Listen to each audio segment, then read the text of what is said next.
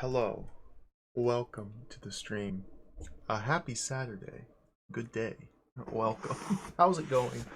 Uh, we're gonna play some video game today. We're gonna go on an epic fantasy role-playing action adventure. I'm very excited to play the Spirit of Excalibur. There it is. Dude, look at this cool box art. We're gonna play the Spirit of Excalibur today. We're gonna dive in to Arthurian legend and fantasy and drama and plate mail knights walking around slaughtering people, and it's gonna be awesome. I don't even know what's happening in this box art. Is that Merlin? Does Merlin have horns? I don't know, but we're gonna play this game. It looks incredible. Welcome everybody. Good day. I'm very excited for this. Welcome. I'm very excited. This game looks so cool. Hello, Rubber Kitty. Nice plate mail knight you got there. Very good emote combination. Hello, Dracados. Hello, Biff Fraction. Hello, Tango Bunny. Dieter Lavos. Hello, Dana. Hello, Almacia. Hello, Fight Gar. Hello, Goof Muffin. Hello, Creed Loesch. Hello, Left Empty. Hello, Burzel. This is not a French video game. This is fully American developed. Based on English mythology. I don't know like anything about King Arthur. I'm gonna be honest. Or Excalibur or anything like that. There's a sword in a stone and a bunch of dudes and wearing plate mail? That's about the extent of my knowledge. This game was made in America by American businessmen, so it must be good. Alana Ray, hello. Nummer, hello. 8-Bit Tomato, hello. Sentinel Proxima, hello. Comsun, hello. Syllogism, hello. Sam Hine, hello. Rappyland, hello. Who else is here? Your Mom, hello. Chunko Bunkum, hello. We got everybody here. Doppelopoulos, hello. Booster, hello. QM Squirrel, hello. Yeah, ignore the Mastertronic logo. This is not made in the UK. This could be playable. It could be playable. Par still, hello. What is this link? What is this link? Good. That is good. Look at that little Bilbo face peeking out there. Quality stuff.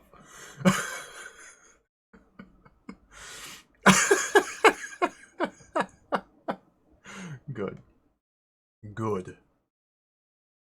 We're gonna play Spirit of Excalibur today. We're gonna shift gears. None more of that Zool nonsense. No more of that action platforming, chaos gaming. No more psychotic, frantic, slippery platforming nonsense. Get that garbage out of here. It's time for serious, stoic, medieval fantasy role-playing adventure. We're gonna play Spirit of Excalibur. What is this, like Mandelbrot cloak going on here? We got lightning. That's Excalibur, the Lady of the Lake. And there's some evil wizard zapping it with lightning. I don't know what's going on with this cover art, but it looks cool. If we turn the box over, we have a lot to get to because this game is a thick manual. And you know me, we're going to read every last bit of it. So we're going to jump in here. We got to get to the manual. I can't even see these pictures. Dude, look at how cool this game looks. Look at how cool this game looks. Look at the artwork. Oh my goodness. Spirit of Excalibur introduces a new genre in interactive computer entertainment. The fantasy epic game. This isn't even an adventure game. It's not even a role-playing game. It's an epic game. It's a new genre. A fantasy epic game is a synergistic blend of traditional fantasy role-playing, adventure, and combat simulation for an experience greater than the sum of its parts. Who's that? Hotson, hello! Thank you, Hotson, for the 17-month resub. Look at that. I got my little stick. Beautiful.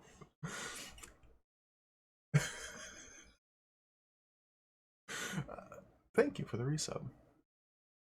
Spirit Excalibur is set in the richly detailed world of mountains and rivers, townships and cities, castles and ruins of medieval England.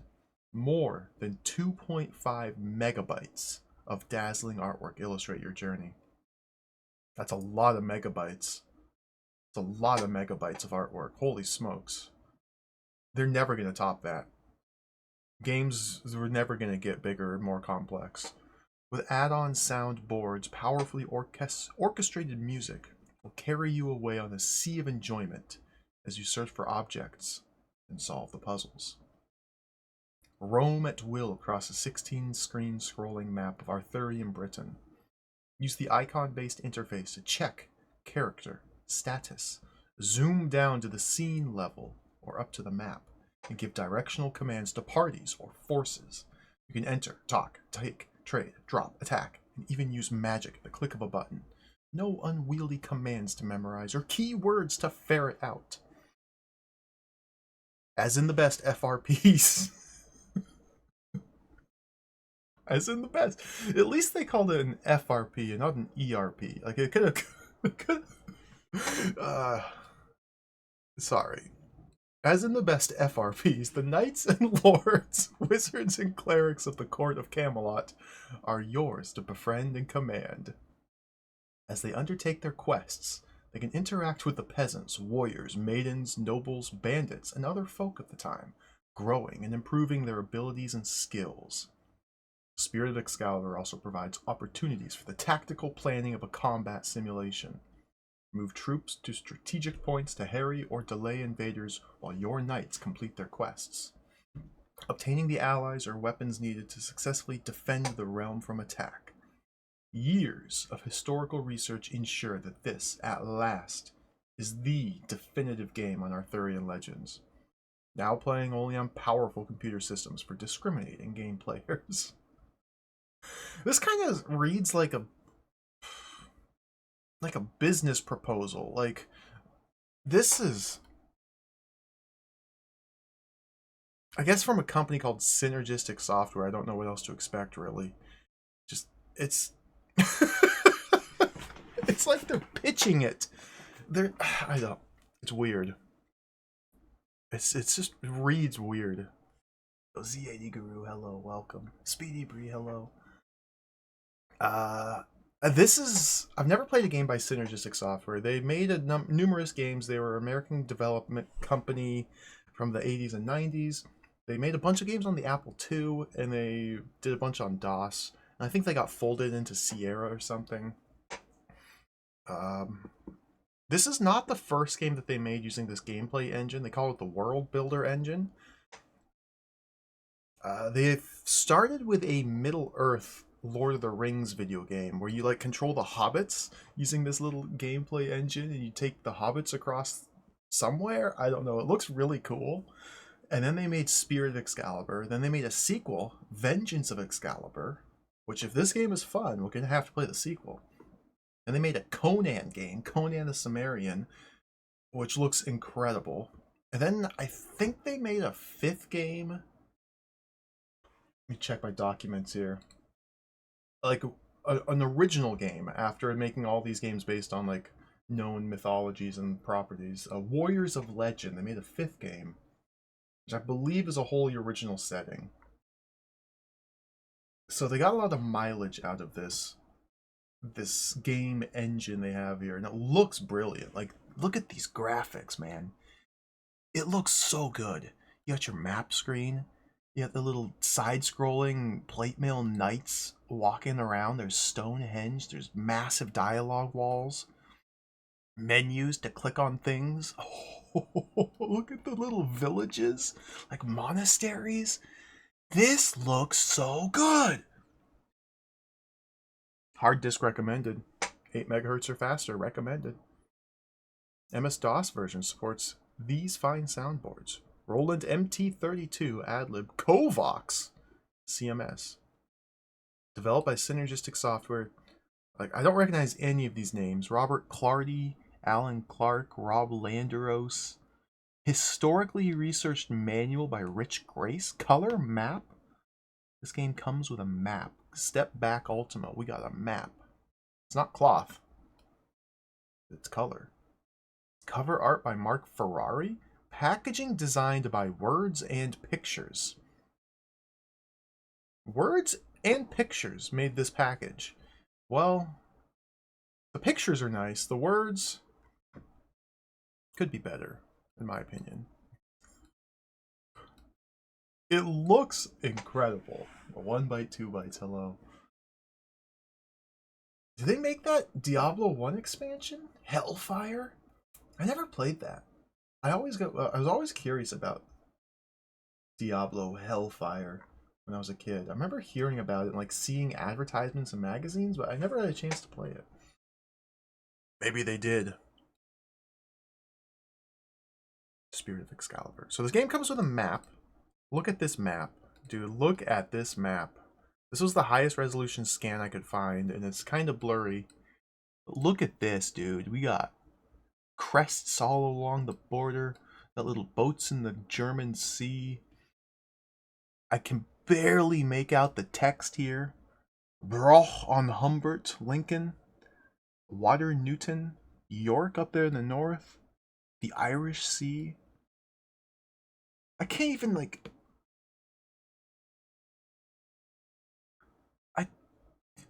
Glouch, Carly. These are like fake names. Bath, I recognize Bath. Stonehenge, Camelot, London. I might need to use this map as we play the game. I don't know. I've never played this before. I've never played any games by Synergistic Software for that matter. Look at the map though. There's France. And again, I'm very unfamiliar with Arthurian legend, the setting, all of that stuff. It'll be very exciting to get into it. Let's open up the manual because we got a lot of reading to do. Where did I put the manual? Where did I put the manual? There it is. Rob Landros was the director of Tender Loving Care and FMV Train Wrecking. Whoa! Hellfire is an expansion pack for Diablo, developed by Synergistic. Okay, that was after they got folded into Sierra. Interesting. Interesting. Tender Loving Care is not okay. But what if it's awesome? Spirit of Excalibur, Instruction Manual. This is a 51-page manual, by the way. I don't think there's a single picture in it. Table of contents. Got all of this stuff here. Episodes of the game. The roles of faith and nobility. Levels of the game. Episode 1, The King Making. Episode 2, The Return of Lancelot du Lac. Episode 3, The Enigmatic Giant. Episode 4, The Enchanted Knights of the Forest Salvage? I'm going to mispronounce all of these names. Episode 5, Morgan Le Fay's Revenge. Historical background. Survey of the Myths of Arthur. Glossaries. They have a glossary of figures not present in this game. It's infinitely long. People, objects, places, bibliography. This manual has a bibliography. It's very good. So here's the credits. Produced and copyrighted by Virgin Mastertronic. Developed by Synergistic Software, Robert Clardy. There's all the people.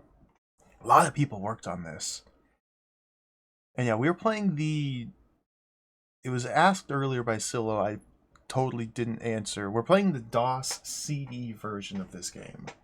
DOS CD version. As you can see in the credits, there's also an Amiga version, there's an Atari ST version, Apple II GS version, Macintosh. We're playing the DOS CD version of this game.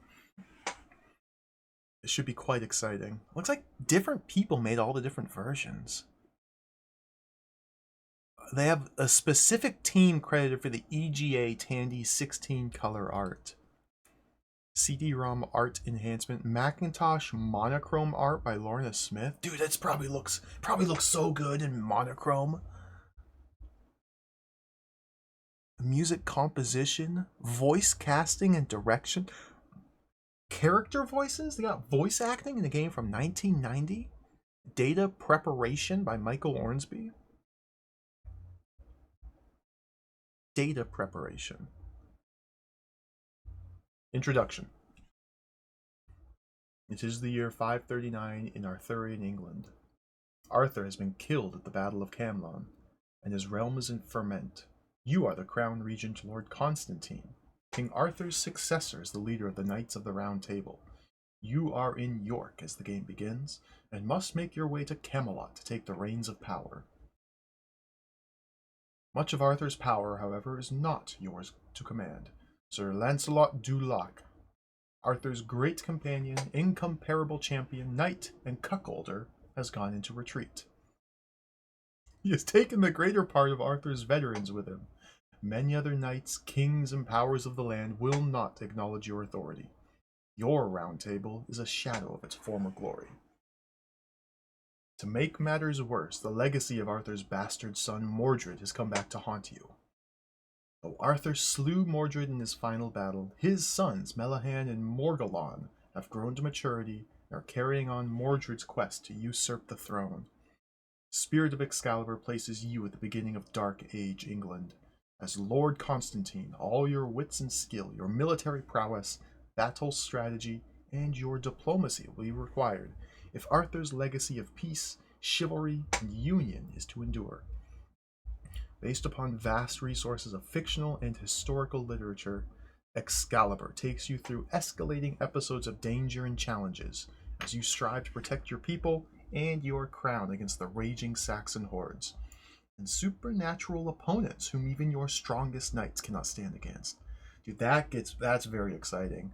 Are we gonna fight like goblins and like demons and ghosts and dragons? Like, where is this game gonna go? I am so excited to find out. Spectacular graphics and interactive battle scenes emphasize the milieu that you will be thrust into. Sovereign, do you dare to take the challenge, or will you end your days on the ash heap of history? This is a serious game. There's consequences to playing this game or not. Oh, Bone Masher, welcome. I miss Galactic Empire 2 Z80 Guru. That was such a wild video game. Holy smokes, that game was insane. We're gonna get to the sequel soon enough. Game instructions. I'm probably gonna skim over. Well, I don't know. I think I need to read all of this. This seems pretty. The thing is, there's no pictures in this manual. Okay, I lied. There's pictures. No pictures of the game. So, like, a section of the manual will tell you how to play the game. Many things are hidden in the game environment, while the how-to is thoroughly described. We will give only hints about many aspects of the game, in particular, magic use, and on finding potential allies. With persistence, the thrill of discovery will be yours. Okay, I can actually kind of appreciate that. They literally say in the manual, figure it out. We're only going to tell you a little bit of how to play the game. The rest you got to figure out. In the sections which follow, we'll describe how you issue commands to the game. With all commands, several conventions will be used. These are, we'll refer to giving commands using the mouse cursor. What's a mouse cursor? You click on the mouse to do the thing. Or the first joystick button, or the enter, or INS keys. The Coconut, welcome, hello. Oh, the ST version. We're playing the DOS version today. This game does look incredible, though. Whenever any command sequence is initiated, you can abort it by pressing escape. Whenever an information dialog box is no longer needed, get rid of it by pressing escape. In all areas of the game, you can make selections from option menus by pressing the first character of any word in that menu. If there's only one option starting with that letter, it will be selected. If there are several options with the same first letter, the selection cursor will step to each in turn as you press that key again. When the cursor is pointing at the option that you wish, press enter to select it. The shortcut will take some getting used to, but it's invaluable once you're accustomed to it. Okay, so the menus can be, you can just point and click at stuff in the menu, or you can use the keyboard. Cool. 2 levels of screen displays will be used in playing the Spirit of Excalibur. They are respectively the map level and the scene level. The map level provides the strategic platform for your quest to defend the throne. It is a detailed, multi-screen overview map of southern England, with all the major towns, forts, castles, roads, forests, lakes, and rivers represented thereon. No single screen displays the entire map. To move to any other sector of the map, the player must merely move the mouse cursor to any edge of the screen. The screen will scroll in the indicated direction, revealing other sections of the map to the player's view. From time to time, dialog boxes will appear to the player displaying information or menu selections. The dialog boxes appear as stone tablets on the screen. Information displayed here include force identifications, encounter announcements, and status reports. Will often require a prompt from the player for appropriate action. Heraldic shields representing opposing, allied, and neutral forces will appear on the map and move about on their various journeys and engagements. The shields are functioning icons which can be mouse clicked upon to display their identification and other information. The shields also can be selected and magnified upon for closer scrutiny at the scene level. So, okay, this sounds kind of cool. Towns or castles on the map are also viewable, so you can the map lets you click on things. So all these paragraphs say there's a big map and you can click on stuff. The map level gives the means for you to deploy your forces as you see fit to meet the onslaughts of enemy forces and to monitor enemy progress. The scene level is the action animation scene. All interactive combat takes place here.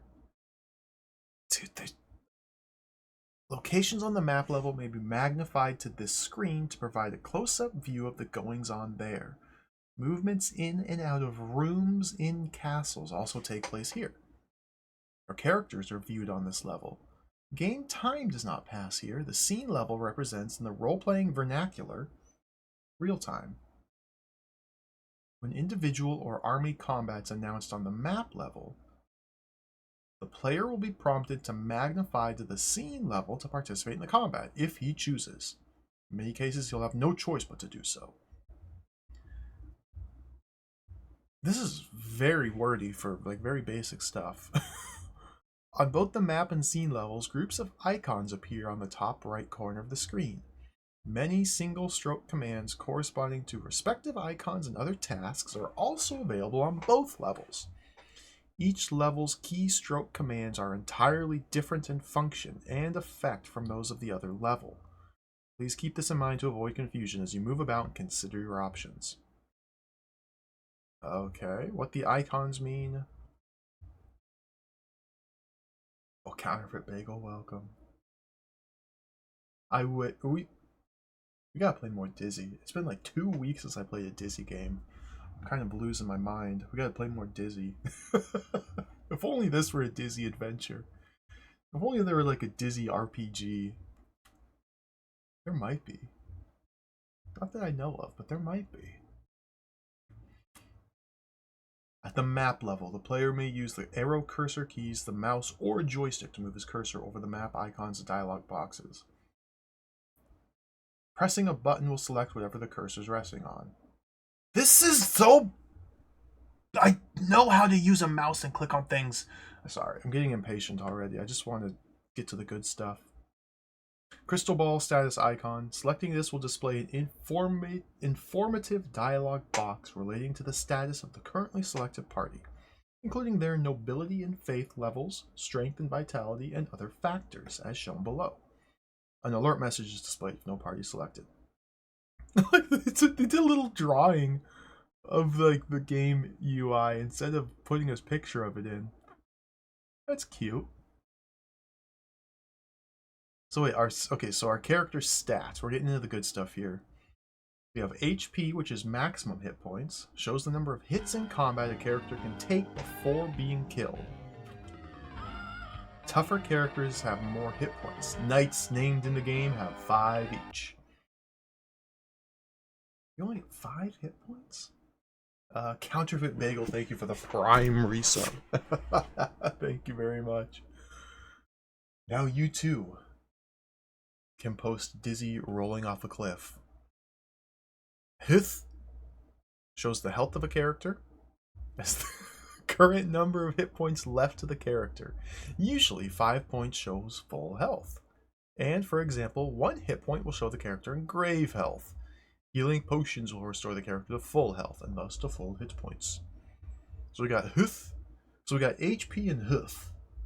HP is your max hit points. Huth is your current health. It's not going to be confusing at all. Mag, range 0 to 100, shows the level of magic power the character can command. So I get the sense that this is not going to be a very historical game. I get the sense it's going to be a very strongly embellished fantasy epic adventure, which is good because we have magic powers and spells. Now the values are simple levels. Nineveh, for example, begins the game with a value of 30. Each use of magic will lower the levels of power left to that character until the character can be restored by magical means or by making it to the end of the episode. Also remember that frequent use of magic can help build up a character's abilities to use magic. It's like a saga game. Calm shows hand-to-hand combat abilities of the character. Ability can increase slightly with each successive combat. The higher the number is, the better. Armor levels. All knights start the game with standard plate armor, 40%. Subtracting this number from 100 shows the percentage chance to be hit. In most cases, 60%. Magical or enchanted armor will improve this number further. The higher the armor number is, the better. We just start with plate mail armor. Like, just standard plate mail is the baseline. That's incredible. No knob. We have a knob meter. Oh, goody. Yo, Valon, welcome. Hello. We're just reading about the knob. We're reading... 10 is average, shows the nobility level of the character. The average knight begins with levels of 13 to 15. The higher the number, the better. Okay, good. 5th, character's faith levels. His belief in God and the rightness of his cause. The average number is 10. Brother Baudwin, for example, starts with a level of 15. The higher the number, the better. Individual character entries can be selected to display further information about that character, such as his followers, in the inventory of items he's carrying. To select a character, press the first letter of his name. There are several with the same first character. The cursor will step to each in turn. Alternatively, move the mouse cursor to the character and select them. So we have very basic stats. Health, max HP and current. Magic, which reduces... It's just like a flat value that gets lower as you use it. But there's ways to restore it. It comes back at the end of every episode. But the more magic you use, the better your magic gets. Okay, so use magic as much as possible, but be discerning about it. Combat is just your standard combat. Do fight better, you get better at combat. Armor is likely modified solely by equipment. Knob and Futh. I guess not nobility and faith, they're just good. They're just good. You just need to be noble and you need to have faith because we are chivalrous plate mail knights. And it is important to be noble and right and just and have faith in God and the rightness of our cause. We are always correct and righteous in our actions, no matter what it is we do, because we have faith. And that is just the way it is. It's good. It's better. 2, archive icon. Appears as an unrolled scroll. Selecting this icon displays the archive menu, which has 2 options, to load or save a game. Okay, save and load. You can up to 25 games under different names. 25 games. Time rate. Clicking this allows you to select between 3 game speeds: slowly, medially, and quickly. Medially? The current selected rate's highlighted. Okay. Magnify appears as a magnifying glass. This lets you zoom in from the map view to the scene view. Oh, movement icon appears as a knight on a horseback. Selecting this icon causes the cursor to change into an arrowhead. In this mode, the player will select the party he wishes to move and the destination to go to. Okay, so you click on the person, you click on where they go. That's all you have to say, not 3 paragraphs. When selecting a destination for a character or force, keep in mind that obstacles must be avoided. Find the fords and bridges over rivers, the passes through the mountains, and try to find a route using roads for maximum speed. Party or force icons appear as heraldic shields directly on the map. Parties under your control, along with neutral or enemy forces that have been detected, will appear as shields moving across the screen. It's just like Rings of Medusa. Oh, dude, we got like LucasArts verbs? Scene level icons, action. Appears as a mailed fist. Upon selecting this icon, a dialog box with a list of options will be displayed. Pick up, search, seize, drop, trade, give, talk, request, bribe. That's not very chivalrous. Use, magic, attack. Yeah, we can seize things. I mean, we are the nobility. It's by rights ours. And just seize everything. The proper options will correspond to the situation. For example, it is not a good idea to attack the kind and gentle abbot of a monastery to obtain what you need. That's what you say, manual. Such inappropriate actions will affect aspects of your character in unpleasant ways. In particular, faith and nobility, being critical elements of your character, may be weakened. Not to mention divine retribution upon your noble carcass. What? If we... Wait, you're telling me if we attack good people, we get struck down by God? This game might be awesome. Keep in mind also that some things simply cannot be bought. For example, good sailing weather. And that acts such as bribing may work on some individuals but not on others. Much of this is discussed in greater detail under the Faith and Nobility section. This sounds like it's pretty cool. Exercising the attack option opens up a whole new field involving interactive combat sequences with mouse, keyboard, or joystick for individual combat, and many command options for full-scale army combat. Full-scale army combat. That is so exciting. I love it. Dude. Full-scale army combat. I really like it when RPGs have like the micro and the macro scale going on simultaneously. It's like you control your little dudes walking around little scenes, bribing and seizing and fighting and killing and whatnot, and then you zoom out and we gotta plan your troops and do full-scale army combat.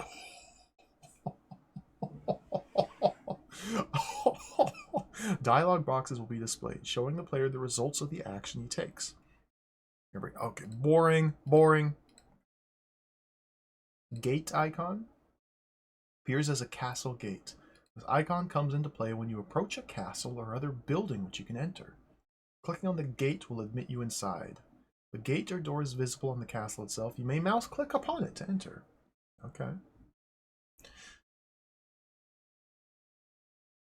I like how they only go over attack. And like the little offhand reference to bribe. Like they don't go over any of these other verbs that we have access to. Which I guess is good. They say you gotta figure it out for yourself. The basic keystroke sequences. So these are just keyboard shortcuts. Okay, A for archive, S to save, L to load, G to go, M to magnify, P to pause, Q to quiet. Q to quiet, of course. S for status, T for time rate, Control X to exit. A is the action command. You press A and then P for pickup, R for request, and so on. G for gate, M for map, P pause, Q quiet. Oh, these are different because they change if you're on the map or on the scene.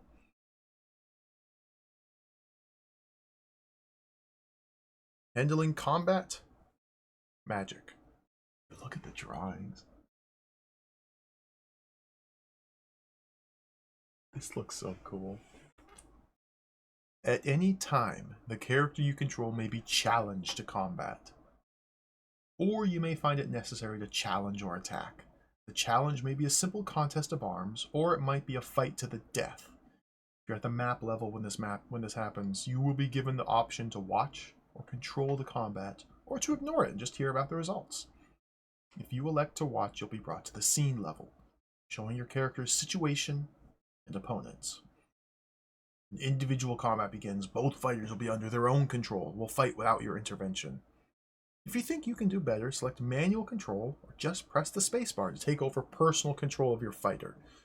In this mode, you can control the movements and blows of his fighter. There are two separate attack modes. Press joystick or mouse button 1 or the insert key gives you a slow but powerful overhead blow. Button 2 or delete key, insert and delete, gives you a much faster but less damaging thrust attack. The timing and sequencing of these different attacks will work differently against different kinds of opponents. You'll have to experiment to find the best possible combinations. Is that literally all we do? Press insert or delete? Wow. If you retreat as a blow is being struck by an opponent, any damage resulting will be halved. Your opponent, however, will advance to occupy the ground you just left. During combat, the character's animated figure will default to the parry position. Watch closely when you strike a blow, as your opponent has a good chance of falling back. If so, you can advance. You can also opt to retreat and send another fighter into the combat by selecting a character from the combat dialog box and commanding him to attack. Also, during a fight, any character, even bystanders that are not actually fighting, can be commanded to use some item or cast a magic spell. It can strengthen a friend or weaken his opponent while they are busy with their battle. That's not very noble. Interfering in an honorable duel. Oh, Dialoco, welcome, hello. This is indeed. We are reading about Excalibur, the spirit of Excalibur. Professor KV, hello. insert sword. It's a good way to remember it, yeah. Like, they don't even tell you how to advance or retreat. You just, if you retreat, they don't. Spacebar to take control, insert and delete. That's all they say for the controls. But then they say you can do other things, but not how to do them. I guess we'll just figure it out. Army combat. When hostile armies approach each other, you'll be offered several options. You can choose to ignore the coming battle and just hear the results. Or you can choose to observe and watch the ebb and flow of the battle with the display of the casualties as they occur. Finally, you can choose to command the forces of the Round Table and try to improve their showing in battle with your superior tactics. When the battle begins, you'll first be asked if you wish to go there or ignore it. The latter option will simply give you the report of the casualties without showing you the battle itself. In some cases, your army leader may be challenged to single combat by the leader of the opposing forces or by a captured foe. If you accept individual combat will result, the loser's forces will be dispersed. During army combat, a small graphic screen of the battlefield will appear, forces shown in severe miniature. Each of the relevant forces will be listed by name. You can issue commands to your forces by either selecting them by name or clicking on the force. I wish we had like any sort of picture to see what we were looking at. The Gaming Galleon has raided. Welcome, raiders. Hello. How is it going? Good day. We're gearing up to play a DOS fantasy RPG called Spirit of Excalibur. I'm very excited for this. Welcome, raiders. We're just reading the manual, though, because I like to read manuals. So we're just reading the manual to learn how to play this game real quick. And by real quick, I mean this could probably take an hour or more. Welcome. Thank you for the raid. Hello, SSD Ninja. Airgel Logician, hello. So we're in the section for army combat here. This is a medieval fantasy role-playing game based on the legends of King Arthur and the Knights of the Round Table. Whenever you select a character or force, the relevant command options will be enabled. Charge, engage, use item, magic, flank, retreat, do round. What? 7 menu options give the player considerable flexibility for battle strategy. Commands can be issued to any forces under the player's control. The force commanded to charge will inflict greater damage to the enemy in the current round at the cost of greater losses in the next round. Engage places the force into normal combat mode. If the retreat command is given, the force commander will be taken out of the line of battle and cannot inflict or suffer further casualties. If the force reaches its stopping point and is given another retreat command, the force will leave the field altogether. It seems like we don't really have much control over this. When you're fighting in the field and you have lost more than half your forces, you'll be advised by your assistants that you have suffered heavy losses and prompted to retreat. If you are defending a city or fortress, this advice will come much earlier, with casualties of only 1/8 of your forces, since the walls of your defenses are such a convenient asset to your combat. If you're hopelessly outnumbered by the enemy in the fight, however, the option of fallback will not be available. So if we're defending a city or fortress, then we'll be prompted to retreat? If we've only lost 1/8 of our forces? What? Wouldn't that...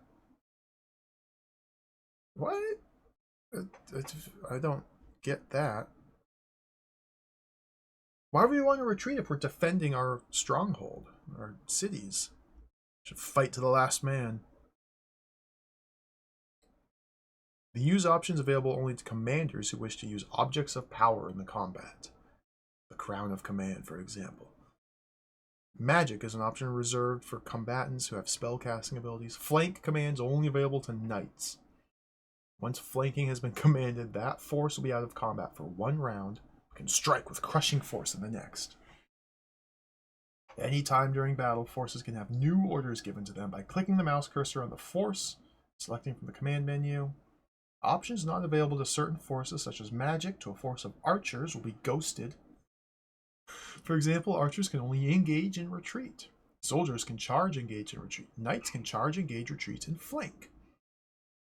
The do round option in army combat is special and will not be available to the player till he finds the Crown of Command, a magic item that allows players to issue commands to individuals and forces in combat rounds instead of one long block of real time. So they're just, okay. It's very interesting how they use so many words in this manual to explain so little. Like, all they say about do round is that you can't do it until you find an item. Like, what does this mean? Guess we'll find out. The use of magic. Magic abounds in Arthurian Britain. Much of it can be used by anybody, with or without native magical ability. These items include the runic blade in Camelot's treasury, and the healing and vitality potions available from any good apothecary or healer. Other magical weapons and armaments may make your fighters far stronger in combat than unaided knights. Other spells and magical items can only be used by the druidic magic users, such as Nineve. Again, I'm going to pronounce these names wrong. I apologize in advance. Nineve and Morgan Le Fay. Nineve, 9V, your shield spell, the Fascinum Laxus Scroll, and the Heli's Book are items of this type. A third class of magical items are the holy objects, which can only be used by clerics or others with very high faith. In the hands of the faithful, the holy water will restore health. The higher the faith, the more effective the restoration. The Blessed Cross can only be used by the most faithful clerics, and then only sparingly. Effective use of magic may make the difference between winning and losing in your fight against evil. The best advice to be given about magic, clerical and druidic, is to keep a sharp lookout for it. Some magic items will be beneficial, while others may be dangerous. Find them, learn their strengths and weaknesses, determine who can use them most effectively, and save them for when they can do the most good.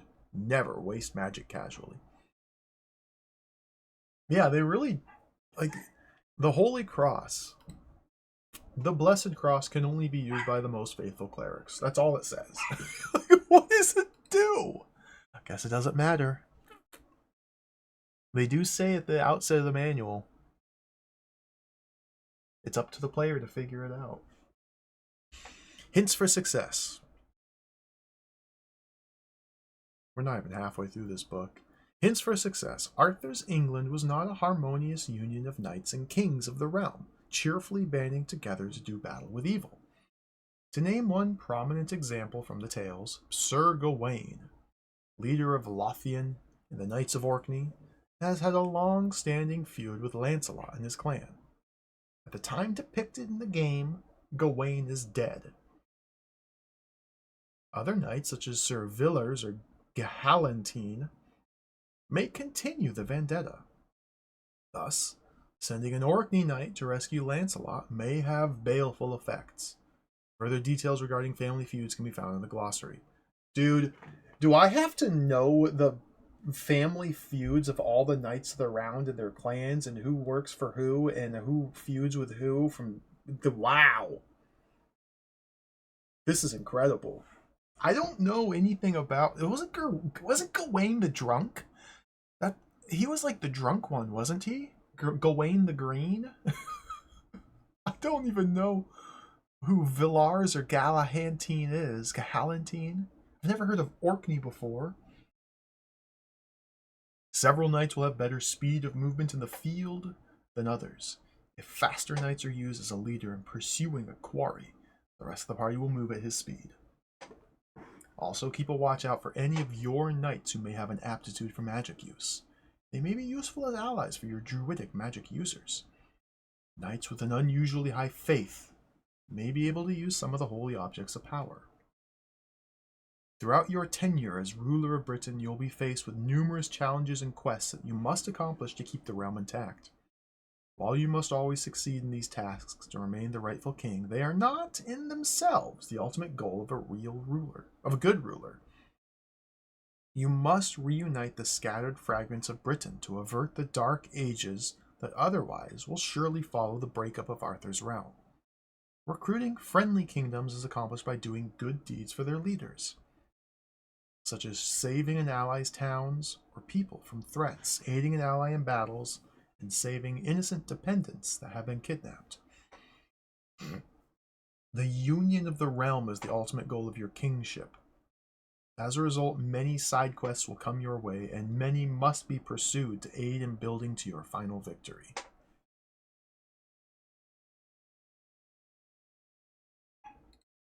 Now, faith and nobility determine the basic character and qualities of King Constantine and those under his command.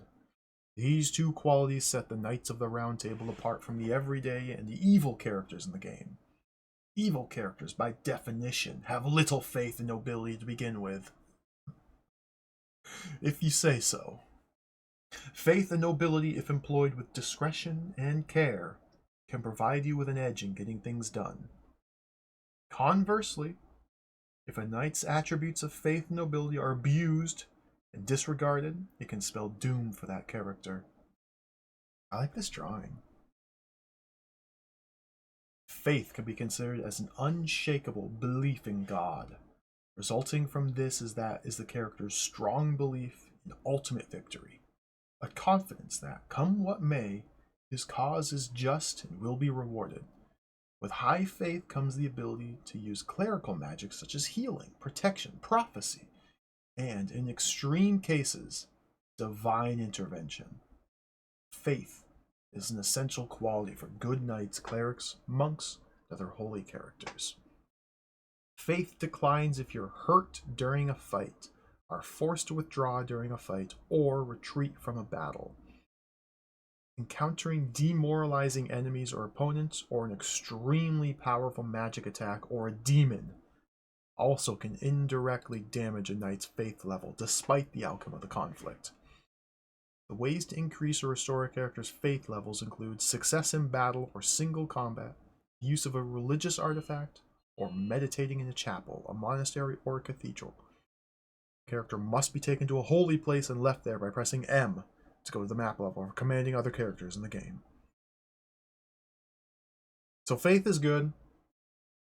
Faith lets us use spells and wizard powers and religious artifacts, and faith is good, and we gotta have high faith. And if we have low faith, divine retribution will smite us, and it can spell doom. Okay? Demons will lower our faith if we see them. Demoralizing enemies will lower our faith. Taking damage in battle lowers it. Alright, good to know. Nobility is essentially the power of command. This power encompasses aspects of charisma, charm, and honor. Doing good deeds, such as rescuing maidens, capturing rather than killing a foe, or saving a village from robbers, enhances your nobility. If a good knight commits an atrocity, such as executing a prisoner, attacking an innocent person or a village, his nobility levels are damaged. An act of omission, such as declining to rescue a maiden in distress, due possibly to time constraints, may also affect nobility levels. A cowardly retreat from a dangerous foe will also have adverse effects. On some occasions, during a quest, it may be necessary to commit damaging acts to achieve a goal. For example, you may need to threaten, or even forcibly seize an object from a recalcitrant peasant. Such an action may unavoidably damage your faith or nobility levels. Such acts, however, can be atoned for by the doing of good deeds. In the end, damaging acts must be atoned for if your character is to maintain his leadership qualities. Such an action may not be fatal in that regard. But if a character's levels of faith and nobility decline sufficiently, that character may turn to evil and, for example, ride directly to Morgan's castle and offer her his service as one of her minions.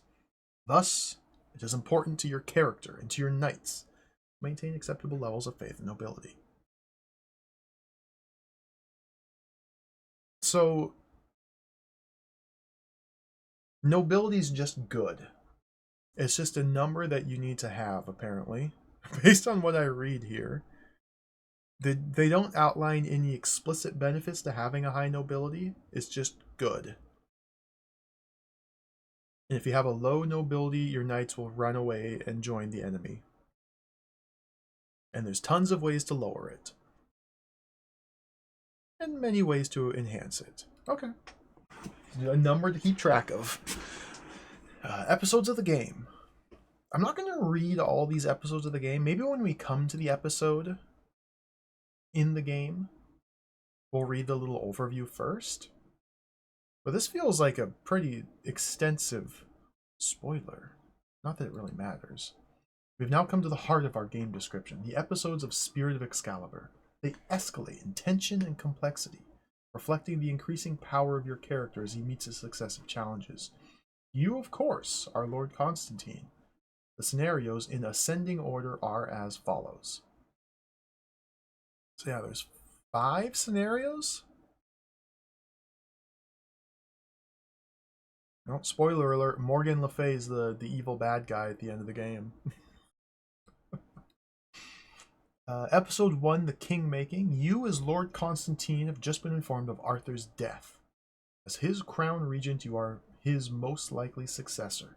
You are in York. You must make your way back to Camelot to claim the throne. On your journey, you'll come across many nobles, soldiers, and everyday people who may ask for your help, or merely offer advice to you. It is wise to pay heed to them. If your conduct is timely and chivalrous, you'll be rewarded with the crown of Arthur's realm. That's all I'm going to read for now from this section.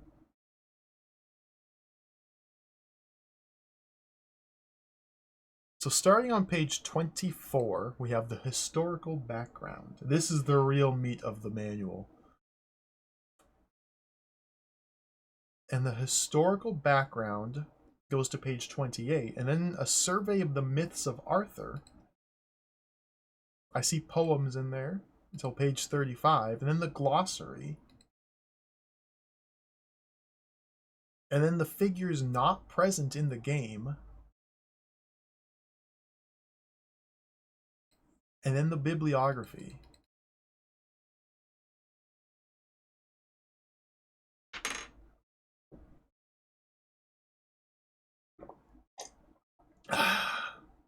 Sip some water. All right. So again, I know very little about King Arthur, the historical period, the very little. And maybe that's gonna hurt me when it comes to playing this game. If like we have to know which knights are feuding with other knights and their squires and their houses and who works for who, although it might spell it all out here.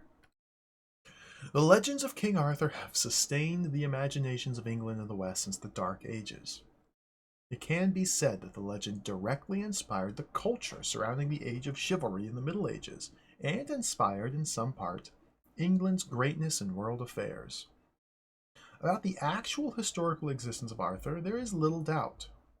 However, most of the romantic figures of legend, Lancelot du Lac, Queen Guinevere, Tristram, and Iseult, Sir Gawain, and the list goes on, are merely the comfortable fictions conceived by middle-aged princes and nobles who preferred them to the actual heroes and adversaries of antiquity.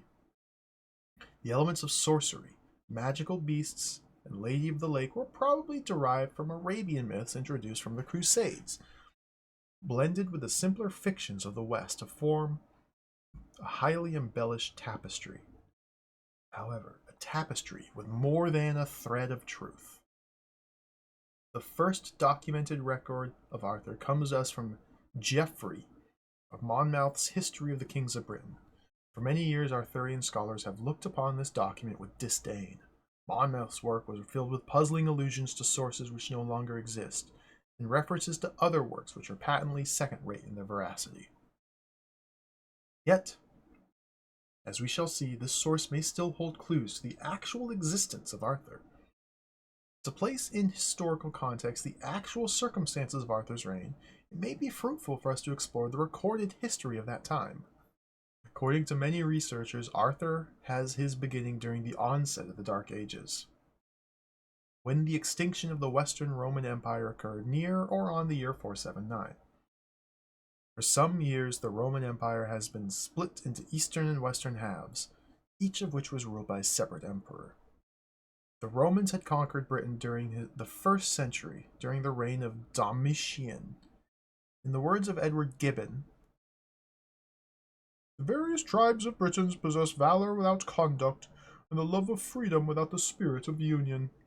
They took up arms with savage fierceness, they laid them down, or turned them against each other with wild inconstancy, and while they fought singly, they were successfully subdued. Neither the fortitude of Caractacus, nor the despair of Boadicea, nor the fanaticism of the Druids could avert the slavery of their country, or resist the steady progress of the imperial generals, who maintained the national glory when the throne was disgraced by the weakest or the most vicious of mankind. The native Caledonians preserved in the northern extremity of the isle their wild independence. Their incursions were frequently repelled and chastised, but their country was never subdued. The masters of the fairest and most wealthy climates of the globe turned with contempt from gloomy hills assailed by winter tempests, from lakes concealed in blue mist, and from cold and lonely heaths, over which the deer of the forest were chased by a troop of naked barbarians. For nearly 4 centuries, the Roman laws, technology, and civilization were imposed on the anarchic British Isle. Most of the fictional accounts of Arthur's reign describe Arthur's desire to impose unity and peace upon his harried isle, and show him as casting a longing glance back to the times of comfort and stability that the Romans gave in exchange for their power. There is more to that, of course. Every account emphasizes Arthur's independence from the Roman world, while learning from and adopting the best aspects of the Roman past. When the Roman power relinquished its grip on the African and European holdings of its empire, they succumbed rapidly to the barbarian invasions. Britain alone maintained a long and vigorous resistance, in her case against the Scot, Pict and Saxon hordes and pirates. The Saxons, of course, issued from Saxony, a province of northern Germany. They terrorized their neighbors, repeatedly invaded Gaul, conquered Britain after a long struggle, and were finally subdued by Charlemagne in 808. Many Saxons had settled in Kent, and were sometimes employed by the British kings, such as Vortigern, Vortigern? Commander Keen? In fighting the Pictish invasions. The first of the great Saxon leaders to vex the British Isle, Hengist, met such stout resistance that the only territory he could occupy in 35 years of warfare was Kent. Hengist yielded up the ghost on or about the year 488 when Arthur was a child. During this time, a descendant of Roman nobles, Ambrosius Aurelian, was the leader of the cast-off British realm. Ambrosius was a successful general, the symbol of Britain's initial resistance. Some legends have that Ambrosius fathered both Merlin and Uther Pendragon, Arthur's father and predecessor. Others, more historically accurate, show him being the immediate predecessor to Arthur. His final, disastrous defeat, which allowed the Saxons to consolidate their foothold on the island, set the stage for Arthur's appearance. Hengist's successor, Cerdic, was Arthur's great Saxon opponent during the flower of Arthur's reign. Over his lifetime, he conquered the Isle of Wight in Hampshire, was defeated decisively by Arthur at the Battle of Mount Badon, dying soon after in 534. Arthur himself, by many accounts, appeared to have begun his historical reign about the year 500, carrying on through 38 years and the famous dozen battles. A long series of defeats in the Angles in the north and the Saxons in the east, culminating in the victory of Mount Badon, which gave Arthur possession of London. The actual historical figure of Arthur appears to have been a British cavalry general by the name of Artorius. According to these sources, both historical and anthropological, Arthur was not a king, but a commander-in-chief, Comus Britanniarum. Britanniarum. The Pendragon title, meaning chief dragon, makes reference to a familiar symbol of a red silk dragon with a wide-open mouth, which served as a standard and as a wind sock to allow archers to correct their aim. Arthur's military strategy was primarily defensive, based on dikes, refurbished hill forts dating back to the Romans, thus Camelot, and mounted commandos. All the elements of the strategy were used at Mount Badon. His death came, as all the fictional accounts relate, at Camelot, near Glastonbury. Not, however, at the fictional hands of Mordred in the year 538. A recent historical work has caused considerable debate and reassessment of the facts and lore surrounding Arthur. Geoffrey Ash's The Discovery of King Arthur, published 1985, studies the entire scope of Arthurian scholarship and comes to some surprising conclusions. That the Arthur figure actually fought wars in Gaul, which most scholars claim never happened. That Arthur was a king and not just a military commander. And that the reign of Arthur can be placed in the mid-5th century rather than within the dates cited here earlier. Ash's book is very readable, thoroughly researched, and persuasive in its conclusions. Most scholars had discredited Geoffrey of Monmouth as a source, with good reason, yet Ash appears to succeed brilliantly in separating the facts from the opaque allusions and obfuscations in Monmouth's work. This work is highly recommended as an introduction to the historical theories and facts surrounding Arthur. This is kind of boring. In any case, Arthur's battles were the high watermark of the British resistance. In contradiction to the most fictional accounts of Arthur's reign, the Saxons were never dislodged from their initial holdings. Also, in many accounts, Arthur succeeded in uniting Gaul and most of the former Western Empire into his realm. Obviously, this never happened. By most accounts, historical and fictional, the waning years of Arthur's reign were marked by popular discontent and domestic strife. By the time of his death, the Saxons were on the move again. In spite of a century of warfare and spirited resistance, culminating with the Arthur era, the Celtic natives were gradually expelled from the fertile regions of the center of the island. They were forced to take refuge in the mountainous region of Wales beyond the Severn River and established isolated pockets of resistance in Cornwall. The Saxons then began to change forever the character and culture of the Isle. The Saxons held nothing but contempt for Christianity and violated all its precepts in the course of conquest.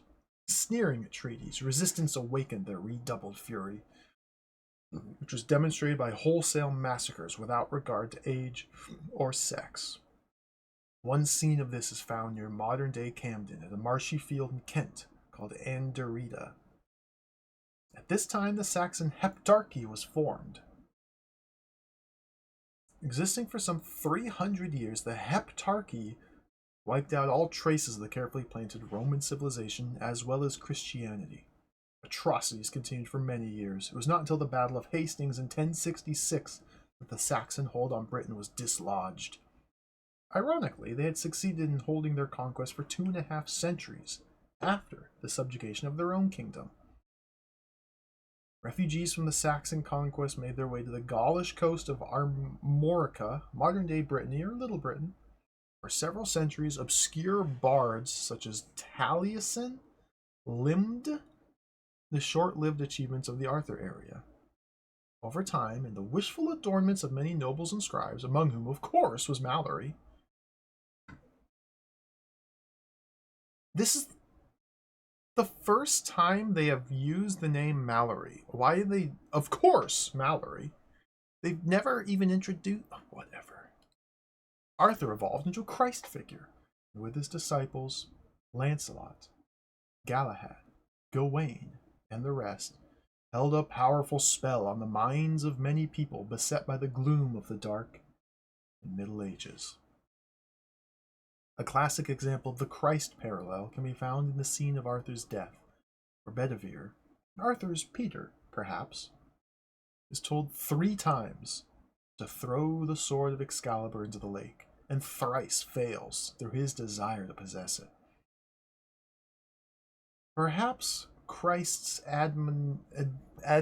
admonishment to Peter on the night of his death, that 3 times before the night is through you will deny knowing me, was carried through to lend further resonance to the Arthur legend. Many even prophesied the second coming of Arthur. It may even be said that the Arthurian legends of knight-errantry gave rise to the true age of chivalry, which culminated with the 100 Years' War during the 14th century, and met its end in Agincourt in 1415, with the destruction of the French nobles of that era. As with the Arthur tales, the bloody and destructive facts surrounding the chivalric culture have often been overlooked or glossed over. That, however, is another tale.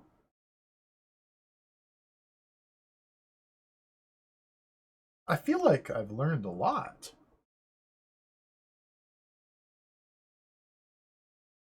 A survey of the myths of Arthur. Well, let's keep reading.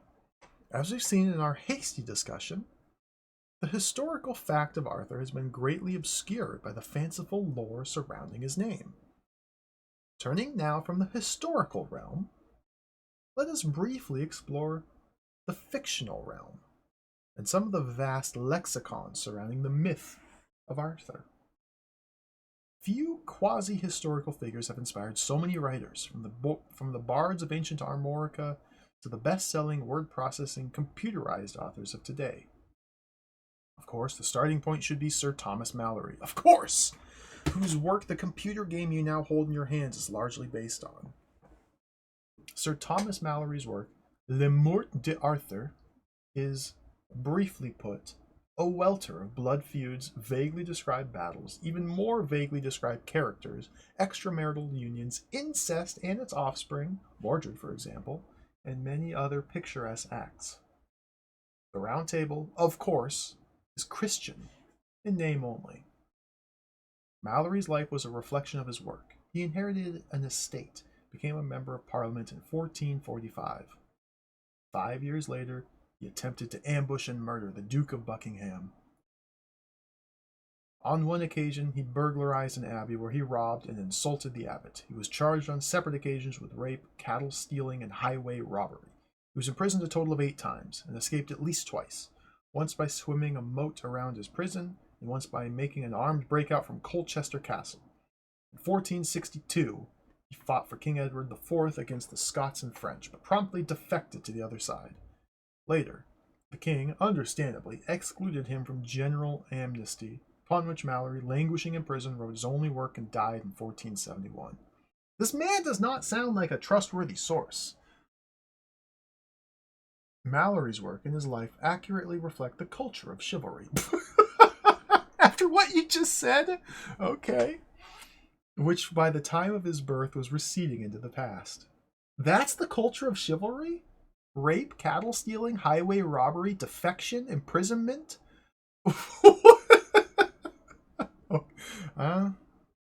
Yeah, probably. His work was derived from the French bardic legends and reflected the embroiderments thereof. Morte d'Arthur, however, holds much of the random beauty of 15th century prose. It does place some structure on the previous chaotic Arthurian accounts. It is here, drawn from the accounts of Geoffrey of Monmouth, that the myth of Arthur's conquests of Ireland and France originate. Descriptions of places are generic, as Robert Graves puts it. All villages and cities are fair, all towers strong, all abbeys white-stoned, all chapels little. King Arthur has grey eyes, Lancelot and Tristram are big men, and ladies are passing fair. Knights hole up in castles from which to hurl themselves upon the unwary. Strategy or tactics in battle are non-existent. There followed one of those rare and heartless battles in which both armies fought until they were destroyed. King Arthur, with his customary valor, led squadron after squadron of cavalry into the attack, while Sir Mordred encountered him unflinchingly. As the number of dead and wounded mounted on both sides, the active combatants continued dauntless until nightfall, when 4 men alone survived. With this brief description, the reader may gain a sense of Mallory's work. Short, unrealistic detail, it is rich in romanticism and vendetta, bloodshed and bombast. For all that, it is realistic in one respect.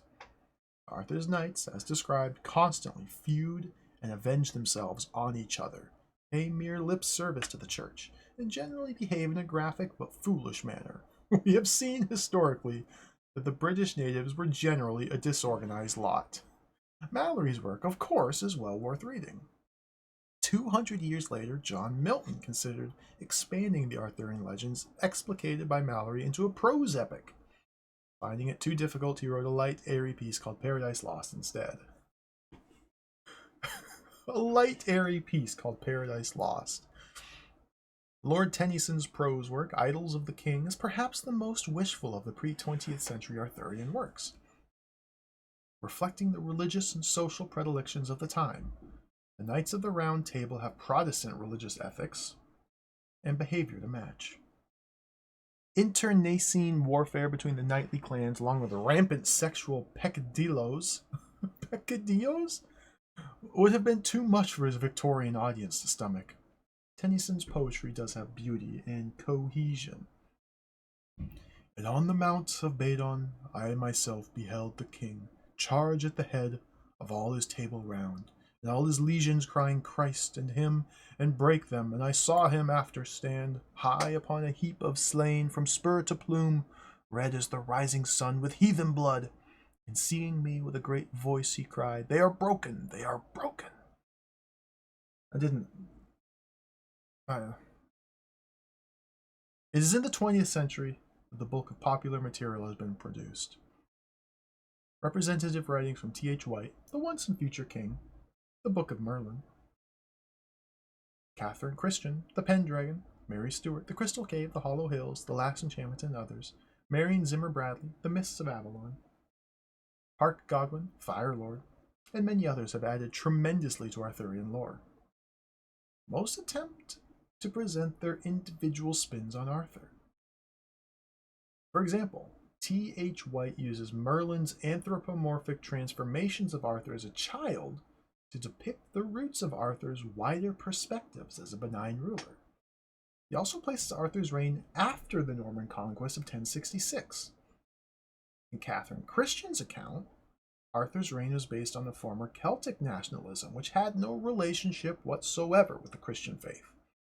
Christianity is, in fact, disparagingly commented on throughout the book. Many of these devices are novelistic, bearing no relation to recorded fact. There is much disagreement and uncertainty to the religious aspect of Arthur's reign. The uncertainty reflects, perhaps, the question of whether there really was an Arthur to begin with. In all accounts, the magician Merlin is a druid, and hence completely outside the Christian realm.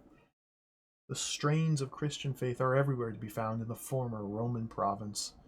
In Mallory's account, of course, the Knights of the Round Table, while admittedly not comporting themselves as virtuous Christians, consistently pay lip service to the power of the church. Many Arthurian tales describe Glastonbury correctly as the site of the first Christian church in Britain, and the resulting place of many holy relics, including the spear that pierced Jesus on the cross, and the Holy Grail which held Jesus' blood. In much Arthurian fiction, the conflict between Christianity and the pagan Druid religions is very clear. Pagan Druid religions, with Christianity usually coming out on the short end in sympathy, not in power. Even when a character professes Christianity, his hypocrisy or shortcomings become evident.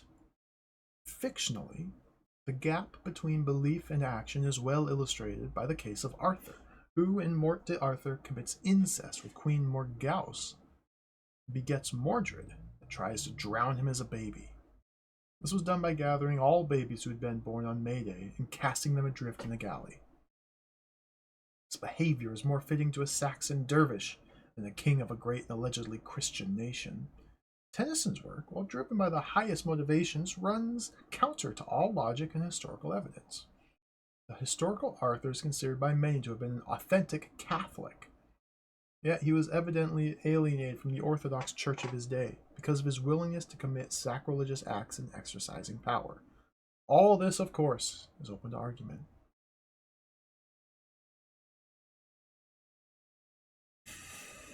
How many more pages do we have? Good gravy. Nonetheless, one aspect all the writers agree on is that the reign of Arthur, fictional or not, was one in which the interests of the nation, albeit imperfectly, were placed above those of the monarch and his lieutenants. This is the key point that unites all writers in the lexicon. While no one could rightly accuse Arthur of being a democratic statesman, all portray him as a benign leader who held the interests of the common people and his nation as more important than his own.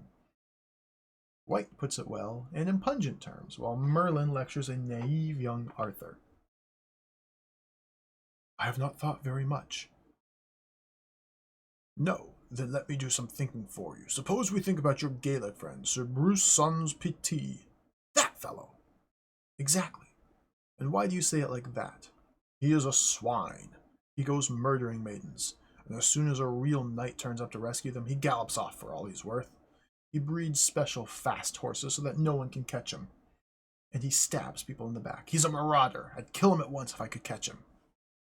Well, said Merlin, I don't think he's very different from others. What is all this chivalry anyway? It simply means being rich enough to have a castle and a suit of armor, and then, when you have them, you make the Saxon people do what you like.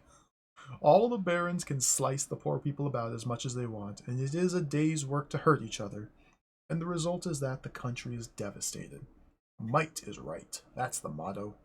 But look at the country. Look at the barns burnt, and dead men's legs sticking out of ponds, and horses with swelled bellies by the roadside, and mills falling down, and money buried, and nobody daring to walk abroad with gold or ornaments on their clothes. That is chivalry nowadays. That is the Uther Pendragon touch. And then you talk about a battle being fun.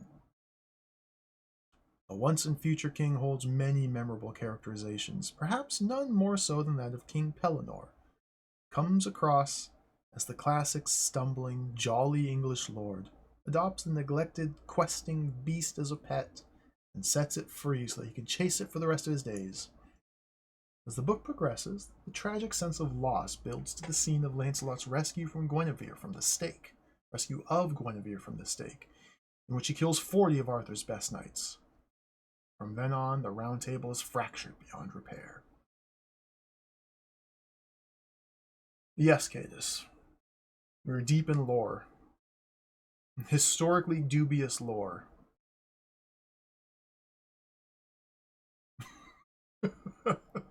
Very little about the game has been mentioned in this book, but that is beyond the point.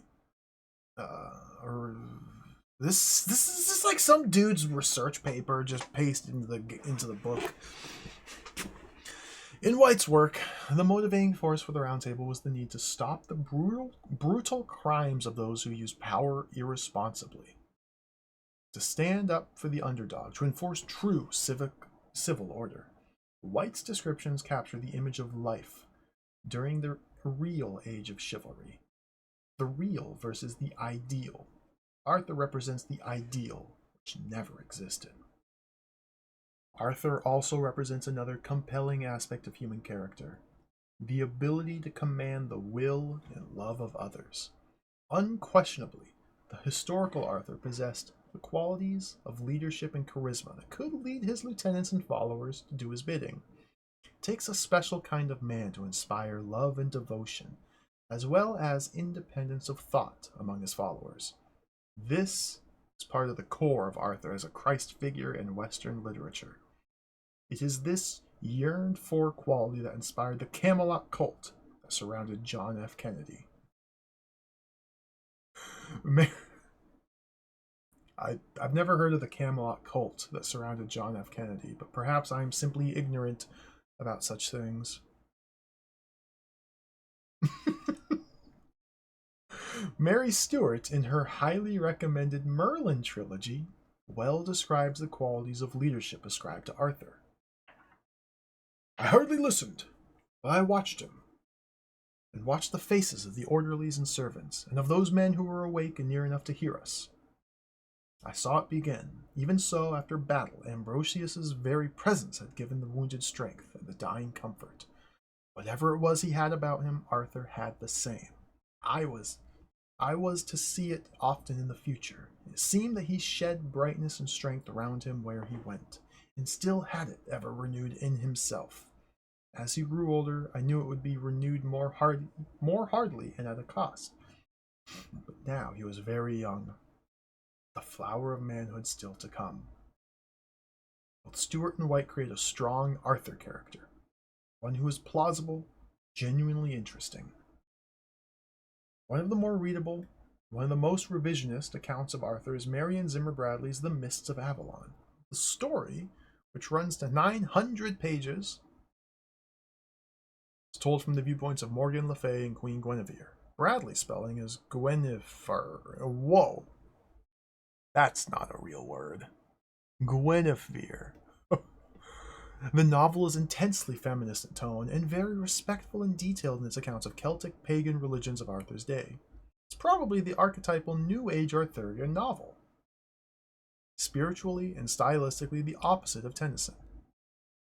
Avalon is a good and entertaining read, though a bit long, Bradley being an experienced and prolific writer, mainly from her Darkover series.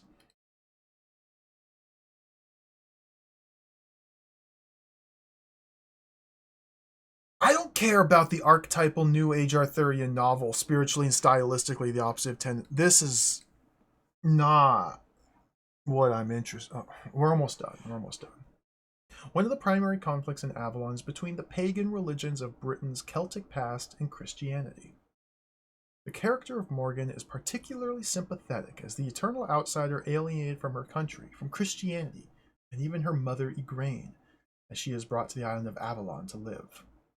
Her first chance encounter with a lost Guinevere on the island brings home to her the anger and isolation in her life. Lancelot said firmly, "No, of course neither of us is a demon, and I think we can find a way back to the convent for you." Morgane, her heart sinking, saw that he now looked upon the stranger as he had looked on her only minutes before, with love desire, almost worship. As he turned back to Morgane, saying eagerly, "We can help her, can't we?" Morgane saw herself as she must look to Lancelot and the strange golden maiden. Small, dark, with a barbarian blue sign on her forehead, her shift muddy to her knees, her arms immodestly bare, and her feet filthy, her hair coming down, little and ugly like one of the fairy folk, Morgane of the fairies. So they had taunted her since childhood. She snatched her damp skirt off the bush, put it on, and wound the filthy deerskin over it. For a moment, as Lancelot looked at her, she felt that he too must think her ugly, barbarian, alien. This exquisite golden creature belonged to his own world. Morgane's character is a very touching portrayal, which may help to balance out her evil image. In the book's course, she is manipulated into sexual intercourse with Arthur, her brother, thus accidentally sowing the seeds for his destruction through her impregnation. Arthur is at first closely linked to Avalon. As his reign waxes, the strength of the Catholic Church dominates his kingship, and even the Lady of the Lake becomes his enemy.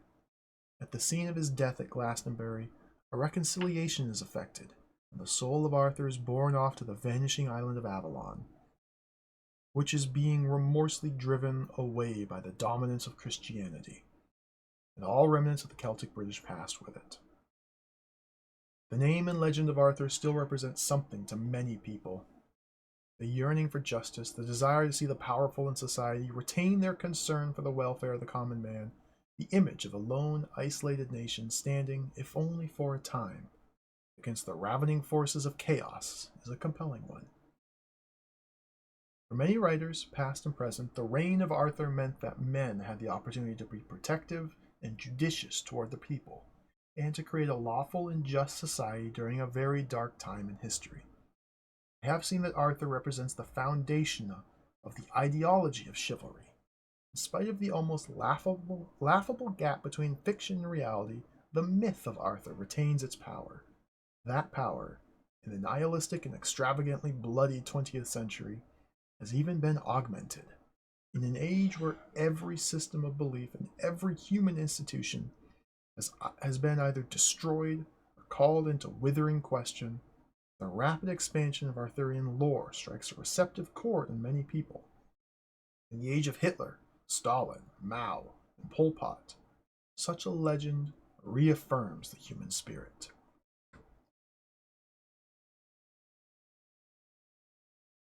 Now we come to the glossary. So I think I need to know now. That was wow. That was wow. I don't feel like that was necessary. This wide sweeping historical context for Arthur and the legends surrounding him, and like a review and the whoever wrote this manual's opinion on these different historical books about Arthur, like, cool, cool, cool. I guess that was cool.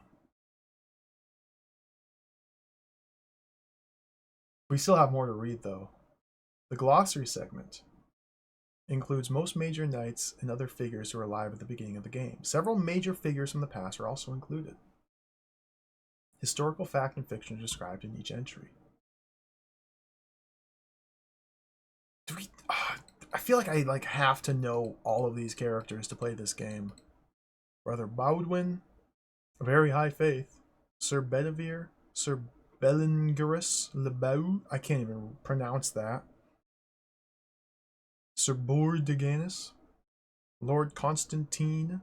Hey, that's who we play as. King Arthur's regent has extremely high nobility and is liked by almost everyone. His faith is also high, and he may be able to use some clerical magic. Yeah, this literally just goes into like details about the game. Arthur intended Constantine to be his successor. Sir Dinas, Sir Ector de Marie, Sir Gahalantine, Sir Hebus le Renums, Sir Lancelot du Lac, Sir Lavaine, Sir Lionel, Sir Melius de Lisle, Merlin, Morgan Le Fay, the Lady in Nineveh, Sir Palomedes the Saracen, Sir Villars. Where's Sir not appearing in this film? Where's Sir Robin?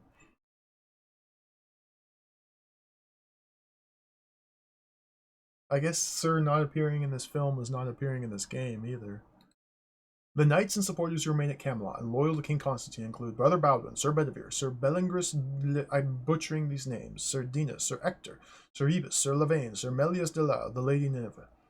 Other powerful knights and lords scattered in various locations of the realm. Dude, we got Sir Andred of Cornwall at Exeter, Saxon warlord Arkhouse at Colchester is in this. King Clarence of Northumberland at York. What the? Duke Sadok is here? Archbishop Dubric, cleric at Canterbury? They got Lord Baldric? Baron Baldric? At Arundel? Duke Peredur at Roxeter? Knights who have retreated to the Hermitage at Glastonbury to stand vigil over Arthur's grave include Sir Lancelot, Sir Balamor, Sir Bleobrus, Sir Bors. Figures not present in this game. I love how they have an entire section of characters not in the game. The list describes some of the other key figures in the Arthurian legends. None of these characters exist in Spirit of Excalibur. They're listed only for reference. No Arthur, no Mordred, no Uther, no Guinevere, no Igraine, no Morgause, no Sir Gareth, no Sir Gawain, no Sir Galahad, no Isualt the Fair, no Sir Tristram, no King Pellinore. Merlin must be in the game then. Morgan, we already know Morgan's in the game. Percival, they didn't even mention Percival.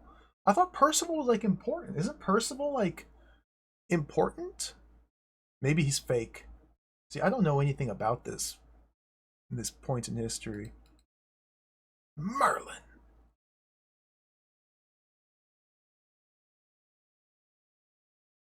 Objects. This glossary section includes brief descriptions of magic and holy items and components of some spells required by Merlin and other necromancers. The Holy Grail. In Christian lore, the silver dish or cup in which Joseph of Arimathea collected drops of blood and sweat from the wounds of Jesus Christ during his crucifixion, together with the lance with which he was pierced, was brought by Joseph to Glastonbury, where he founded the first Christian church in Britain. In pagan legend, it's called the Cauldron of Plenty, an attribute of the variously named goddess of fertility, and from which divine children might receive inspiration and knowledge. Alternatively, in which those children might be stewed for the benefit of the goddess and her acolytes. Excalibur, Arthur's holy sword, can deliver wounds to supernatural beings, given only to Arthur by the Lady of the Lake, and other legends drawn by Arthur out of a stone, thereby proving his birthright to the throne of England, also called Caliburn. I think this is the first mention of Excalibur. The literal game is named Spirit of Excalibur, and it's not until page 43 of the manual that they even mention the word Excalibur. Belladonna, also called deadly nightshade. This European poisonous plant has reddish bell-shaped flowers and shining black berries. Its leaves and root yield the drug atropine. Atropine! I remember that from Deus. If sufficient quantities are taken, twitching muscles, nausea, and paralysis will result, and is almost always fatal. Mandrake root, a Mediterranean herb, also of the nightshade family, has ovate leaves, whitish or purple flowers, and a large forked root which has, since antiquity, been associated with human characteristics. Mandrake has been used to promote fertility as an aphrodisiac and as a sleep drug. Unripe plants can cause severe digestive upset and diarrhea. Well, thank you for that manual. Dragon's Bane, a potent poisonous herb. Dragon's Bane is effective against fell beasts. Arthur's Helm.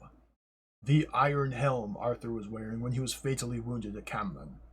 Arthur's Shield. Arthur's great battle shield, which he carried through the dozen battles, and at his last battle with Mordred. It is enchanted and can protect the user from magical attacks and weaponry. Also gives higher resistance to normal attacks. Just like the strange juxtaposition between Mandrake Root. It has these leaves and these flowers, and it can make you poop your pants. Oh, but it's also an aphrodisiac. To suddenly, this shield gives resistance against magical attacks and gives you... like, what is happening in this book? Heli's Book. A highly powerful book of spells, some of which are dangerous to the user, and others which are devastating to the opposition. While the church owns or protects the book, no cleric can use the satanic spells it contains. Many objects of interest, magic items, potions, and substances are not described here. It's important to keep your eyes peeled for them. Dizzy pulled the sword from the stone. Well, yeah, Dizzy literally pulled the sword from the stone. He had to get some sticky sap on his gloves, and then he pulled the sword from the stone. He got knighted by the king, so that way he could do something. What was that? Dizzy 6? Prince of the Yokefolk, I think? He pulled the sword from the stone? Or was it Dizzy 4? I gotta replay those Dizzy games. I'm losing track of what happens in which one. Places. This glossary section mentions some of the more important locations described in the accounts of Arthur, and those encountered in the game. A map is also provided to fix geographic positions. Loggers, heart of Arthur's realm.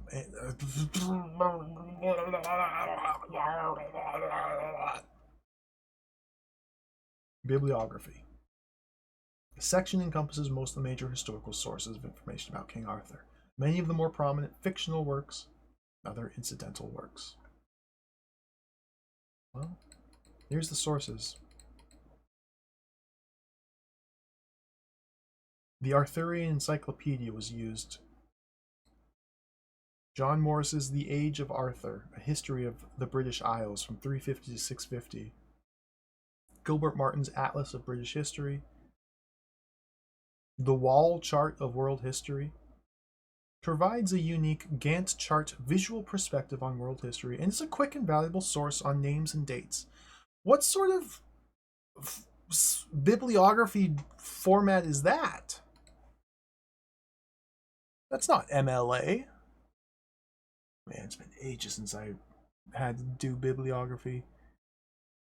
An authoritative source. You can't just input your opinion on the authoritative nature of a source in your own bibliography. You just list the book. Oh. Okay, they separate, fortunately, between fictional and non-fictional accounts. Non-Arthur specific. Describes in detail the rise and fall of the age of chivalry and the gaps between the ideal and the real and the ideology of chivalry. Recommended. I recommend this one. These other books, I just, yeah, take it or leave it. But this one, I recommend.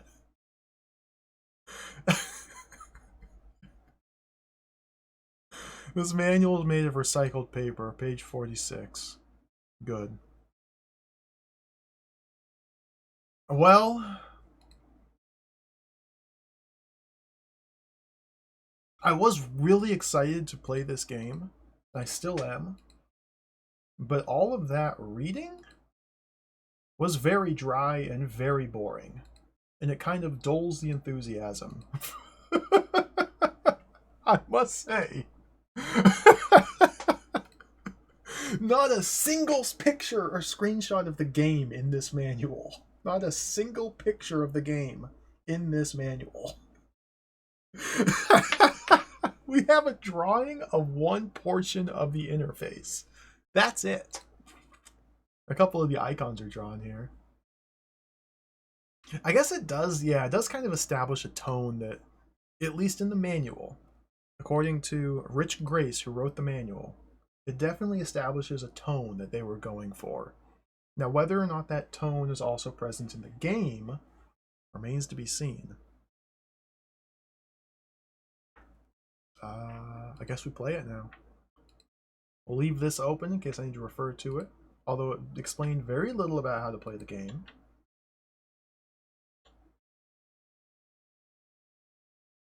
Let's play it. Let's get started. So this is not going to be a one-sitting game. This is probably not going to be a two-sitting game. This is probably going to be a big epic adventure. Dude, this cover art looks so cool. Game. Spirit of Excalibur. Oh my goodness. Where Dur? Spirit?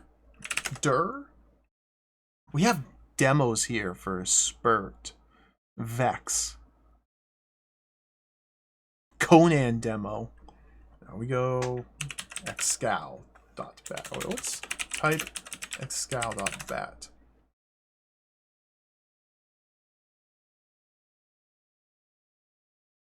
Okay, excal. So we're running the DOS CD version. We get some quality music here.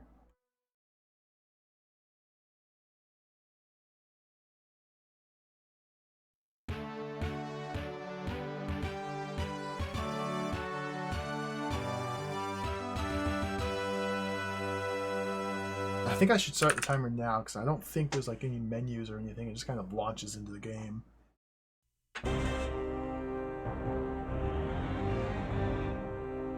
Yes. Well, I think the CE version came out in 1991.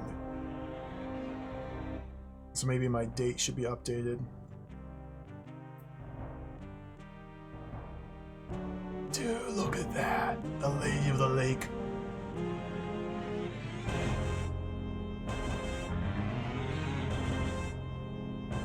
It seems like it's really loud.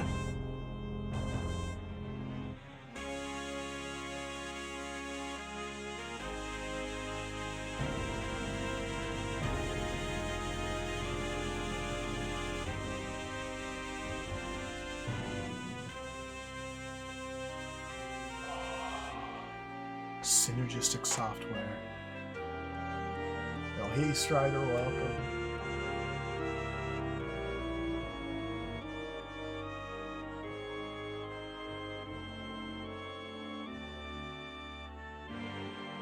Beautiful VGA graphics. CD version is the one we're playing.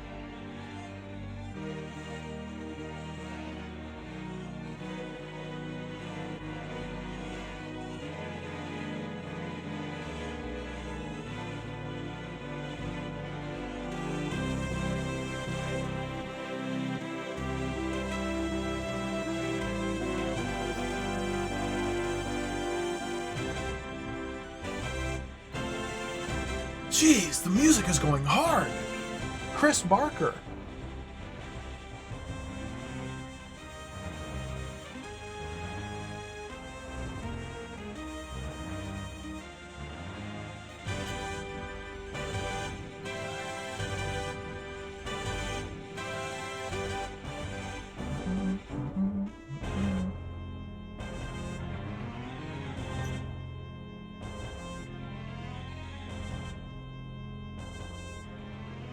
There's the home address, Virgin Games, 18061 Fitch Avenue, Suite C.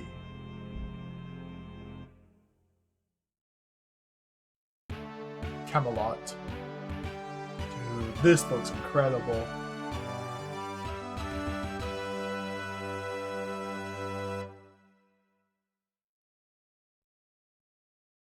I haven't touched anything. Like, after running the game, the round table.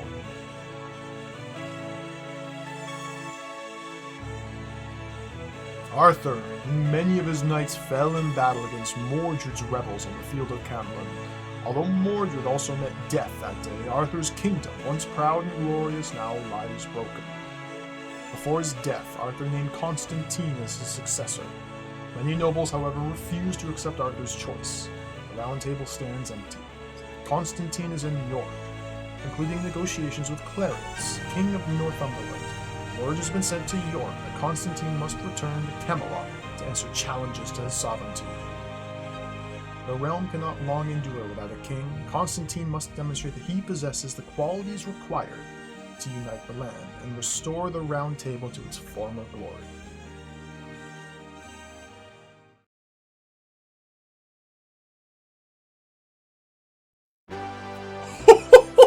Dude! Look at this! Am I playing it? Word has come that you are urgently needed at Camelot. It seems Logris is to have a new king, and your presence is required. Be sure to visit your loyal friends in Lincoln and Leicester on your way south. Leicester? Good luck. That's to you, just Lord pronounced Constantine. Leicester? Leicester? Is the I and the C and the second E just silent? Leicester. Okay. I had no idea that's Leicester. God, English is the most messed up language. Just period. English. Dude, I think this is us. We are an ultra powered plate mail knight. Dude. Okay.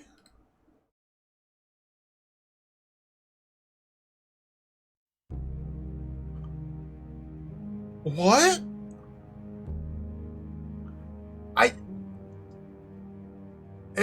Is that me? Sir Constantine is going to Lincoln. Alright. Do I even have to play? Is this even a game that you play? It's playing itself. Constantine encounters a townsman. What shall he do? Oh, we have to stop and talk.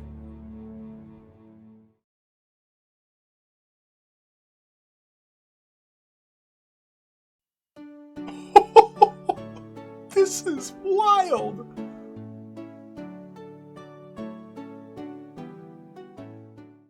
Take heed, my lord. The roads are plagued with rogue knights and Saxon bandits. You would do well to journey with an escort. It is said that you are to be our new king, and though you may desire adventuring, your lordship must recall your new responsibilities. This random jabroni is gonna tell me how to be a king? Get out! I'm gonna kill him! I'm the king! I can't even... You don't even play this game. How do I... Go back!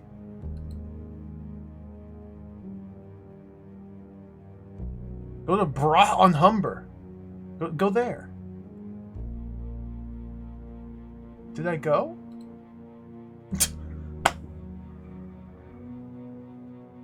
Do I need to select him first? Go. There. No? Oh, okay. I don't yet know if this is a video game. Constantine encounters a monk. What shall he do? Well, let's stop and talk.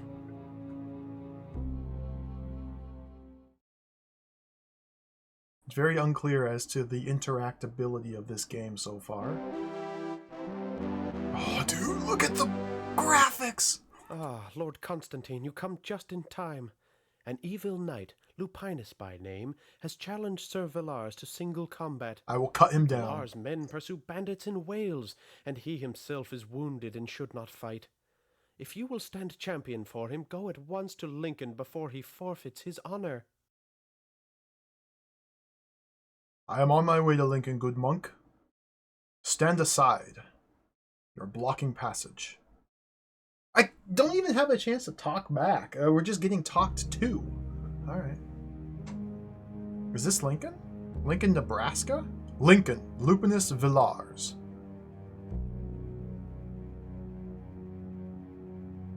I have done nothing but decide to talk to people.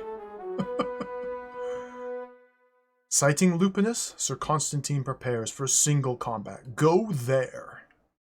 Okay, use the insert and delete keys. Insert inserts your sword into them. Delete deletes them. I'm ready for this. We're gonna kill him. What is this? Constantine, So it's you I shall fight. No matter. You are no help to Arthur in his hour of need, and no more shall you prevail here. You besmirch my honor.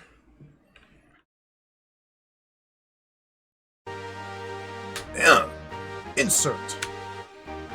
Attack. Attack. Defend. Attack. Owned. I don't even know what I did. I gained a combat point. Strike him down in the middle of the street. Dares challenge the knights. I have... What?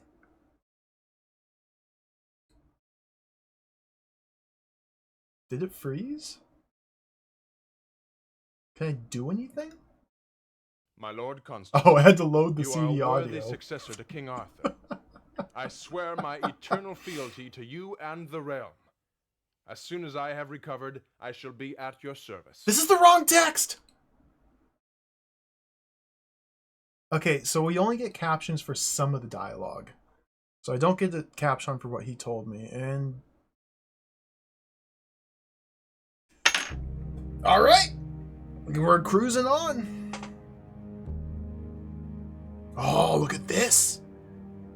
Andulf. 10 knights and 30 soldiers, I'll kill them all. Belingerus, 50 soldiers, no match for me. Cut them all down. Oh, he's got 5 HP and 5 hoof. 10 comm. Well, my comm just went up. 40 armor, 10 knob. This guy's only got 10 knob. What a loser. Let's stop and talk.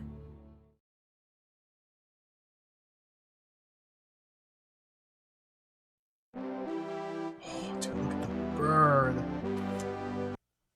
Lord Constantine, thank God you've come.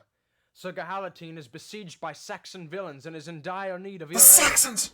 Please, your lordship, lead your troops to Leicester to succor him. Oh, I'll give him some succor. You don't worry about that, buddy. I'm on my way there now. Dude, look at the streams. Where is Leicester? Leicester, the unlikely. Okay, we're heading there.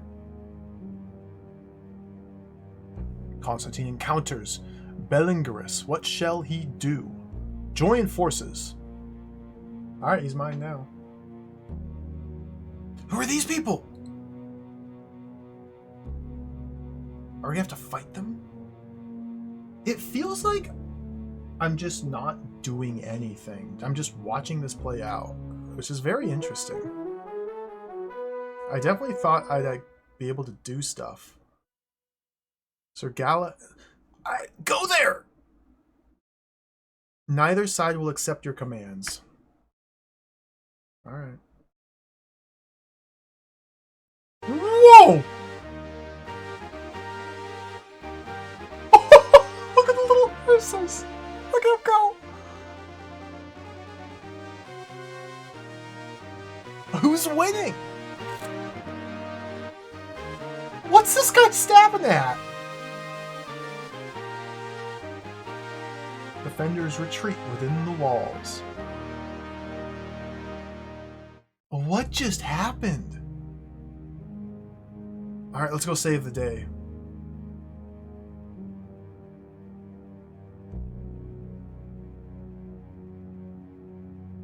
So Constantine has reached Leicester. Orders his troops to attack. Go there. Oh my god.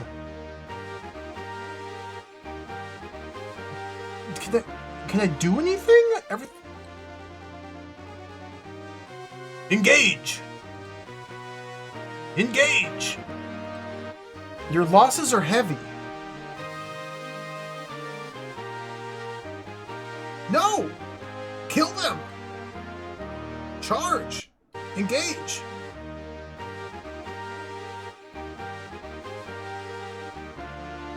Engage! Engage! Magic! Magic!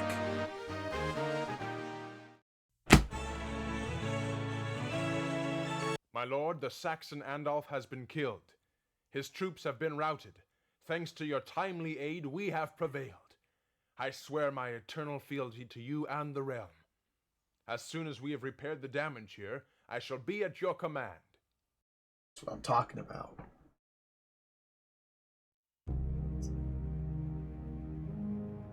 It's just on autopilot. Like, can I do anything? No, I'll just sit here and watch again. Like, I lost some hits. Can I not rest up my hits? It doesn't matter. We're on a journey. We've been summoned. Where is he going? Am I going to some monastery? The Friars at St. Albans. Alright.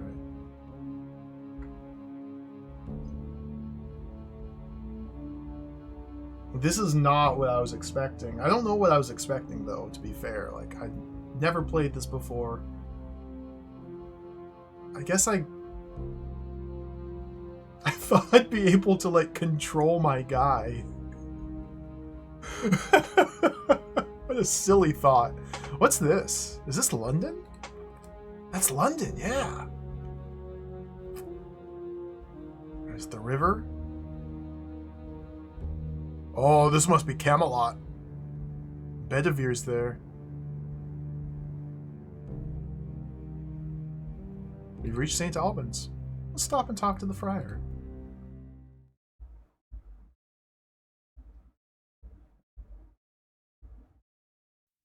Dude. Oh, dude, I have my buddy with me! I don't even remember my friend's name, but he's with me now. My Lord Constantine, we welcome you. We urge you, good sir, to always call on the Church in times of need. For godly counsel, power, and support, St. Albans, Almesbury, Canterbury, Glastonbury, or any of the other houses of the Lord stand ready to aid you in any way we can. Okay.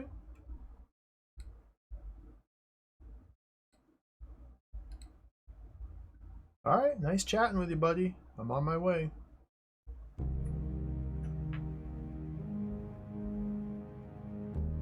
See ya.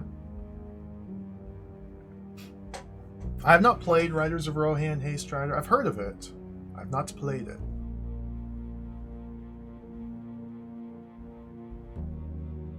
We reached London. And we immediately leave London. There's nothing worth doing in London, apparently. We walk in and we immediately turn around and leave. Alright.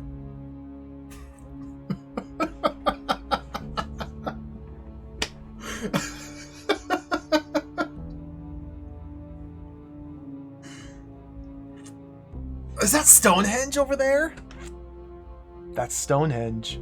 The Druid priest is at Stonehenge.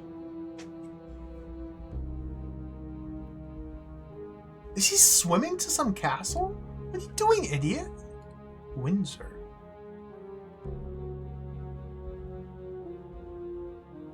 Can we not go to Camelot? Yeah, we've reached Windsor. Encountered a knight. What shall we do? Stop and talk.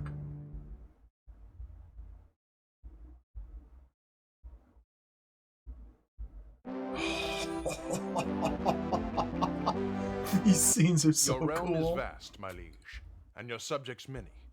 Wisdom and aid may be found not only at the castles of your nobles, but also in the cities, the villages, and even the meanest huts of your loyal followers. Thank you for that advice, Sir Knight. Knight without a name. Will you join? No, no. We don't ever talk to people. We just get talked to.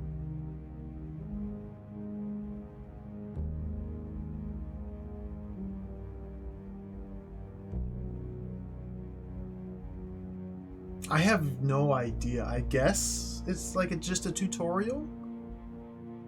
Introducing some of the mechanics strangely? This is very odd. We've reached Silchester. There's a damsel! Oh, let's check her out. And we did do a couple battles. Oh, hey there. Look at the blacksmith, man! Oh, this is sick. A dog! Visit the people, my lord. You must talk to your subjects to learn their hearts. Oh, I'll learn your heart. No, never mind. We're out of here. See ya. Peace.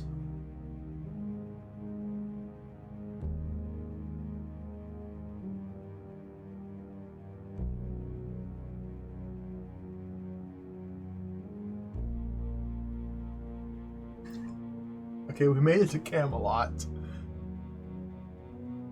Encounters a guard, which leads you. This is my castle. I am the king. The heir of King Arthur. Stand aside. Dude, look at Camelot! Lord Constantine, the other nobles wait inside. Just enter through the gate. Gate. Sir Bedivere has been preparing for your arrival. Much news of your journey has preceded you. My epic journey. We slew men. I cut down another man in the middle of the streets. I chatted up some hot babe. Many priests were visited. So it was a wild ride. Click on the gate. I'm interacting with the game. Dude.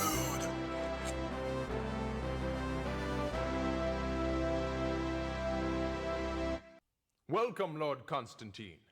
Word of your noble deeds precedes you. There's echo in The here. Knights of the Round Table welcome you as their lord, their leader, and as the new King of Britain.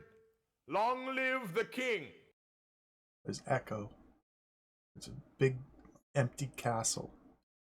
We need tapestries on the wall to dampen the echoes.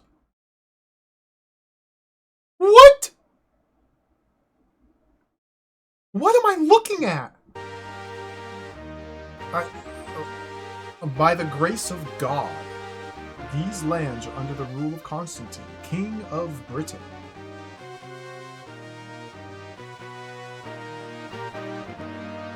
Sick.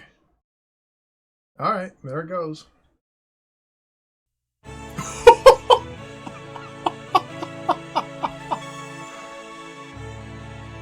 Acclaimed by the remaining Knights of the Round Table, Constantine now rules at Camelot. His reign, however, is not an easy one. Many of those who broke away have failed to rally to the new king.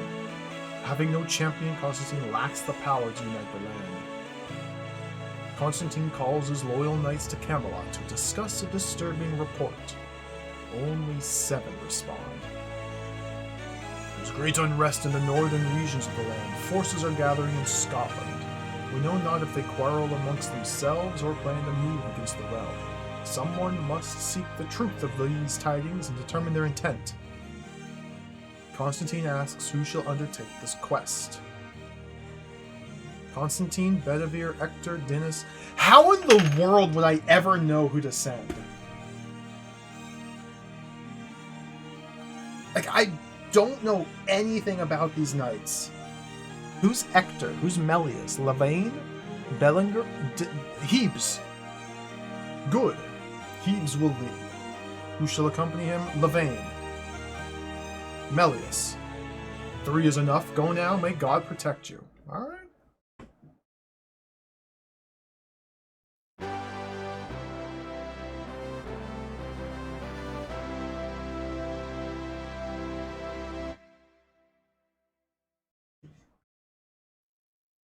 I'm playing the game now.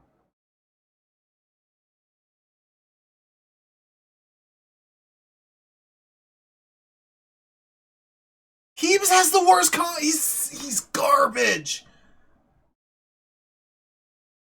Oh, Melius has higher plate mail armor. Faith of 13. So you can't even check your knight's stats before you have to assign them on missions. Alright, interesting choice. Melius is not very knobbed. He's got a small knob, but big armor. He's compensating. Can I go in here?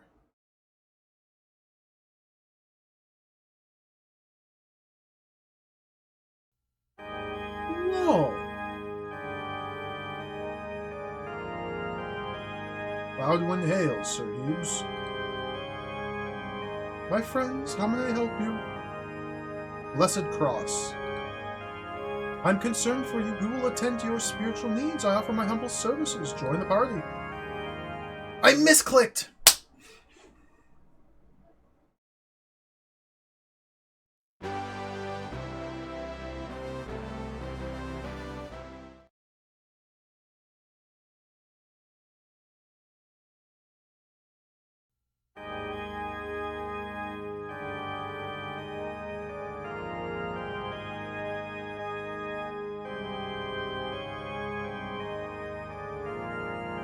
Talk. Loud one.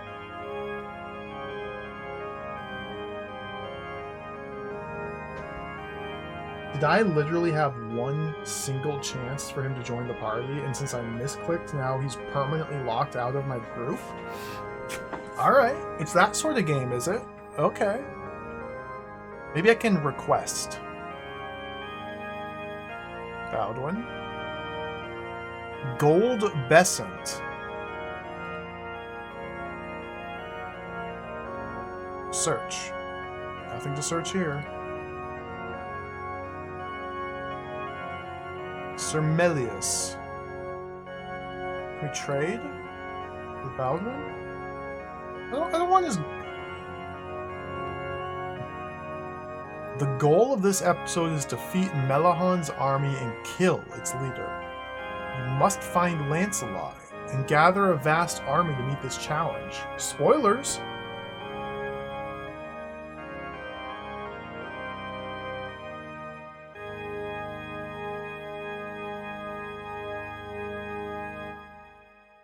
What does this do? Hebes. Selecting an action.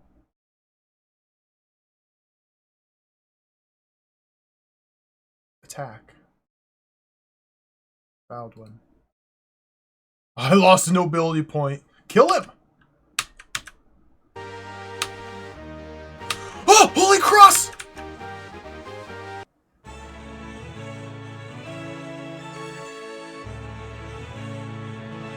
Holy Cross does nothing against the steel of a broadsword. Where's your god now, Baldwin? I thought I slay. I didn't slay him.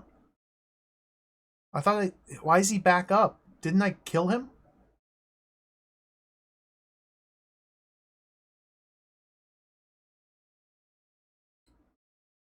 Baldwin. I lost some knob.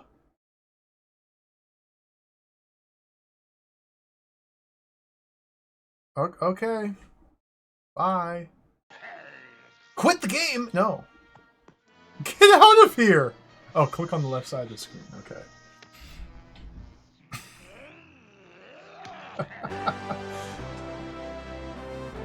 Let's go upstairs.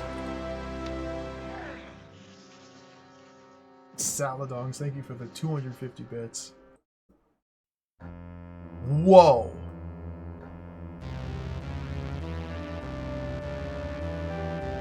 Oh, it's Nynaeve. An enchantment to aid your quest. Bat's Wing, Belladonna, Vitality Potion, Prowess Potion, Elixir of Loftus, Healing Balm, Dragon's Bane. I want some Prowess. You may select another as well. Give me that Bat's Wing, baby. Interesting. Appears you have need of a mage. I suppose I could travel with your party for a while. Join!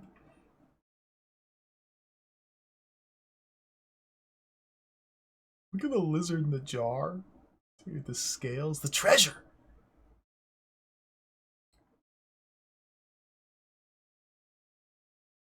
Okay. Did she join with us? Oh my goodness. What is...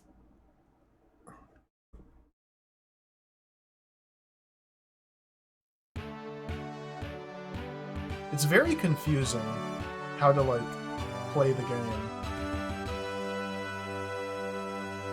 I kind of wish the manual would have talked about how to play the game. Keys. Pick up the keys. Are we just questing and... I probably should be on my way. Pick up the key.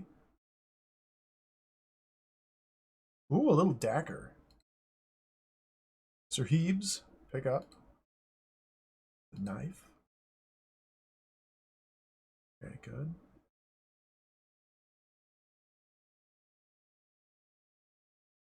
Door. Door's locked. Well, Heebs. No, Heebs doesn't have the key. Who had the key? Lavaine. No, no, I need to work on my clicking skills. Lavaine. Use. Key.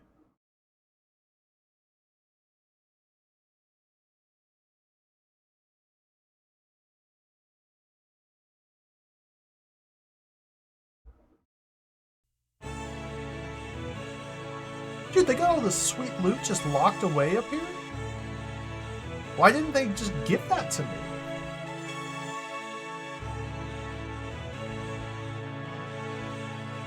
Sir Lavaine sees a broadsword. Pick up. Why am I controlling Lavaine? I want to be Heebs. I thought Heebs was the leader of the group. Heebs. Heebs. A runic blade. Pick up.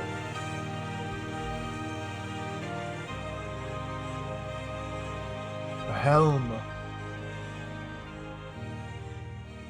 Pick up. I don't know how to divvy this loot. Shield. Pick up. Any gold pieces remaining in here? Okay, so let's check Lavaine, who's hoarding all of the gear. He's hale, 5 health, no magic, a combat veteran with plate armor, worthy and faithful, no followers. So what is he wielding right now?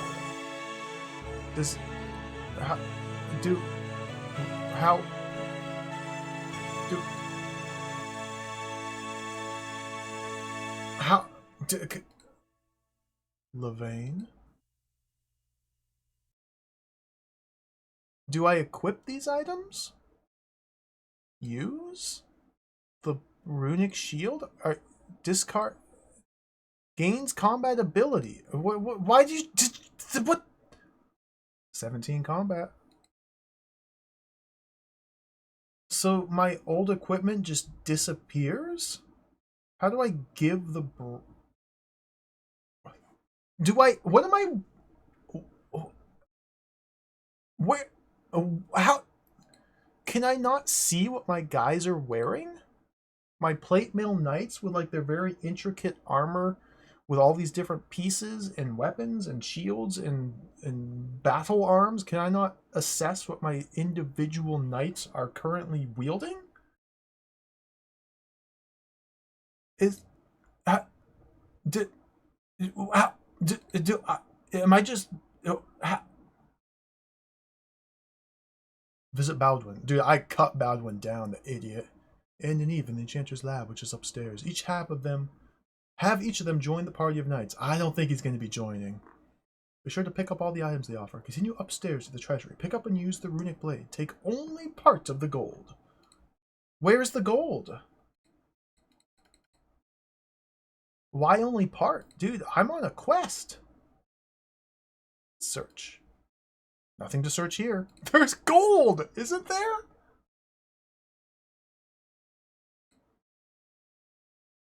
Seize the gold. No, wrong button. Give. Heebs. Helm. Sir Heebs, hail, Sir Lavaine. So...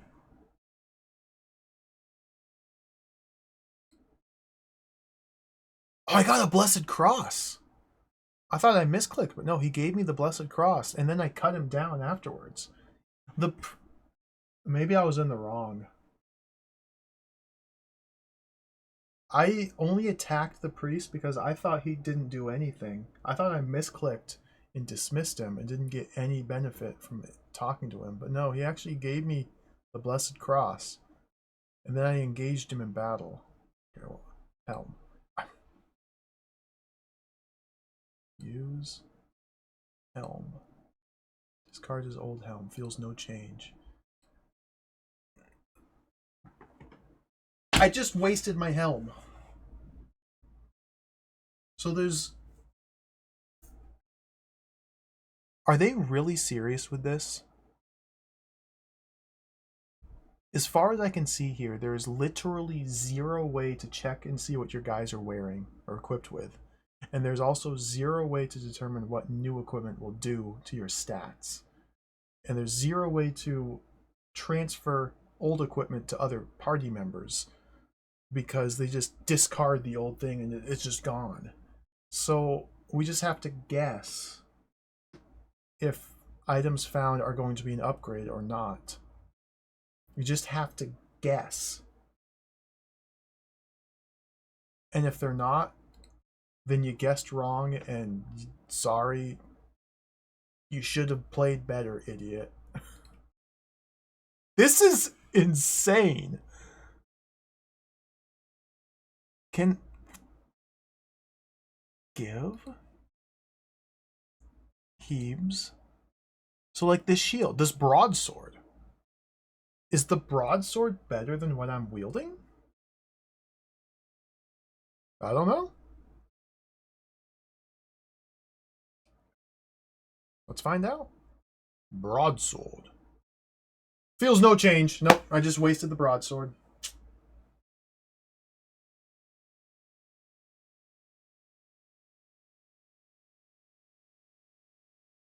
I either already had a broadsword or I had a different sword which is equivalent to a broadsword, and so there's no need that.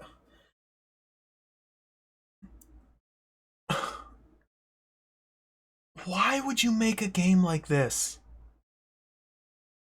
Like, this is supremely awesome. But like, why would you not allow me to do very basic things like determine what my characters are wearing in this role-playing game? Isn't stats and itemization like a core aspect of the role-playing experience? And yet I have no visibility into any of that whatsoever. I'm losing my mind already. Request Levain.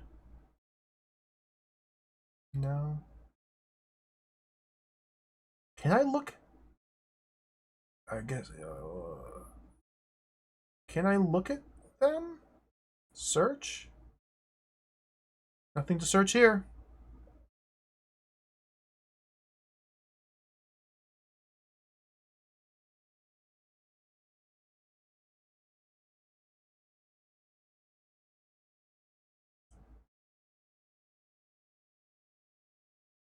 Get out. I couldn't find the gold.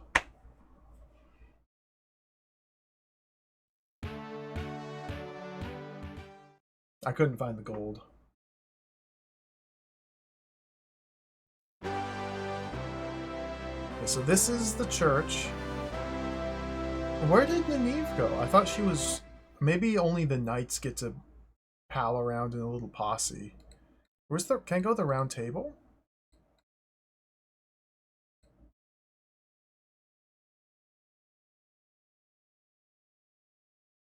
Oh, Camelot.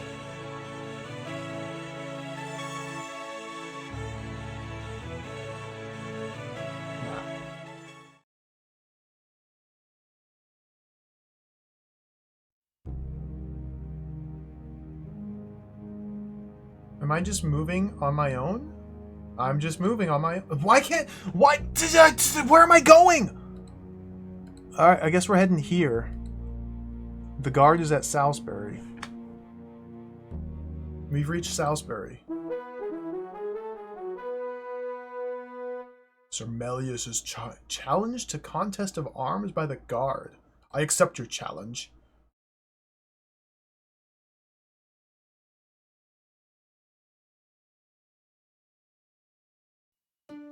Oh, look at this jump! Dude, you think you can... This idiot? Under the clash of arms, the battle is joined! Guard is dead.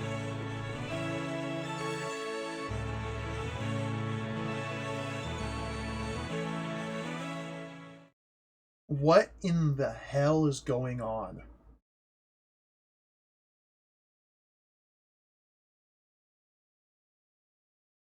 Why? What? We walk. Or, what?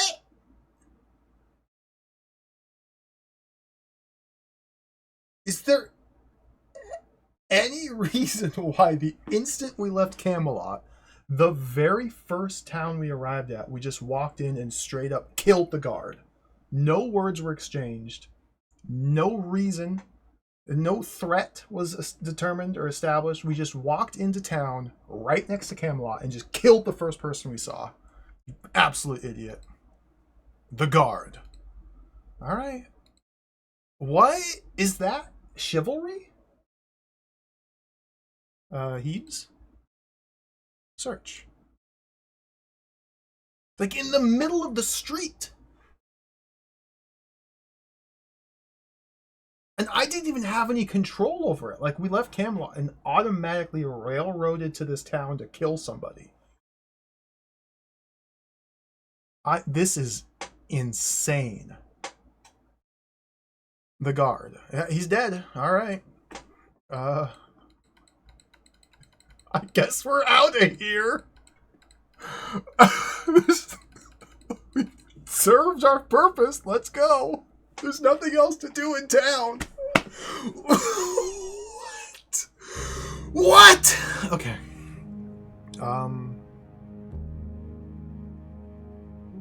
Oh, we're not auto traveling anymore. Okay. So now I have to decide to move here. To move here. To move here. To move here. Salzburg. Eves. Oh, 2. Where am I going? East, apparently. Sometime in this episode, have Bedivere visit the treasury and pick up the helm and shield. Do not use them. They will come in handy later. I've already used the helm.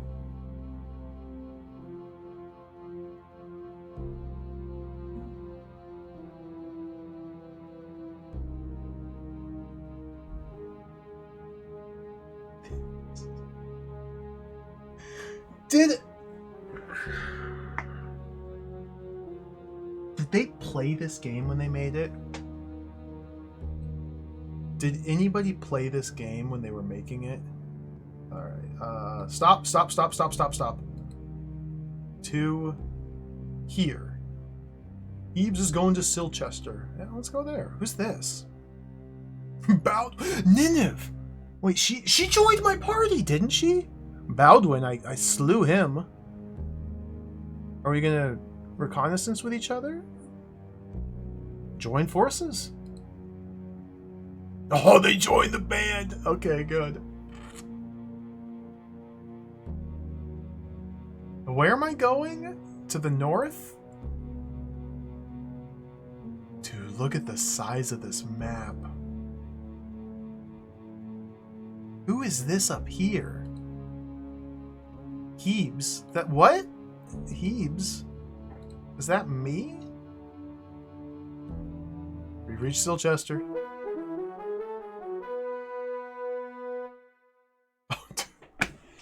Is this always going to happen? Every town we arrive in, we're challenged? Alright, I accept your challenge.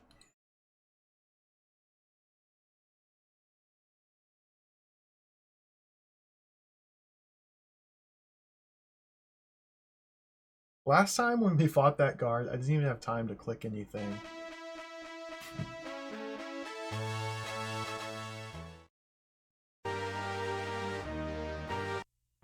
I didn't even have to click anything.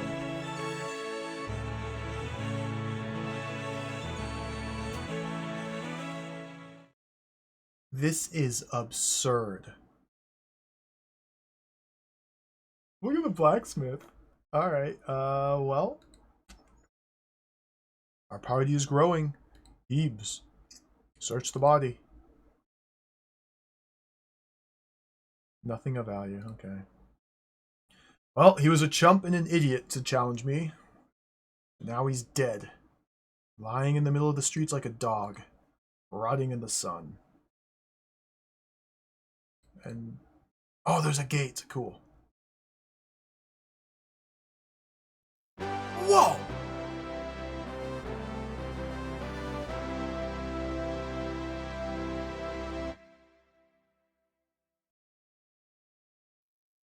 I...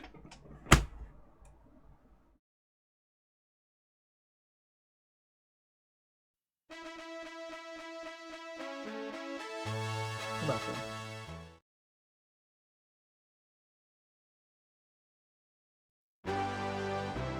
It's like my pixel hunting instincts take over. I see a screen like this and I just start clicking wildly on the background. If you click over here on the left edge of the screen, you leave. What is this place? Can we... Baldwin is suffering some damage from the wounds I inflicted upon him. I may have made him taste cold steel briefly. Why does Baldwin have 50 armor when he's just wearing monk's robes? Nineveh has 0 faith, yeah. Well, she's a wizard? A necromancer? It just disappeared. I was looking at those numbers. Lavaine is my combat master, 17. He's got the runic blade. Melius seems to be the defensive powerhouse of the team, 50 armor. Although it's very odd that the monk has just as much armor as my plate mail knight. Maybe the faith does confer some sort of protection. But then Nineve, maybe she's got magical protection? God. 15 knob. Melius needs some more knob and faith. Like, he's garbage. I wish I could just look at these.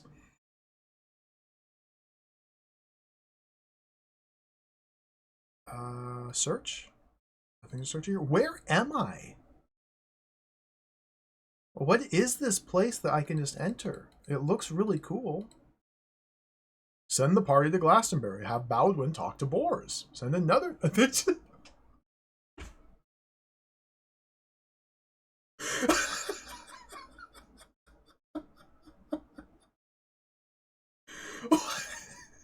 It's really funny.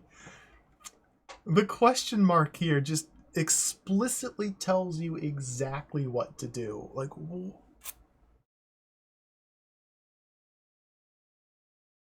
okay, well, we have to go to Glastonbury. Baldwin's with us. Send another knight ahead of the party to meet and assist a maiden in distress. Just, you know. There's a maiden out there in England. Go help her. Send another knight ahead and just go help her. You'll find her. There's only the one. Visit towns and talk to the people to find out the latest information.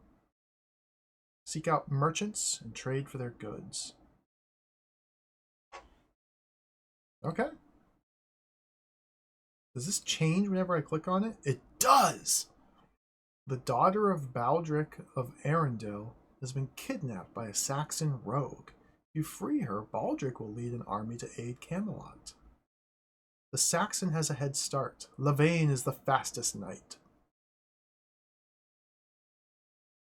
Palamedes of Dover will aid the Round Table once a fell beast near that town has been vanquished. Dragon's Bane's the surest way to destroy the creature. Dude, this...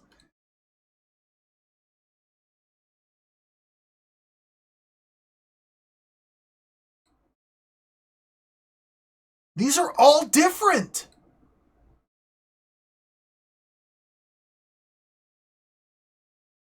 Okay, never mind. They've looped. So there's only like 10 explicit steps in the walkthrough here.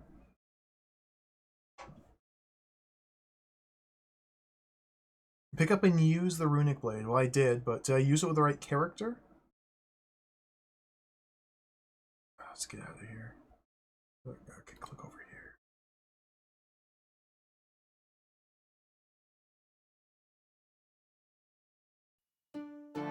Dog?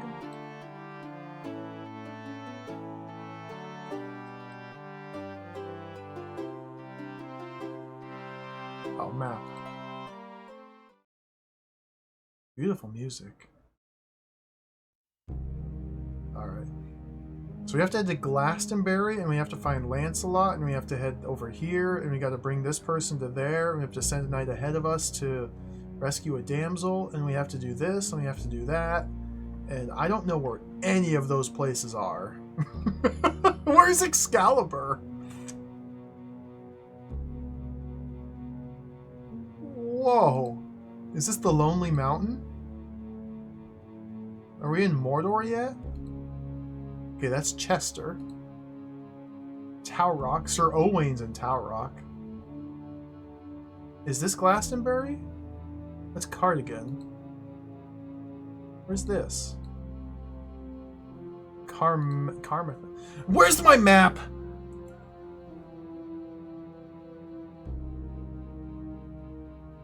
Hold on. Hold on.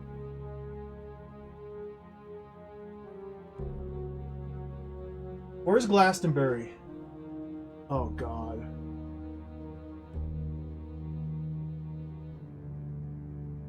Glastonbury, I see it. Southwest of Bath. Okay, where's Bath? Alright, so here we are. We just killed somebody in this town. That's Bath. This is Glastonbury? Sir Bors is here. Okay. The Old Woman is at Ilchester. Well, let's stop at the Old Woman first. Go. You. Hebes. And party. Let's, like, if I just click go here, is he going to take a straight line? Or am I going to follow the roads? Let's find out. Are you going to follow the roads? He's following the road. I hope we can kill another guard here at Salisbury as we pass through.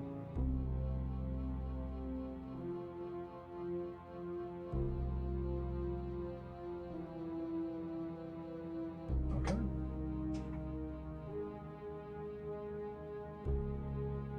Nobody wants to fight? I guess they're scared.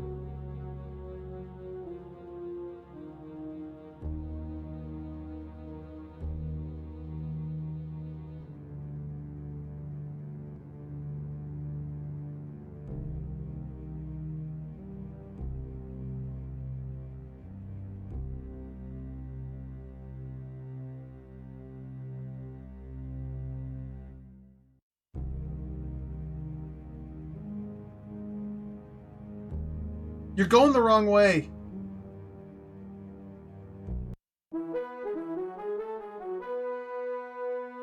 Sighting the fell beast. What?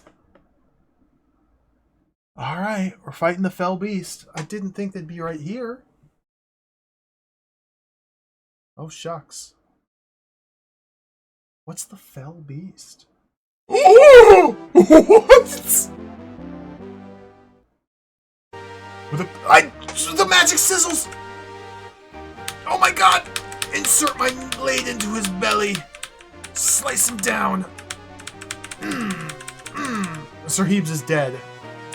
You're up in the vein.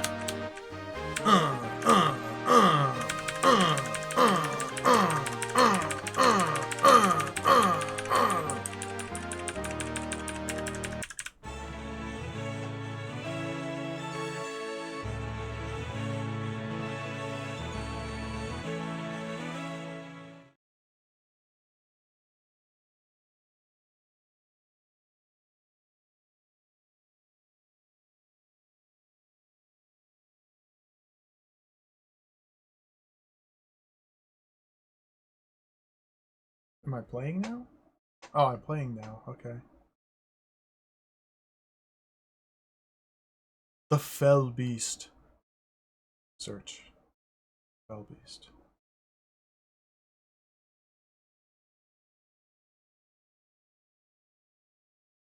Sir Levain finds a helm. Search the Fell Beast. Why does this demonic dragon creature have armor on him? Can I use this, or do I also have to hold on to this? Nothing of value. Is there any way to revive Hebes? He was my leader. Oh, he can strip his corpse at least. 5 gold coins. Take that. A knife. Yep. Thank you. A helm. Yeah. Thank you. Broadsword. Thank you. Blessed cross. Thank you.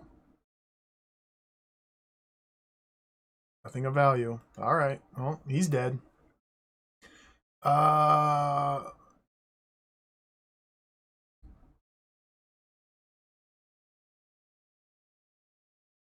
Baldwin, you're a priest. Magic. He has no magic prepared. What are you good for, priest? Nothing. Levain, give. To whom? To Baldwin. The Blessed Cross. Baldwin, hail, Sir Levain. Okay, now you use Blessed Cross on Hebes. Gains life energy.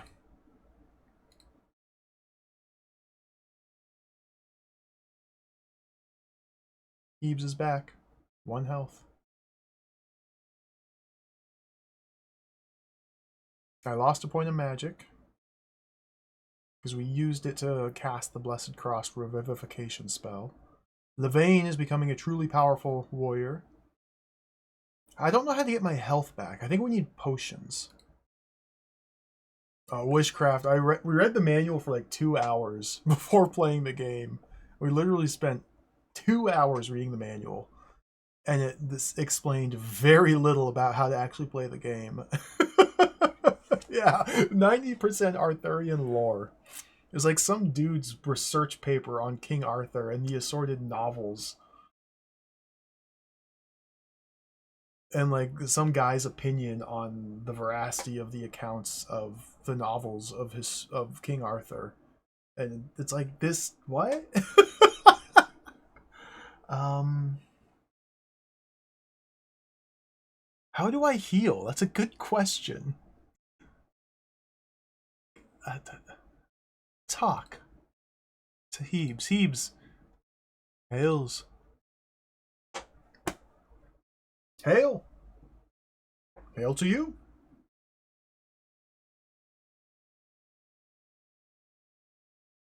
Okay. Fell beast. Can we carve up the fell beast? Do we like encamp? Can we do anything? Nineveh? Magic? Do you have magic? Oh! She's got the healing spell and the repletion spell. Defend spell, shield, charm, healing. On Hebes. Gains life energy. You're not going to tell me how much though, so I gotta click on this to see. 1 point! Alright, we gotta cast it 3 more times. Magic. Healing. Hebes. Life energy, okay. So we should be up to 3 life energy now. Yep.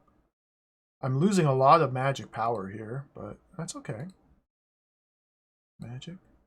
We also need to heal up the priest. Healing. Hebes. Okay, we're up to 4. Let me just double check. Just in case like maybe our magic power grows and we start to heal by more. I'm going to check after each individual spell casting. Magic. Healing. Hebes. Okay. We cast heal 4 times. I use 12 magic. So each cast of heal costs 3 magic. So let's cast 2 more on Baldwin. Get him up to snuff. I did stab him in the guts a couple of times. It was an accident. We should probably treat those wounds.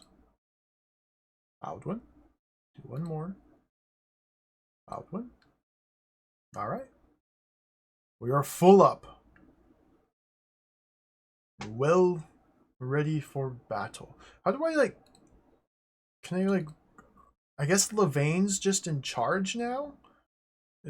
does the order that they're listed here matter? Because Hebes was at top. He was the leader. He was the one I entrusted with this mission. I don't remember what the mission was. I gave it to Hebes. And Levane and Melius were just supposed to follow him. But now Levane has assumed command. He is a master of combat. Yeah, followers. Melius, Baldwin, Nynaeve. What? Who's... Hebes does not have a follower? How do I... How do... This interface is... Oh, Hebes. Okay, Hebes. No followers. He's Hale.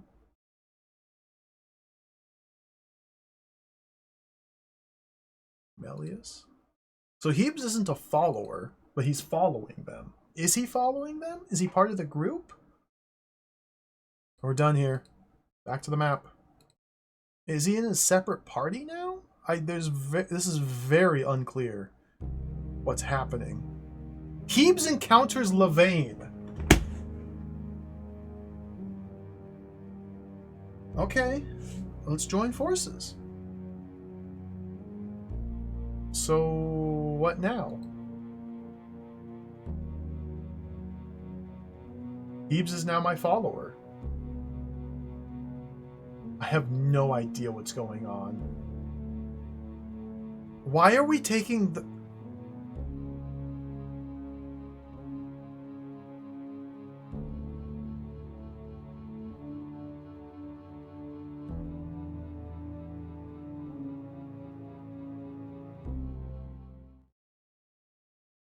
Oh, we can magnify the town.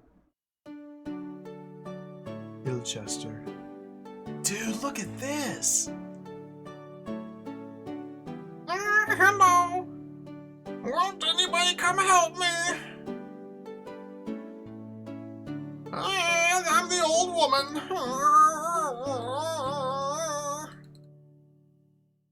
Look at the pixel art. Beautiful. Back to the map. So that's what's happening there. That was what? Ilchester? Oh, just found a maiden in the forest. Now it's time to be chivalrous.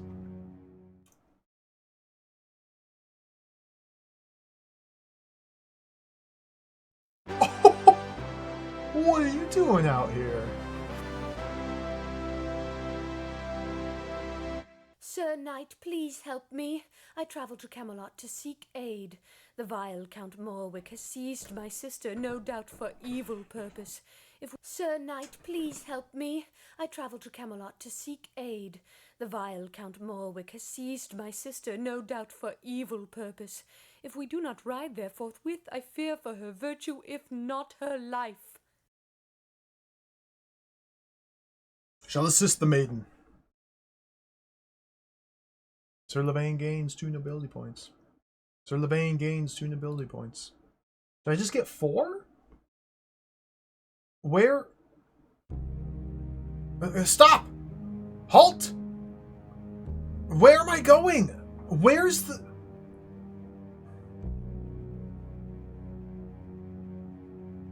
Am I going there now? Where am I going? Where are you going? Maiden. Where? I was... Did... What is... How... Okay. What's my knob?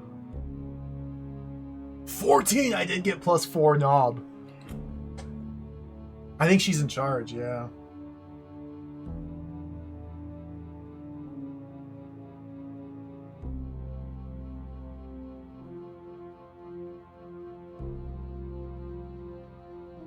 We don't even have to kill anybody at this town. Oh, what is that? Turnants? Do we have to ransack Tintagel? That's from Dragon Quest.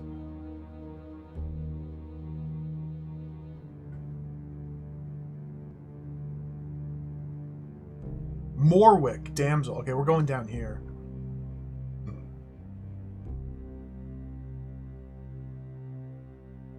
No, let's just Just sit back. Watch the trip. Let's see if we can do like a reconnaissance. What's going on in here?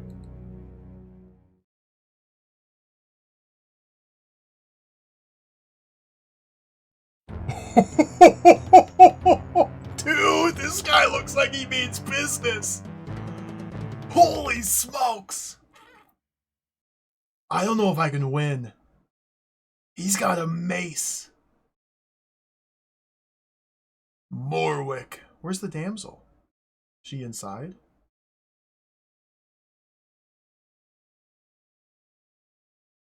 Oh, damsel. The damsel.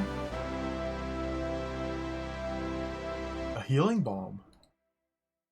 This is really interesting how we can just like go anywhere and just look at anything.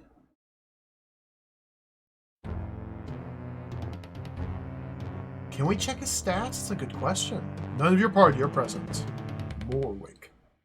None of your party are present. It looks like we can't do anything. We can't do anything necessarily, but we can like observe. Cool. So what happened to Constantine? I thought we were playing as Constantine. I guess I could have sent Constantine on this mission. Let's head back here to Camelot. Is he doing anything?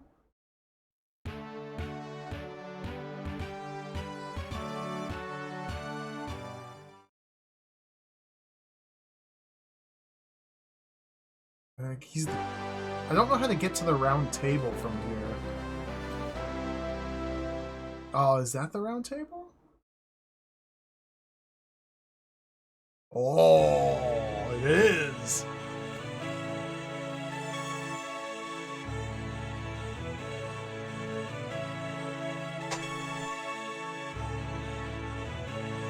Everybody's just chilling at the round table. But I can create different groups of people and dispatch them from here. Oh, wow. Okay.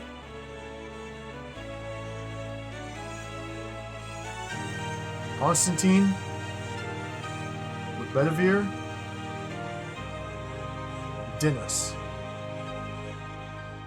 3 is enough. Go now. May God protect you.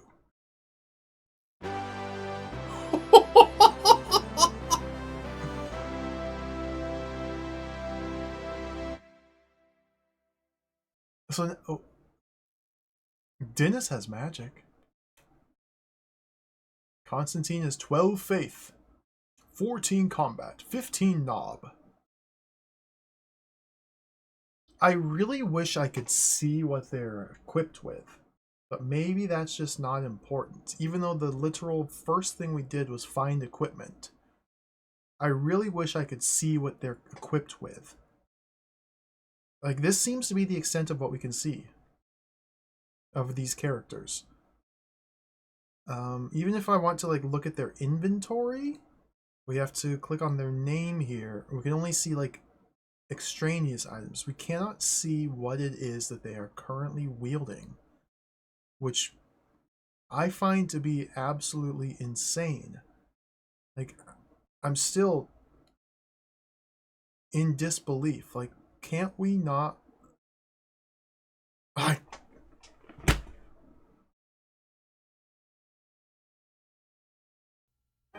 chapel. Do I want these guys to do anything? Like, what's my quest? Well, don't use that. I think I'm already soft locked. Because I used the helmet I found. And the shield's with Lavaine, who's like 10,000 miles away.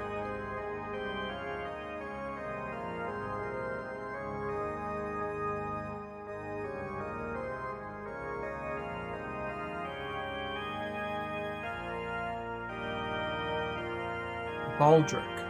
Arundel. Lavaine's the fastest knight, but Lavaine's already busy. Okay.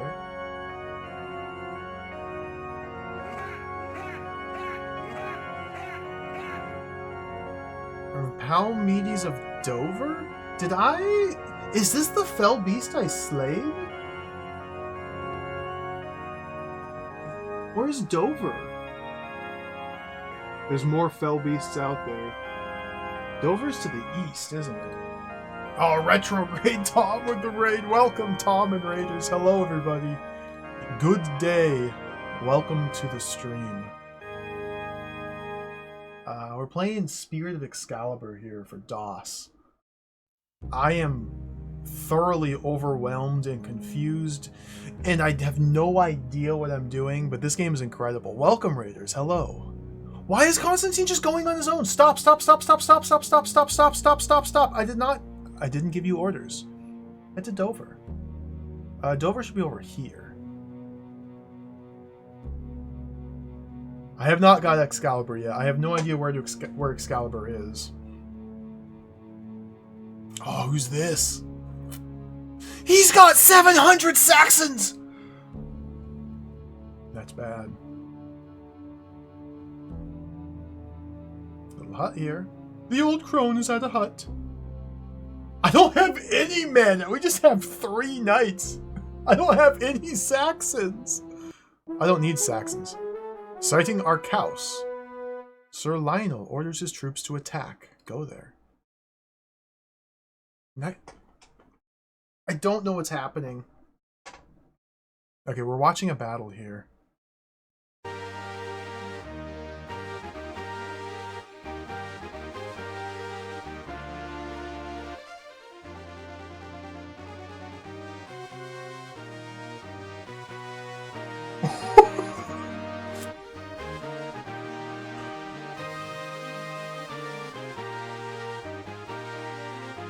The little spear dude's just like poking at nothing.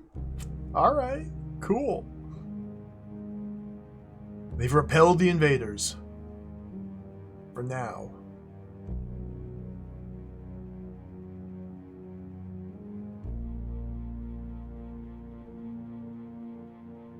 We arrived yet? Nope, we're still traveling. We're still rescuing a maiden. I don't know how well this fight's gonna go. Like, I'm a little nervous, but Lavain is mighty powerful. I guess we're heading to Dover through London? Yeah, that makes sense. This is the road here. Constantine encounters a traveler. We'll stop and talk.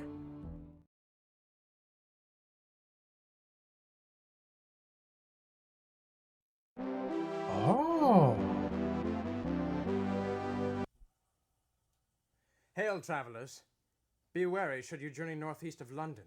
A large force of Saxons gather in East Anglia. I know not what they intend, but surely it bodes ill. Yes, we've seen their battles. There are hundreds of them. Okay, bye. Dude, look at the pixel art. This is so cool.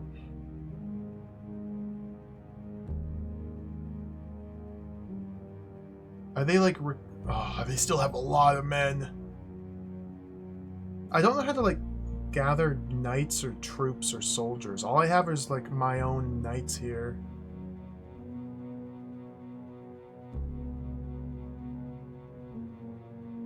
An epic battle is about to unfold here at Lioness Castle.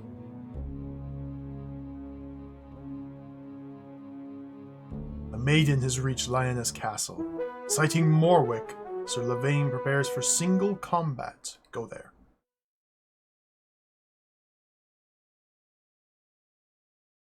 Okay, now we get the epic action combat scene.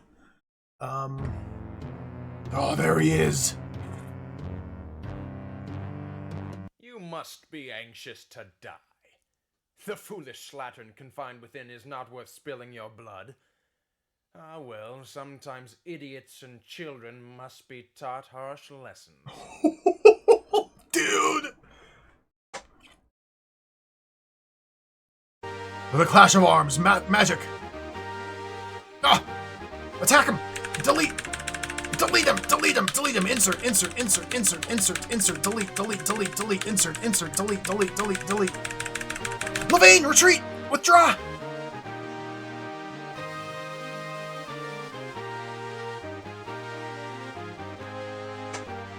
What is happening?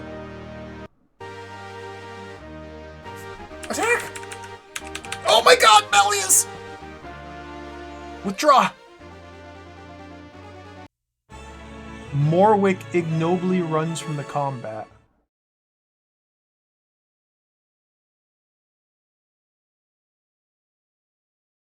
I won?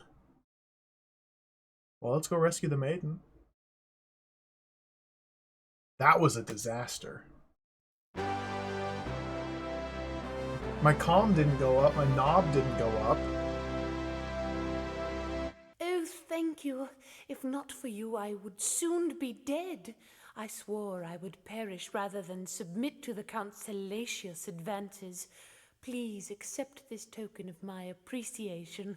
Indeed, our Leoness is now yours by right of conquest. The entire castle's mine. Let's go.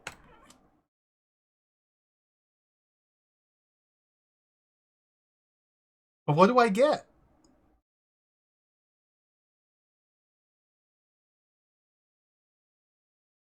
What do I get?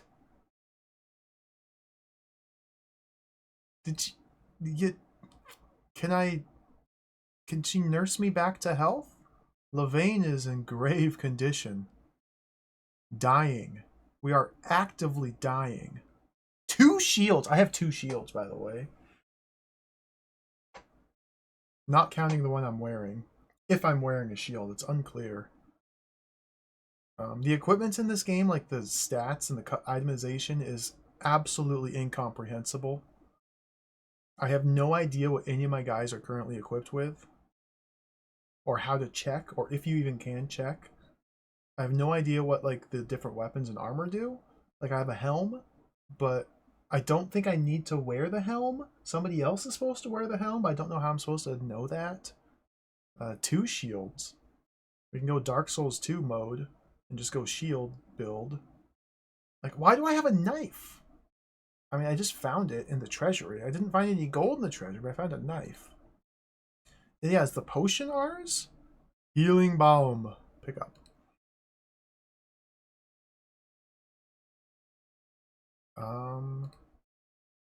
Sir Lavaine, let us talk. To damsel. The damsel hails, Sir Lavaine. Alright, good talk. Request of damsel. Damsel has nothing. Search. Nothing to search here. Pick up. Nothing to pick up.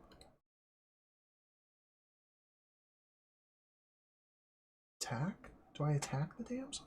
Seize the damsel? What do I do with this castle? What? Okay, see ya.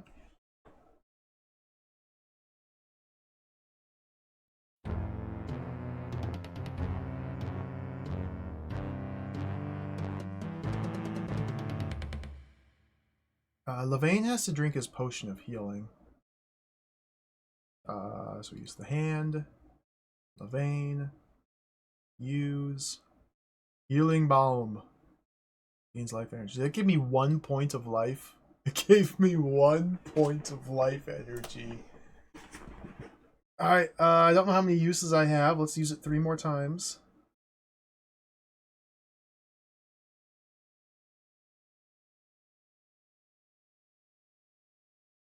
One more.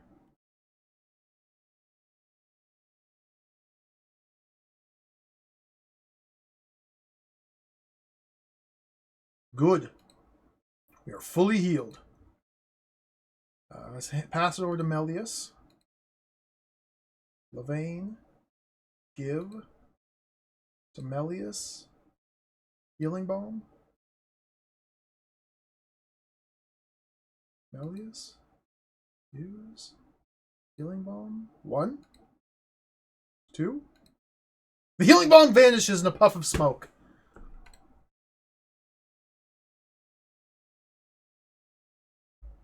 Oh, we can cast the healing spell a couple more times with Nynaeve. Nynaeve. Magic. Healing spell. Melius. Melius sucks at combat. Healing spell. Melius. Okay. Good. Fully healed. Alright, things are looking pretty good. Levain is the fastest knight in all of the lands. He's got 14 knob, 40 arm. Our comm is up to 18.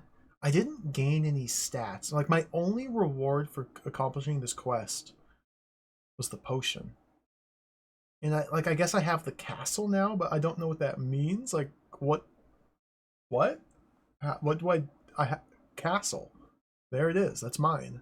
Okay, let's go. And yeah, I guess the nobility bonus is kind of like the main reward. And you get it upon accepting the quest, but if I had to abandon the quest, I would have lost it. We got the castle, so let's move on. Levain, travel. Let's head back to where we were originally going, to here. There's a crone here in Ilchester we must speak with. I wonder if Exeter, Derek and his 200 soldiers, I wonder if they're friendly. So we'll find out soon. There's Constantine. Can we kill anybody at Rochester? Oh, just passing through. Like, can I tell them to visit? Hold on. Go to Rochester. Turn around. Reverse, reverse. Stop and talk. There doesn't seem to be a lot we can do in this game, which sounds very strange, but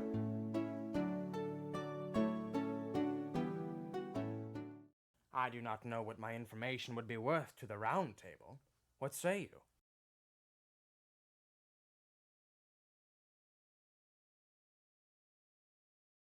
what say you? Talk. I must go now.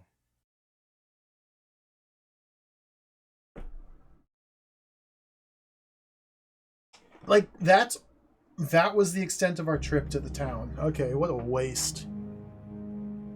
What a waste of time.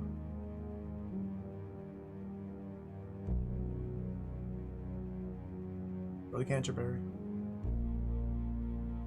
I must go now. Like, it doesn't seem like there's very much we can do. Ah, ignore. The Saxon men are battling.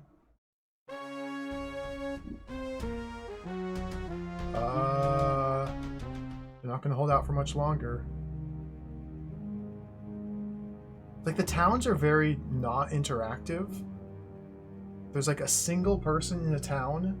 Sometimes you kill them. Sometimes they say nothing of value. Sometimes they give you a quest. Okay, Canterbury. Sometimes nothing happens, period. Can I zoom into Canterbury and make something happen?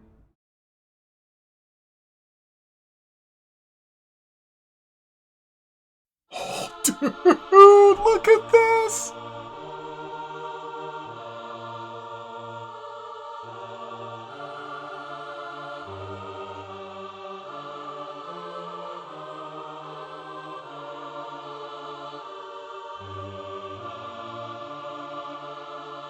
This is incredible.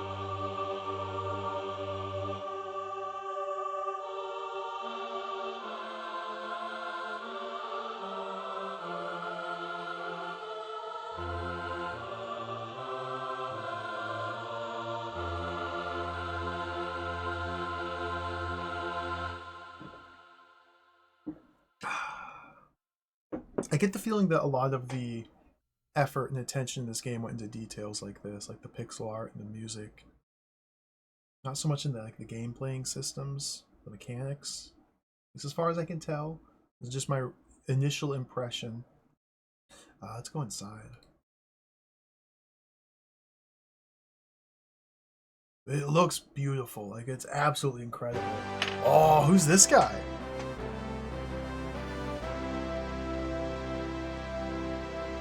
Can we kill him? Hail, friends! We have just gotten word from our parishes to Echo. the north. The unbelievers in Saxony are mobilizing and preparing to attack London. You must inform the king. I'm the A king! force should be sent to stop them, or surely they shall overwhelm the city. I'm the king. Do you not know who you are speaking with? I am your king. Apologize, or I will run you through. Hail, friends. We have just gotten word from our parishes to the north. Oh my The god, I already heard unbelievers in that. Saxony are mobilizing and preparing to attack London. You must inform the king. A force should be sent to stop them, or surely they shall overwhelm the city. I don't know how to, like, assemble a force. Maybe if I would open my helmet. Trade? Dubrick. All he has is gold. I don't care about that. Okay. Thank you for your time, good monk. Shall be on my way.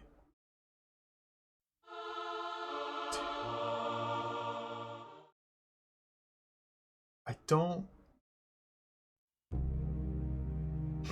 Maybe I should just wait until there's only like a couple Saxons left and then just kind of sneak in there and kill the last couple and claim victory. We need to continue on our journey to Dover.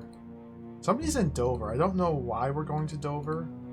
We're going to Dover here.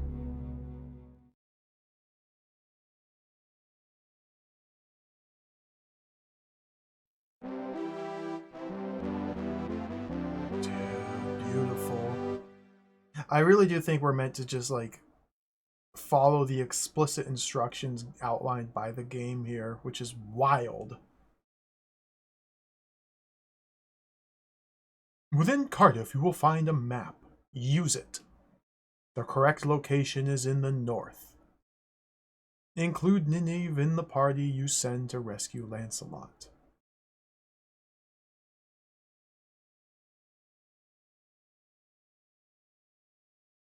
Visit Water Newton, Carmarthen, Brow-on-Humber, and both small huts. At each you can obtain useful items. Remember to take gold with you. Concentrate your troops in London and await Melihan there. Your troops have an advantage in battle if they defend a castle or walled city. Remember Villars, Gahalantine, and Galahodin, who is in Chester, of course. I remember them.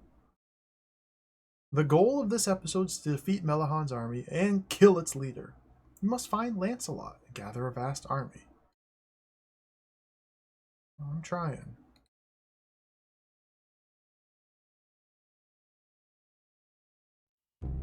I guess I could just go through and like write down all of those little in-game hints and just do that. Just do what the game tells me to do.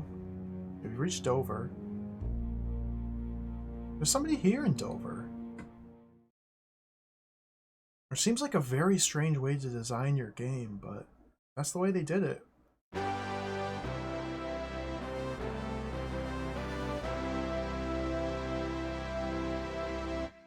go in.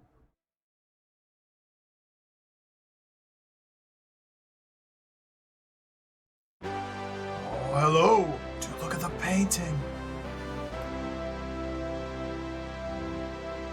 That candle is so Gladly aid big! the Round Table in its hour of need, but I am sorely beset myself.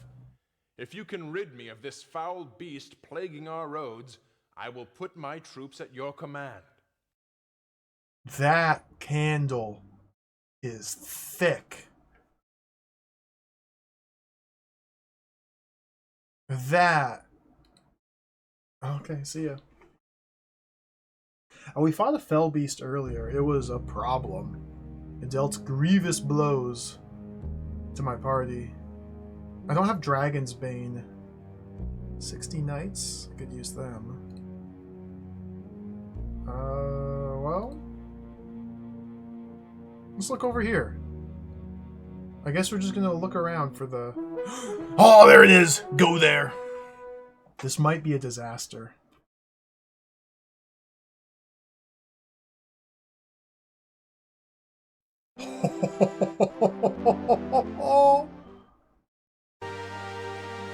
Attack!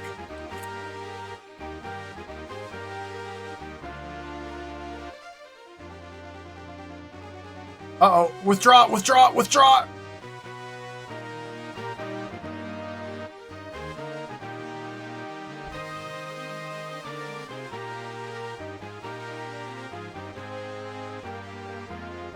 Attack! Sir Bedivere just automatically withdrew?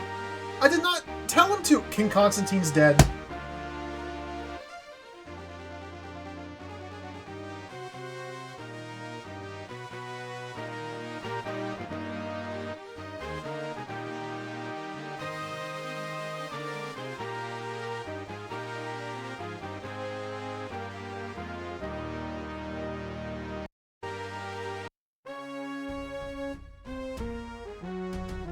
With Constantine's death, hopes of a united England are shattered. The remaining knights are overwhelmed by the superior numbers of the Saxon invaders.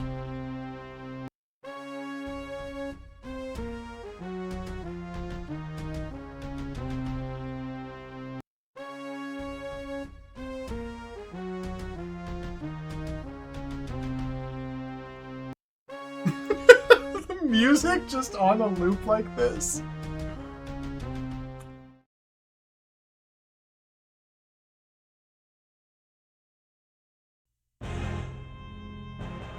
Camelot is destroyed.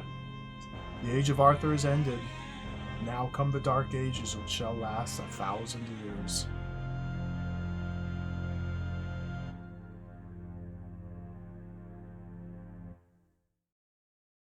That was disastrous. Would you like to start a new game?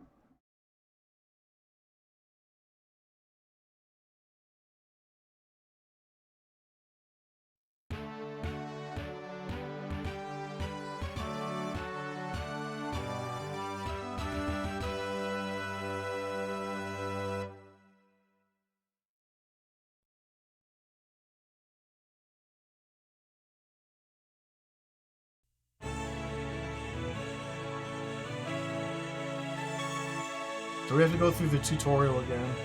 Skip! Skip!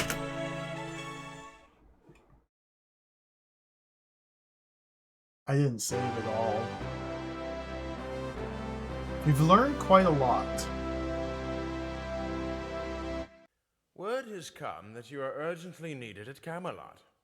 It seems Logris is to have a new king, and your presence is required. Be sure to visit your loyal friends in Lincoln and Leicester on your way south. Good luck to you, Lord Constantine.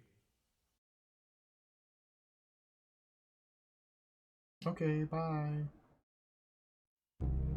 How do I, like, make this go a little bit faster? Shall time pass quickly? Stop and talk to the townsman. I probably don't need to talk to these people. They just give me, like, information. I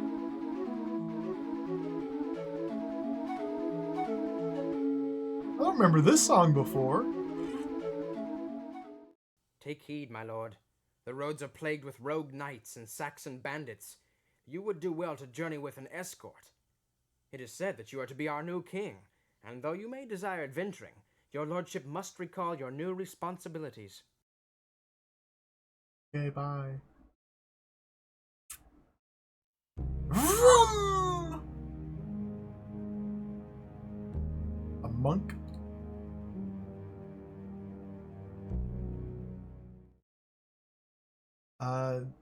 The fell beast was a problem, yeah. Well, you're gonna have to deal with that. I killed the one! But that was with the power of Lavaine. Lord Constantine, you come just in time. An evil knight, Lupinus by name, has challenged Sir Villars to single combat. Villars' men pursue bandits in Wales, and he himself is wounded and should not fight. If you will stand champion for him, go at once to Lincoln before he forfeits his honor. Okay. The combat is kind of a mess. Like, I don't know if what I'm clicking on is doing anything in combat.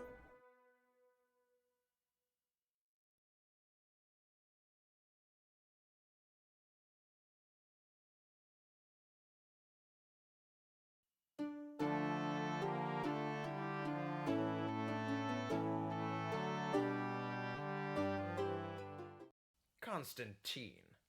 So it's you I shall fight. No matter.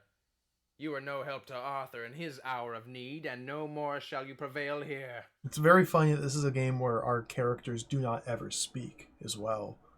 Like, Constantine does not speak. He's never said a word. No one that I've controlled has ever spoken.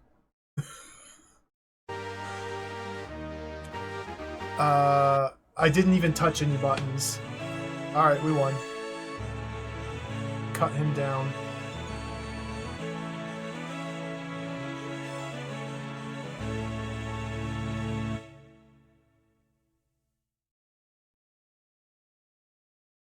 And it just happens. It just happens. Like, the battle seemed to be resolved automatically for the most part. And apparently you have some modicum of control by hitting insert or delete on the keyboard. My Lord Constantine, you are a worthy successor to King Arthur. I swear my eternal fealty to you and the rest. Captions don't work for this dialogue. As soon as I have recovered, I shall be at your service. I wonder how people recover. Maybe we can just, like, leave wounded knights at towns. And maybe they just recover over time. I don't know how to check what time it is, or if time is passing. Presumably time is passing on, like, the real time, on the big strategy map, as we're moving about. And we have control over, like, the flow of time. We can have it medial or quick or slow, but does that, like, I can't, there's no date. Are days passing? Months? Years? Traveler.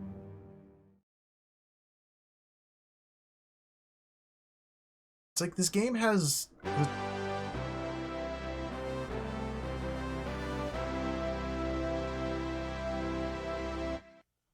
Lord Constantine, thank God you've come. Sir Gahalatine is besieged by Saxon villains and is in dire need of your aid. Please, your lordship, lead your troops to Leicester to succor him. I'm gonna succor him.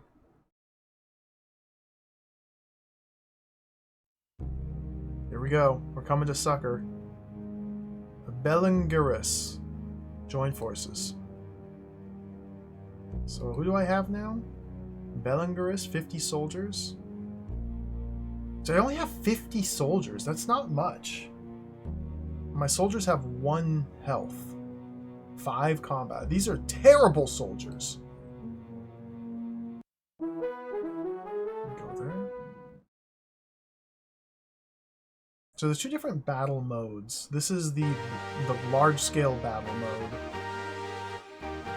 Because I don't have control over either of these people. We're just watching the battle. I can't do anything here. Defenders retreat within the walls. Okay. Now we have to come and save in.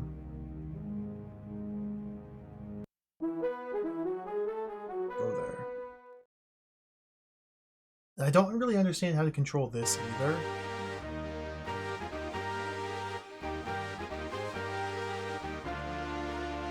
Okay, it seems to have paused. So they have 9 knights and 22 soldiers. I can tell my guys to charge or engage. I can tell Belengris to engage, use item, or magic. Do you even have items? Or magic? Constantine? It's kind of like real-time with pause, it seems like. Where once I've clicked on a certain individual over here, the action just pauses while I give them a command. I don't have the do round command. This doesn't show up until I have the crown of command. Engage. I'm taking wounds! Okay, have the soldiers charge.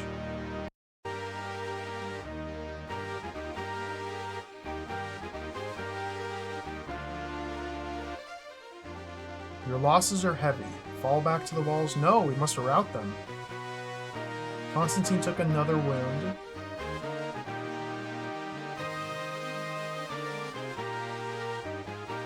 Do I only have 1 spearman doing anything? Okay, he's dead.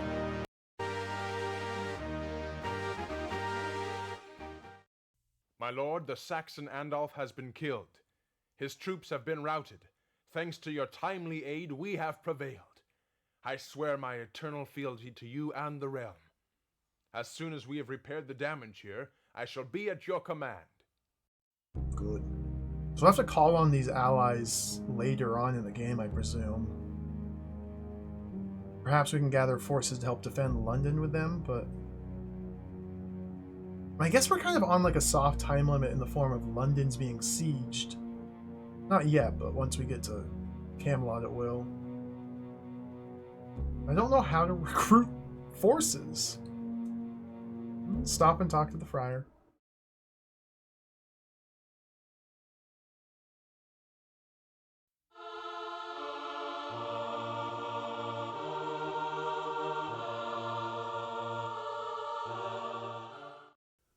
My Lord Constantine, we welcome you.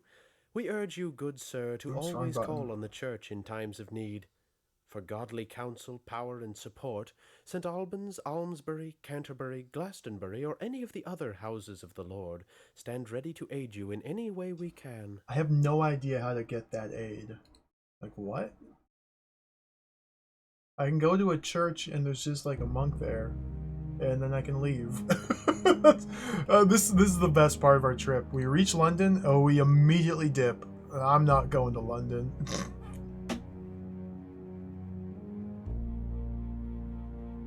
Take a little detour over here. Windsor. Talk to the knight.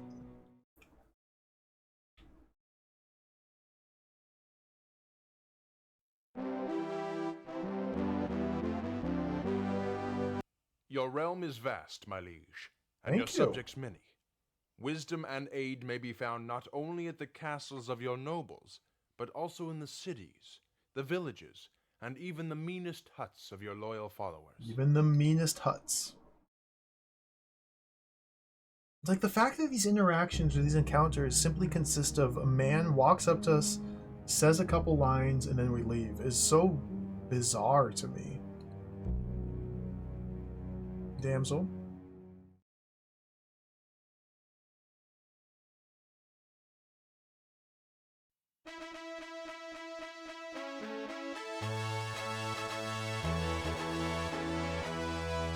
Visit the people, my lord. You must talk to your subjects to learn their hearts. Can I buy this giant piece of meat? Can I... What's he making over here? Is he like making a spear? I want spears. Swords are cool and all, but I want like a nice spear. That is a giant hunk of meat. This blacksmith is so funny. Ah, nope, we're out of here. Nothing, can't do anything, just gotta leave. So once we arrive at Camelot, we'll be given a very important choice. Can I save before going to Camelot? Did I Never mind. Stop and talk to the guard. I might have saved, I might not have. It's unclear.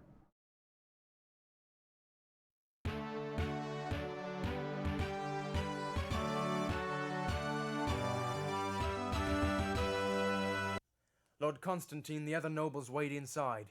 Just enter through the gate. Sir Bedivere has been preparing for your arrival. Much news of your journey has preceded you. I can't save on this map, so we need to go to this map. Or this scene. This is the zoom in scene. We can't save. We can only save up here. Save a current game. File. Do I type? Okay, yeah. Camelot. There we go. Successfully saved. Let's head in.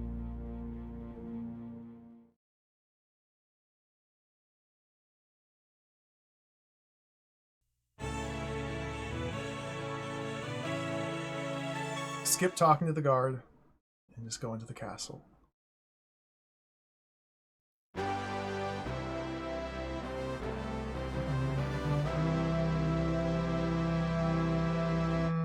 Welcome, Lord Constantine.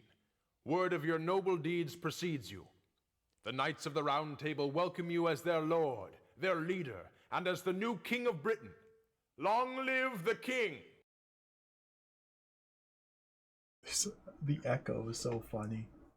Historically accurate echo. Okay, this is our map. I forgot about this map, dude. By the grace of God, these lands are under the rule of Constantine, King of Britain. Okay, can I like look at this for a minute? So I control all of this. I don't control these lands, but presumably by saving the maiden, we control this region. I don't know how to control this region. This region here, unknown. This is like the Dover. Maybe by... Oh, nope. No, okay, we're done with the map. The round table.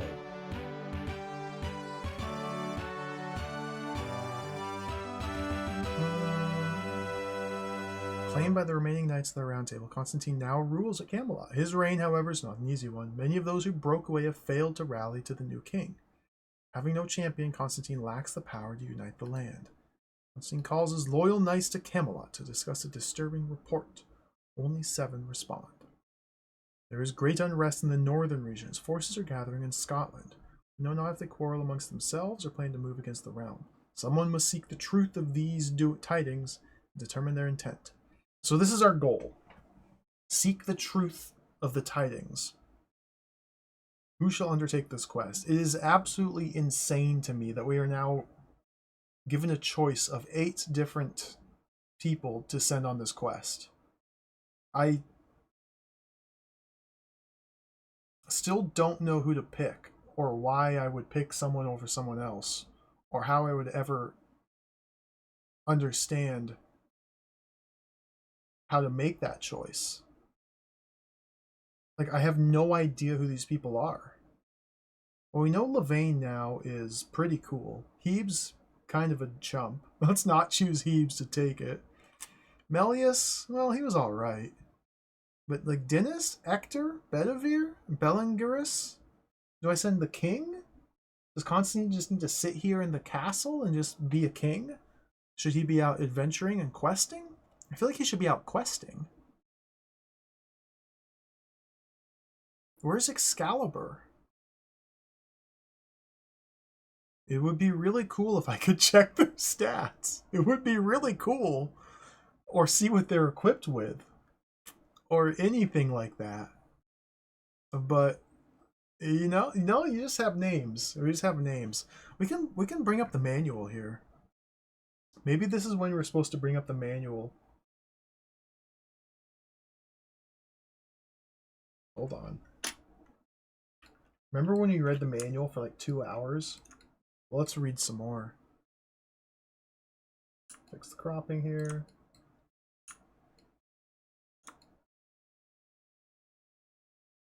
Okay. So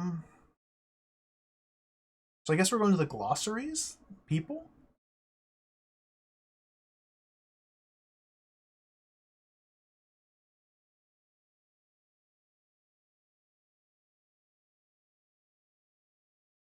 Oh yeah, we're in episode 1, the king making. You as Lord Constantine have just been informed of Arthur's death. As his crown regent, you're his most likely successor. You're in York, must make your way back to Camelot to claim the throne. Okay, we just did that. On your journey, you will come across many nobles, soldiers, and everyday people who may ask for your help or merely offer advice to you. It's wise to pay heed to them. If your conduct is timely and chivalrous, you'll be rewarded with the crown of Arthur's realm. Am I in episode 2 now, or are we still in episode 1? There wasn't like a fancy episode title screen. Are we in episode 2 now? I think I'm in episode 2. As Arthur's successor, Constantine lacks the greater part of Arthur's power. Britain has been fragmented, with former followers of Arthur carving out independent, somewhat friendly kingdoms. Lancelot, Arthur's great champion, has sequestered himself in a monastery to repent for his passionate affair with Guinevere. Torn by grief, remorse, and self-reproach, he refuses to be drawn away. He has taken with him the bulk of Arthur's surviving lieutenants of war. The episode begins with your Round Table Council of Camelot. So yeah, we're in episode 2. Episode 1 was literally just the guy walking down there, and I had no control over anything that he did. Or maybe I did. Maybe I secretly did have control. Already your realm's endangered by an invasion of a Scottish force led by Melihan, a son of the late Sir Mordred. Your limited information from the field tells you that Melahan's equally malevolent brother Morgellon has dropped from sight on some mysterious errand. I never learned any of that. Furthermore, a Saxon force is threatening London, the city so recently won by Arthur at the Battle of Mount Badon. A large part of the forces potentially loyal to you may be bottled up in the city with limited provisions. Thus, the Saxon siege will take time, but can only have one eventual result. To muster the forces needed to defend the kingdom, Constantine must find a champion who the disaffected knights will respect to stand in his name. The only man who can command this loyalty is Lancelot du Lac. As the king, you must send a party of carefully hand-picked knights. That's what Okay. To persuade Lancelot to come out of hiding, to help save the realm. It's also wise to visit the chapel upon the outset of the quest, as Brother Baldwin may offer some good advice. You may wish to consult Nynaeve, the court's resident enchantress. While the quest proceeds, you must also gather what forces you can to delay and harry Melahan's army. Many knights and their small forces are scattered across Britain. You may command some of these to unite and move to delay Melahan's advance. In this way, you may buy time. Cannot stop him, however, without du Lac and the veterans he commands. You must also reinforce and replenish as best you can the garrison in London. If London falls, the Saxon forces there will unite with Melahan and move against Camelot. If Constantine is killed, you've lost the game. If you, through your lieutenants, can persuade Lancelot to rejoin the realm and then to destroy the Saxon armies, you'll win breathing space for your kingdom and for your monarchy. So that's the goal. It would be nice if any of this were stated in the game, but this is a 1990 computer RPG, so sometimes you gotta turn to the manual. So how do I carefully handpick these knights? And didn't it say somewhere that, like, certain people won't listen to other people because hints for success? Like, this part here is just wild to me. Arthur's England was not a harmonious union of knights and kings of the realm, cheerfully banding together to do battle with evil. To name one prominent example, Sir Gawain, leader of the Lothian and the Knights of Orkney, has had a long-standing feud with Lancelot and his clan. At the time depicted in the game, Gawain is dead. Other knights, such as Villers or Galhalantine, may continue the vendetta. Thus, sending an Orkney knight to rescue Lancelot may have baleful effects. How do I know who's an Orkney knight? Further details regarding family feuds can be found in the glossary. We turned to the glossary, okay. So if we're trying to rescue Lancelot or convince him to join us, we have to send a certain tribe of knight? Who do I have to pick from? Bedivere, Ector, Dinas, Belengaris, Lavaine, Melius, Hebes. So, Bedivere. Well, he's one of Arthur's first knights. Sir Bedivere was always the king's staunchest supporter. Fights with Arthur at all his great battles. Consistently subordinates his own interests to those of his sovereign. One of the few survivors of Arthur's last battle at Camlan, Sir Bedivere witnesses Arthur's death. At Arthur's dying command, he attempts 3 times to return the sword Excalibur to the Lady of the Lake. I thought that was Percival. And is reproved by Arthur till he finally succeeds. Leader of the current knights, Sir Bedivere's love of Arthur makes him an enemy of Arthur's betrayer, Lancelot. We don't send Sir Bedivere. Okay, so we're learning. Sir Bellend, a loyal but average knight of the Round Table. Boring! He was once a lord of Northern Wales, but was evicted in a rebellion and is still hated there. Dude, this guy sucks. Get him. We also have Ector, Dinas, Lavaine, Melius. Dinas. Former Seneschal of Cornwall, Sir Dinas renounced his allegiance to King Mark over his treatment of Tristram. That's a town in Diablo. You can't fool me. And later became a Knight of the Round Table. Sir Dinas has unsuspected aptitude for druidic magic. Pretty cool. Sir Ector, Lancelot's English-born half-brother. Ector is a strong knight loyal to Constantine. Lancelot in the Round Table. I think Ector's our man. Not to be confused with the older Sir Ector, who is Arthur's foster father. I think Sir Ector might be the person to lead the party to Lancelot. We have Gahalantine as well? No. Lavaine, Melius, Hebes. Hebes. Former squire to Sir Tristram, Sir Hebes became a good knight, but not the best fighter. His strong faith makes him a good candidate to train as a clerical magic user. Interesting. Lancelot. Lavaine. Lavaine is inordinately proud of his speed and endurance. He's the fastest of the knights under Constantine's command, though average in fighting ability. Excellent for pursuits of fleeing quarry.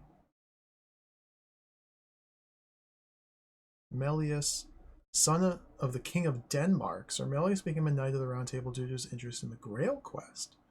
A strong fighter with unusually good armor, a prideful knight, Sir Melius is the least noble and faithful. The least noble. Where's Merlin? Celtic prophet and druidic magician, Merlin was called Son of the Devil, Arthur's mentor from his birth to his marriage to Guinevere. Most powerful magic user loyal to the Round Table, placed Arthur as a baby under the care of Sir Ector and his wife, brought him up with their son Kay. Merlin hasn't been seen for several years before Arthur's death. Where's Merlin? We gotta get Merlin. We gotta find Merlin. So I think this is saying we should choose Ector. Now we weren't specifically instructed to pick a knight to go recruit Lancelot. The quest that we are picking someone to undertake is simply to investigate the rumors and the tidings up in the north. So do I want to send Ector to do that? Where's Lancelot at? Can he, like, stop by Lancelot's place on the way? How do I find Lancelot? Am I just supposed to know where he is? Do we have to visit? I think the in-game help would tell me where. Hector, you're up. Who shall accompany him? Good. Hector will lead. Who shall accompany him? I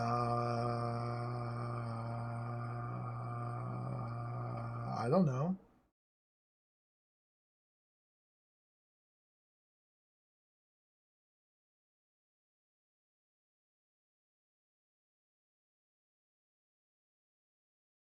Dennis? No. Lavaine. Who hated Lancelot? I already forgot. Somebody hated Lancelot. Bedivere. Bedivere hates Lancelot. So we don't want to send Bedivere. Lavaine is fast, so he's pretty cool. Maybe we can send Hebes. I guess we have to choose. Lavaine's got the speed, so we want him there. Or do we? I don't know. There's no way to check the speed stat. We don't have speed stat. Dennis has the aptitude for druidic magic, Hebes, clerical magic. So I guess I have to choose like what style of magic I want this team to specialize in. Druidic or clerical? We'll go with clerical. Hebes, you're up. 3 is enough. Go now. May God protect you.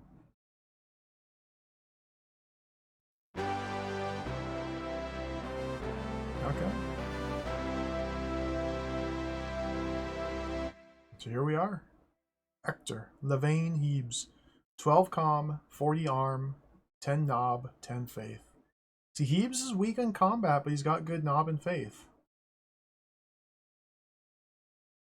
So from here, I guess we should just harvest all of the hints and clues. You must find Lancelot. Okay. Visit Baldwin in the chapel, Nynaeve in the enchanter's lab. Have each of them join the party of knights. Be sure to pick up all the items they offer. Continue upstairs to the treasury. Pick up and use the runic blade. Take only part of the gold. Well, let's go.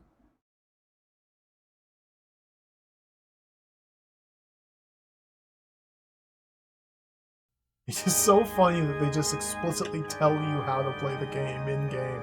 Do this, then do this, then do this, then do that. My friends, how might I help you? So are we picking a single item we want? But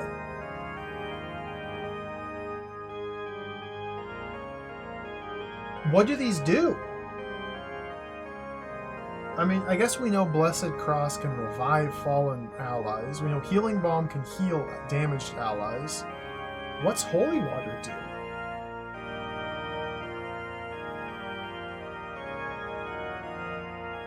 I want the Holy Water. I've played Castlevania. I'm concerned for you. Who will attend to your spiritual needs? I offer my humble services. Join up, buddy. The cross was really good, but I don't know what these other items do, so I gotta investigate. So now, Sir Ector, if we look at his stats here, the Holy Water. If only there was any way to understand what that does, or how to use it, or anything about Holy Water. But there it is, we have it. Baldwin. I went upstairs! Oh, Chade, welcome. I'm doing very well. I'm trying to play this very mysterious game. This game is awesome. Like, it's really cool. It's also very mysterious. So again, we have a choice here to pick a free item. Batswing? Belladonna? Prowess Potion? How do I... Like, I feel like these choices are very important. But I have no way of knowing what any of these do. Well, that's not true. That's not true. We have a way of knowing what some of these do. Back to the manual.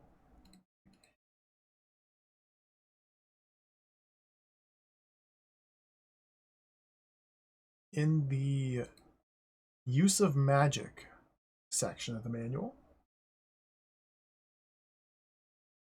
the runic blade is magic. Okay. Good. Other spells, magical items can only be used by the druidic magic users. Okay. Holy objects.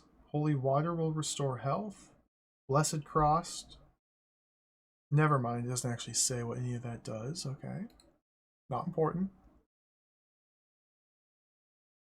Find them. Learn their strengths and weaknesses. Determine who can use them most effectively and save them. Yeah. I remember reading about, like, I think it's in the glossary. Okay, go back to the glossary. Yeah, here we go. Objects. Belladonna. It's a poison. So I can take poison? Okay, Belladonna is a poison. Mandrake root. Gives you diarrhea, but it's also an aphrodisiac. Do I want that? Can I give that to one of the fair maidens we come across? Dragon's Bane, effective against fell beasts. I think I want Dragon's Bane.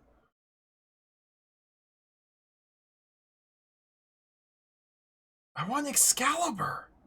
Where's Excalibur? Let's take some... Definitely take some Dragon's Bane. I don't know what Bat's Wing does. I don't know what Belladonna does in the context of the game. I don't know what Elixir of Loftus does, Prowess Potion, or Vitality Potion. I don't know what any of these other items do. Healing Balm heals you. Maybe we take that. And, like, the thing is, I don't even know how to figure out what these items do. I think she's wearing a plate mail bra? I mean, it's going on over her dress, so... A very strange style. But yes. Batswing. Join party. Alright, I got the Batswing.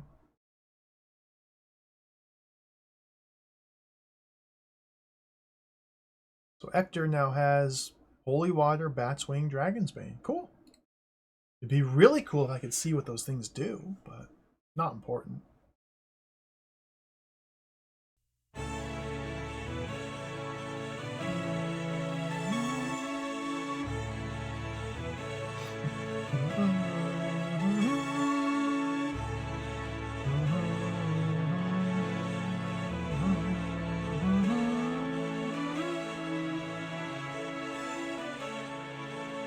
Here we are at the treasury.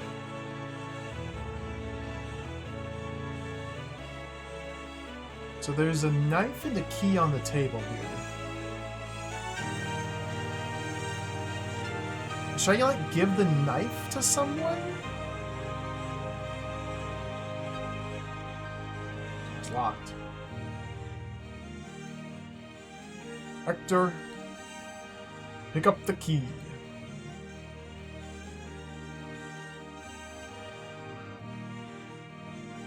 Hector, use the key.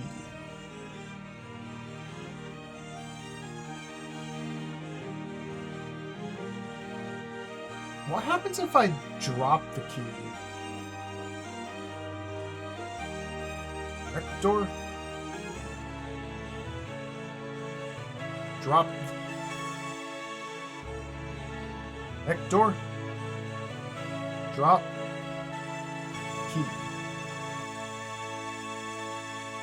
Oh, he puts it back on the table. Cool. That's really cool. He just puts it back on the table. I thought it would disappear permanently. So here in the treasury, there's a whole bunch of items. If we have Hector pick up. Oh, there's the gold! Whoa!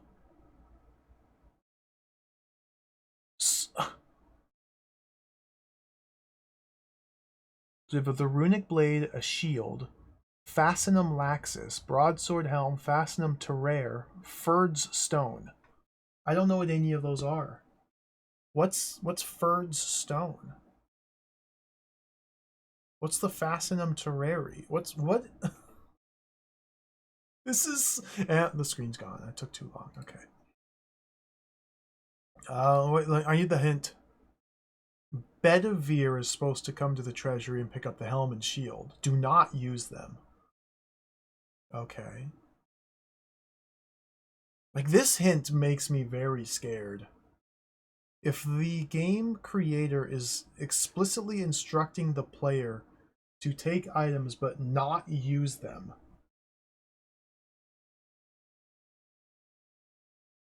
then what else am I supposed to hoard but not use? Like, that's scary.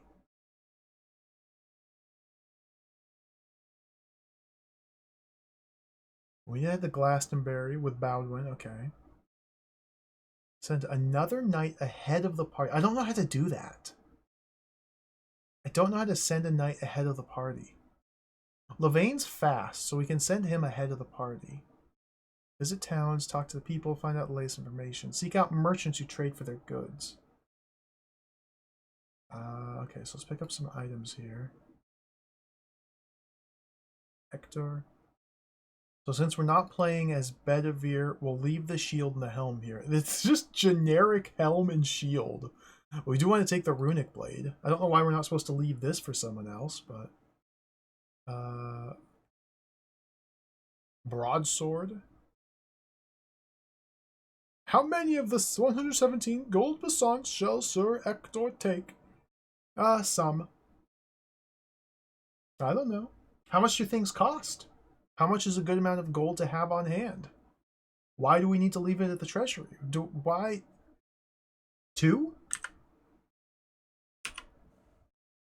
20? 1? 50? 58? 30? What's the average cost of any... Where's the merchants? Do I buy things in this game? What? 4? I'm gonna go with 47. Sure. I don't know. Do I take these? Do I have to leave these for Bedivere as well? Do I leave these for Percival? Do I leave these for Lancelot? What's the what? Get out of here! Get out. I'm leaving them.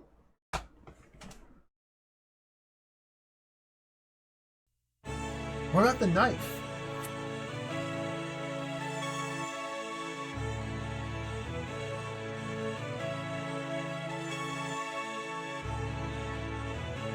Just leave it.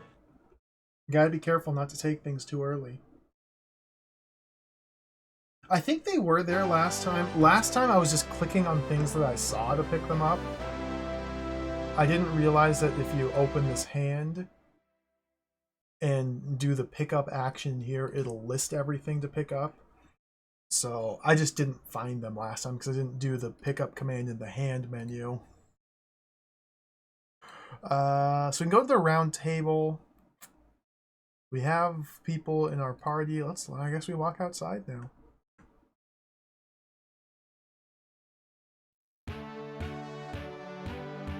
The daughter of Baldric of Arundel has been kidnapped by a Saxon rogue. If you free her, Baldric will lead an army to aid Camelot. The Saxon has a head start. Lavaine's the fastest knight.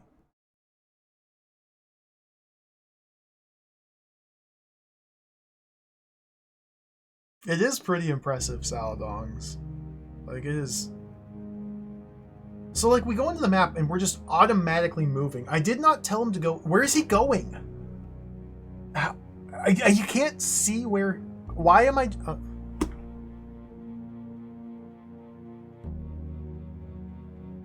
We've reached Salisbury. Counters a guard. Let's stop and talk to the guard.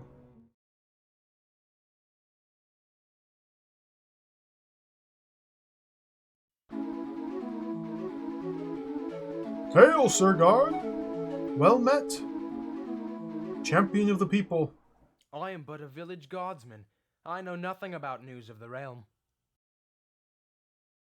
So why did I kill this man in my last playthrough? Was it because of the knight I chose to lead the party? Was there just like some hidden... Is it random?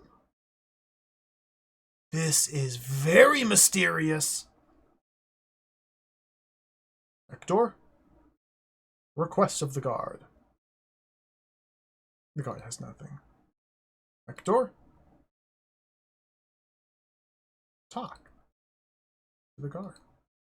I am but a village guardsman. I know nothing about news of the realm. Well, thank you. Okay. Okay. Bye. Bye. Bye. Okay, we're no longer auto-traveling, so now I have to select a destination. Let's do a save here. Save current game. I don't know. Game was saved. So let's command you, so Hector, to go to Stonehenge.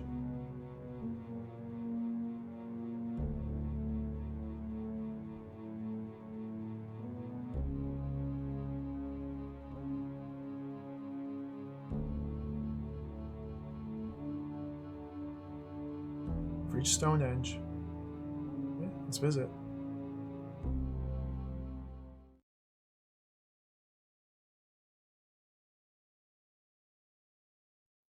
Oh, look at this. Whoa.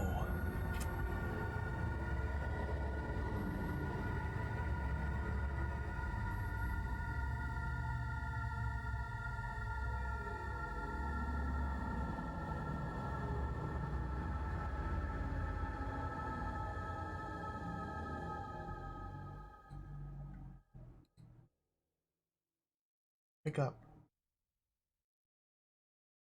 Search.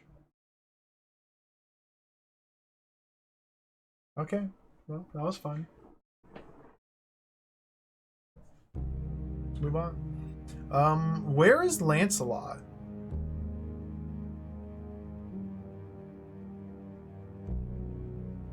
Here? That's Lincoln. It's Lincoln, Nebraska. Wasn't Lancelot here? Tower Rock. Is Lancelot here? Melahan. Oh, that's the bad guy. Is Lancelot here? York, no. Is Lancelot here? Heritor. Are you Lancelot? Oh no, that's Leicester. Leicester. Lancelot? Lancelot? That's not Lancelot, that's the Saxon Knights. Lancelot? Are you Lancelot? Celesus?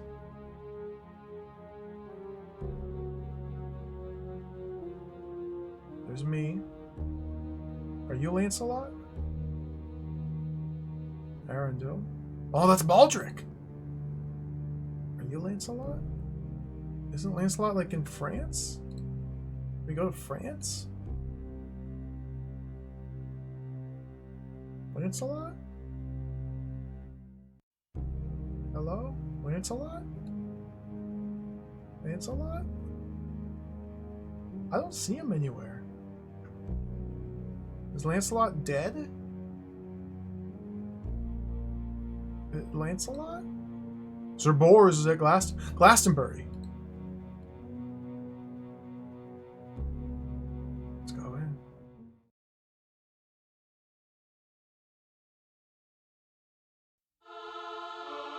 Whoa.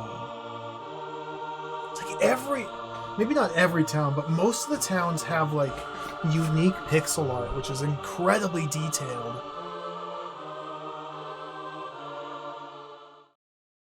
It looks so good. Oh! Who are you? Sir Bors. So we can't do anything here. We can investigate all the different areas. Dude, look at this.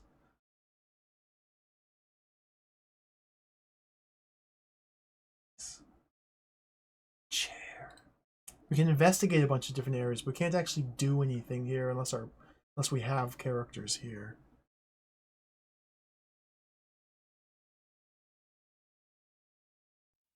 I think Lancelot's in a monastery somewhere, yeah. Sequestered in like mourning. Not even mourning, he's like self-flagellating because he banged Guinevere.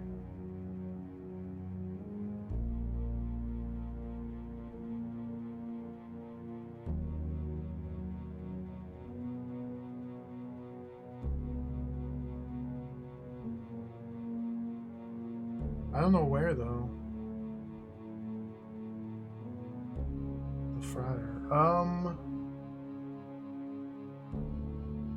Fell Beast. We try heading back over here. Sir Bors is at Glastonbury. Like, this is wild. Like, how? Okay, I guess these are like all my different quests. Lancelot was last seen at Cardiff. Okay, there we go. Bribe the old woman outside the castle. Journey to Caerwent and bribe Grud?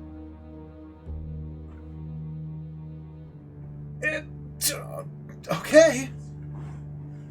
Very knightly, chivalrous behavior. Just go around bribing people. they spell it out for you. That's so weird. Like, I guess I just need to reframe my train of thought with this. I just need to think about this game differently. This is not like an open-ended RPG adventure. This is, we have to follow the story which has been planned and outlined for the player to experience. And maybe there's not a lot of, like, decision-making and choices we have to do along the way, and more so, do what's asked of you.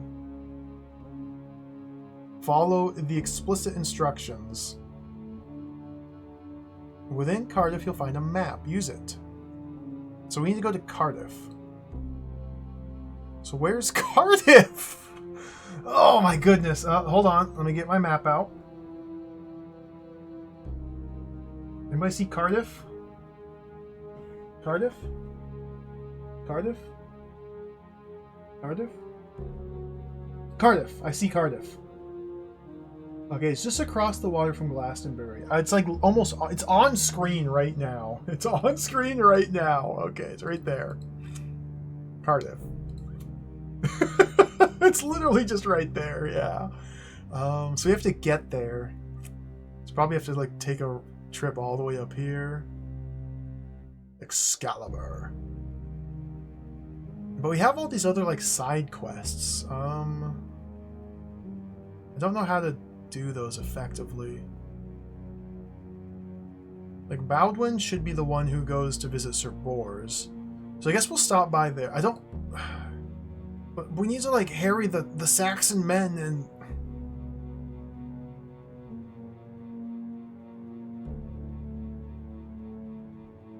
Let's go here.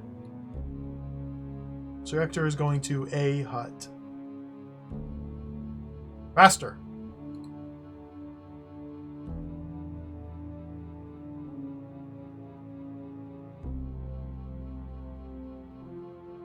We've reached a hut. Talk to the old crone.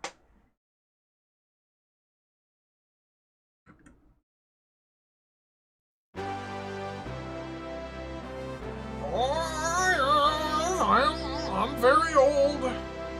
Oh, let me shake my finger. Lancelot has left Glastonbury. Bors may know where he has gone.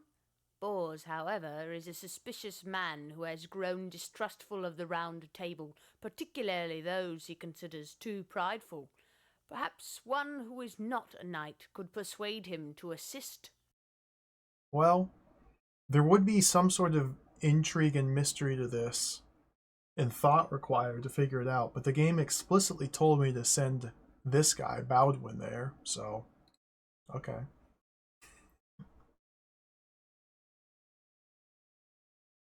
The old crone. Talk. Old crone.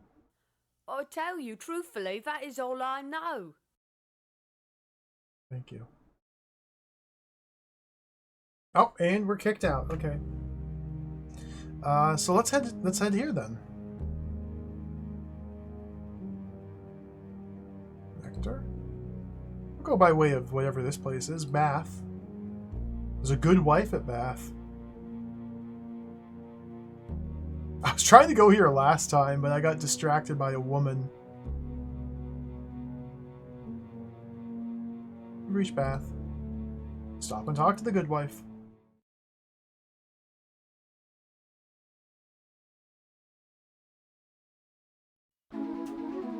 She looks like the crone! Oh, look at the horse over there! A band of foul brigands passed through here yesterday on their way to Cirencester.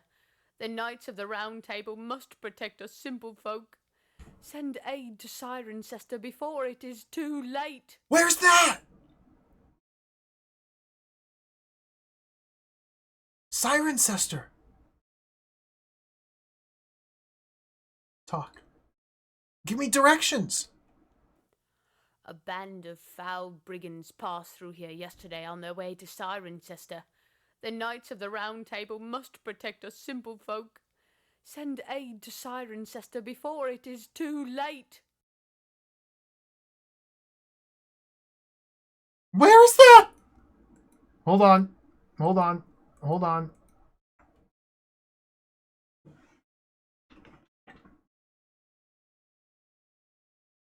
Okay, there it is. It's northeast. We're in Bath. It's northeast of me. Okay. The map came with the game. I need it. I've never been to England. I don't know my way around. Or we've been distracted. We have to go on this side quest.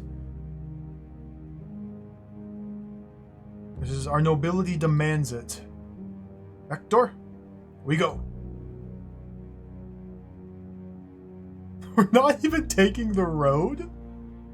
There we go. Now we're on the road. Nope, nope, kind of. Why did we... Whatever. Encounters a guard. Stop and talk to the guard.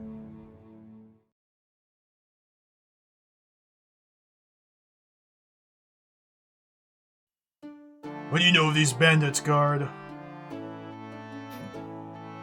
I never used the runic blade. A group of bandits was threatening our village, but our guard frightened them off. They now journey towards Oxford. You must warn the folk there of their peril. I must remain here myself to guard our town. Oh, I need to equip my runic blade. Use. Runic blade. Gains combat ability. Alright. Oxford, where's that? Okay, hold on. Let me get the map out. Oxford.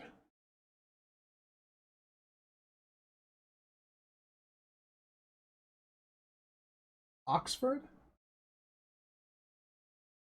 Oxford? Oxford, that's to the east of us, okay?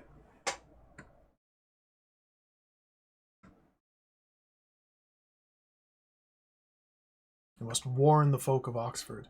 How can I... Okay, Levain's the fastest knight. How can I have him lead the party? I guess I could, like, send him off alone, right? If I select Levain here to go to Oxford, which should be... Is it this town? I don't know. That's Oxford. So he just took off on his own.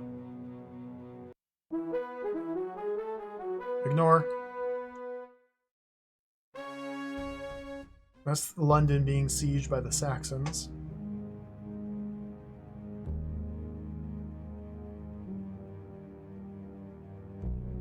Stop and talk.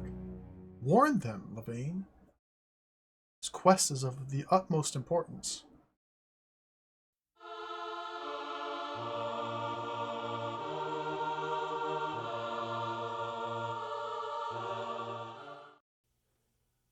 A foul band of ruffians is preying on the good folk in this region. They've not been seen in Oxford, but I hear that they may be moving on Bath. You must send aid there and stop these miscreants. A wild goose chase. Okay, so they've not been seen. I came here to warn you that they were coming here. But you're telling me now that they're going there. Where's Bath? Good gravy. Back to the map. That's where this whole thing started! The Bath is where I was told to go to Worcester. And then from Worcester they told me to go to Oxford, and Oxford told me to go to Bath. It's a triangle. Alright, well, let's head back to Bath. See you later.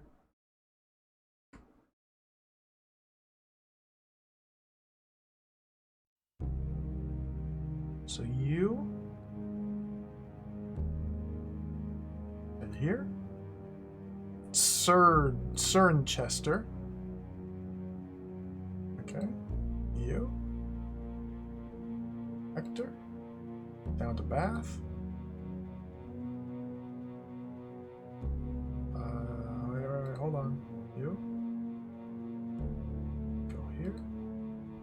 Seeking Sir Hector. You're going the wrong way. Going the wrong way. You reach Bath. Talk to the good wife. Now, we didn't, like, relay the information from one party to the other. Levain by himself, on his own, learned that they were heading towards Bath. So, technically, Hector here doesn't know. A band of foul brigands passed through here yesterday on their way to Cirencester. The knights of the Round Table must protect us simple folk. Send aid to Cirencester before it is too late.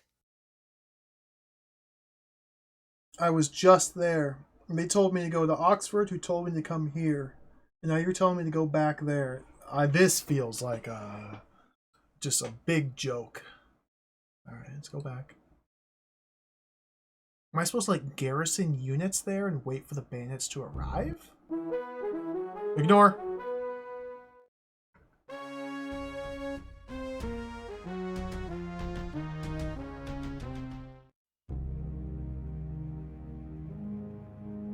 London's fallen.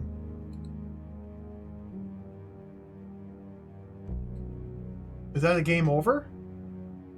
No. Saxons have assumed control of London. Alright, they can have it. Join forces.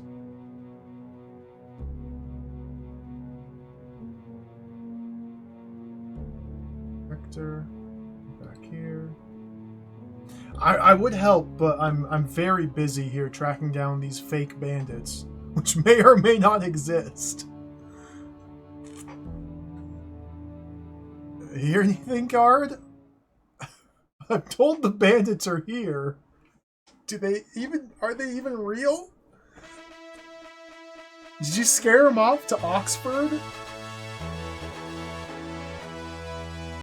A group of bandits was threatening our village, but our guard frightened them off. They now journey towards Oxford. You must warn the folk there of their peril. I must remain here myself to guard our town. We're not getting anywhere. What's this?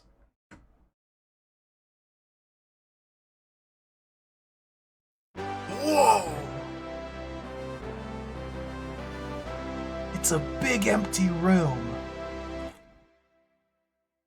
Search. Nothing to search. Seize.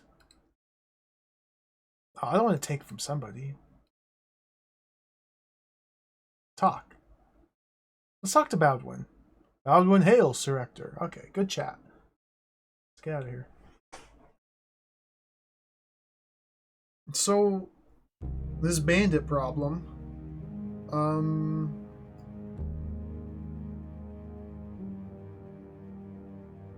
I was supposed to come down here and talk to Bors to learn of the whereabouts of Lancelot.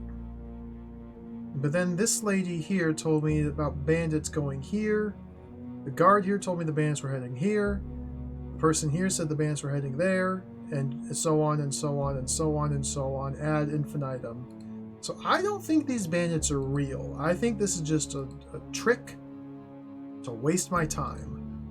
Let's head to Glastonbury. Turn the speed up. Okay, it's still up.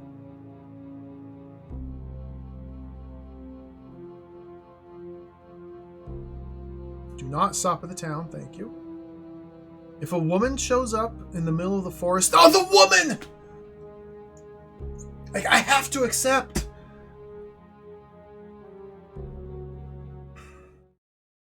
Now we have to go on another sidetrack, a diversion.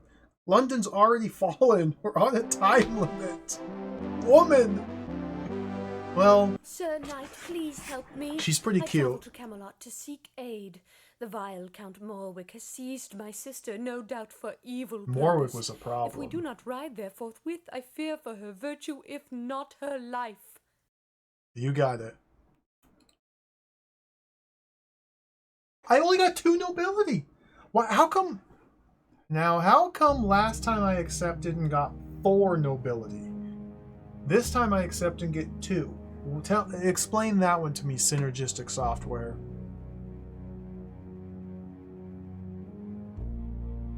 So I've lost control over my group of knights. They are just moving on their own now. Because a woman has asked for their help. So we must go. This guy here is a brute. He's a thug.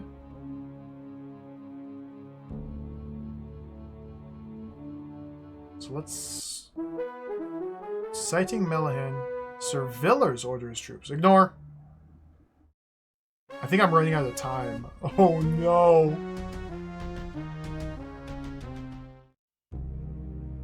Okay, save. Woman.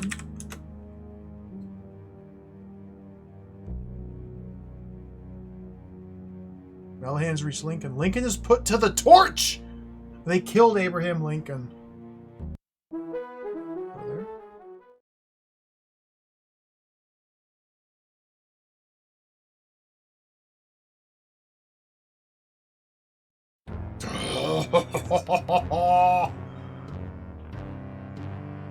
You must be anxious to die. The foolish slattern confined within is not worth spilling your blood. Ah, well, sometimes idiots and children must be taught harsh lessons. To the contest. Wait, can I use magic? Can I have a Nynaeve magic? Cast the shield spell. Lacks the Hellsbane! I'm lacking the Hellsbane. Magic. Cast the defend spell. I don't have the bat swing! Magic? Oh, he crushed him. He crushed him. Yo, MP83, welcome. Thank you for the raid. Welcome, raiders. How's it going? I'm playing Spirit of Excalibur for DOS. This is an insane video game. I thought I had it. Didn't I? Don't I have a Batwing?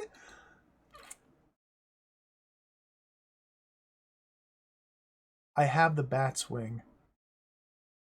But Nynaeve doesn't have the Batswing.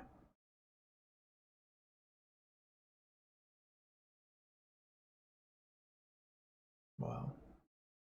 Oops. Oops. We're a master combat. Plate armor. Worthy nobility. She did give me the Batswing, yes. I asked for it. And I took it. And I got it. But she doesn't have it anymore, so she can't cast the spell that consumes the Batswing. She needs the Batswing if she wants to cast the spell. But she gave it to me because I asked for it. But she needs it to cast the spell. I can't cast the spell. I don't know the magic, but I have the Batswing. But she needs it to cast the spell. It doesn't make any sense. Nothing about this game makes sense yet. Let's cast this healing spell. Because it did take a wound. Hector. Although Hector did an incredibly good job in battle there. Let's head inside. Brisk on the MSX2? I've never even heard of Brisk. Nice. Hope you had fun with it. Unfortunately completed it. Well, Oh, thank you. I've been there If before. not for you, I would soon be dead. I swore I would perish rather than submit to the Count's salacious advances. Please accept this token of my appreciation. Indeed, our Leoness is now yours by right of conquest. Cool. So she says accept this token. But like, what is it? Is it the potion that's sitting here?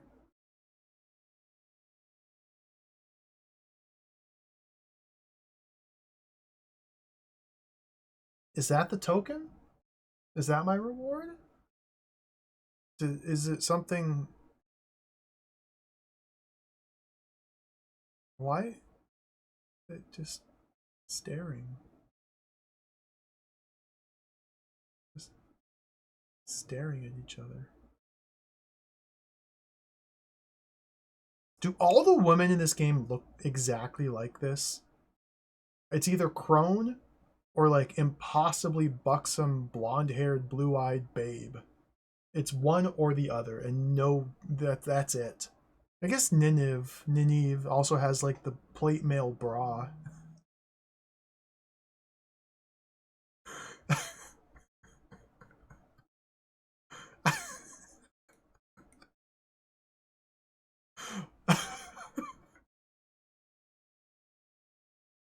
Potion. Pick up.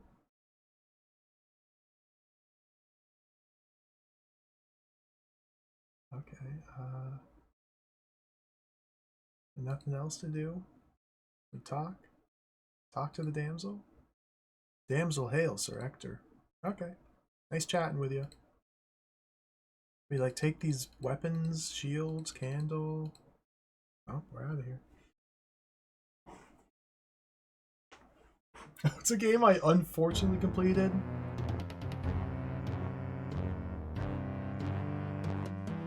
You know, now that you mention it, most times I'm pretty happy I finish a game. The Flintstones for the Super Nintendo, that was unfortunate. That was a very unfortunate game. It's unfortunate that I played it through to the end and finished it. It was very unfortunate because it did not pay off at all. It was purely suffering and agony. Home Improvement was kind of cool, yeah. That would not be unfortunate. Home Improvement had really cool boss fights, and it was actually kind of satisfying to like learn the stages and get good enough at the game to make progress in it. it's intensely messed up and like very, very bad. But it was kind of fun still. Alien for the Commodore 64. Well, it was a disappointment, but I wouldn't say it was unfortunate. Very. Alien 2 Aliens for the MSX was quite agonizing. I don't know. I'd have to check my documents here. Most games I usually leave with a good feeling about them. Alex Kidd BMX trial? That was unfortunate. Just everything about that was unfortunate. Everything about that game was unfortunate.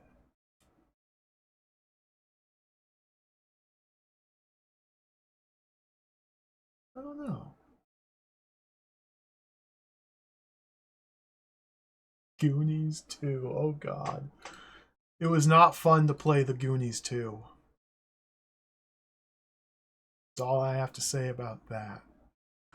Dude, Aliens on the computer game. That game was so sick. That was the opposite of unfortunate. I was very fortunate. There's still more Aliens games I need to play. Okay, so we've completed our side quest. We got a healing potion. I think if we had access to the giant mega map, we would also have control over this part of the land. So let's move on. Maybe this time I can finally reach here. Glastonbury. I've been trying to go to Glastonbury for ages now, but maybe we can get there this time. Now I think I'm gonna run out of time because the town of Lincoln... Oh, whoa! It's completely owned.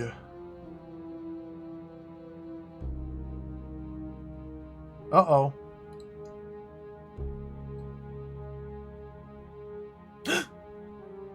Galantine at Leicester. He's gonna die.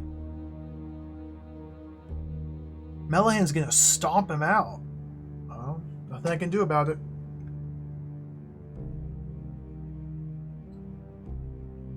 Yeah, most of the unfortunate... Exactly, Dana. Most of the unfortunate games I play, I abandon them. Most of them I just abandon before I complete.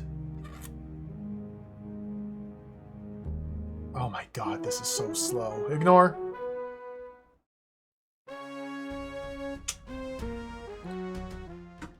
My guys are dying. Melahan's reached light. Oh, it's put to the torch. Tintajo.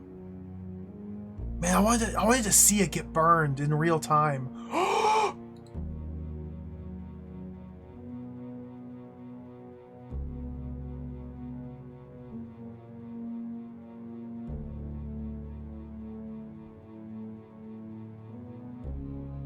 It's gone.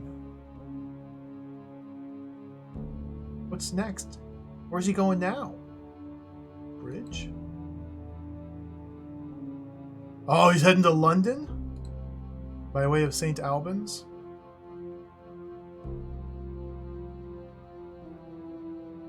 And then I think once they rejoin... I think once Melahan joins with Arkhouse in London, they'll group up in Assault Camelot. So I'm just kind of feeling things out at the moment. I want to see what the time limit is. I still don't know how to play this game, but, you know, just we'll learn it eventually. I'm coming to grips with a number of things. Okay, we've reached Glastonbury, so nothing automatically happened. Let's head inside. I don't really like how the camera keeps, or like the map keeps scrolling when I'm just trying to select the little buttons on the side. I could be using the keyboard shortcuts. Inside. So Sir Bors here is not a friend of the Round Table. Prepares for combat! Lavaine, what's your problem? What?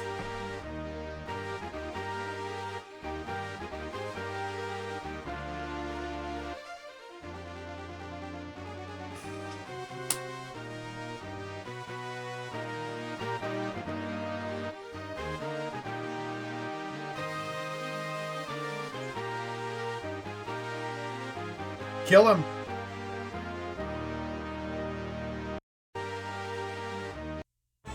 Sir Bors is dead!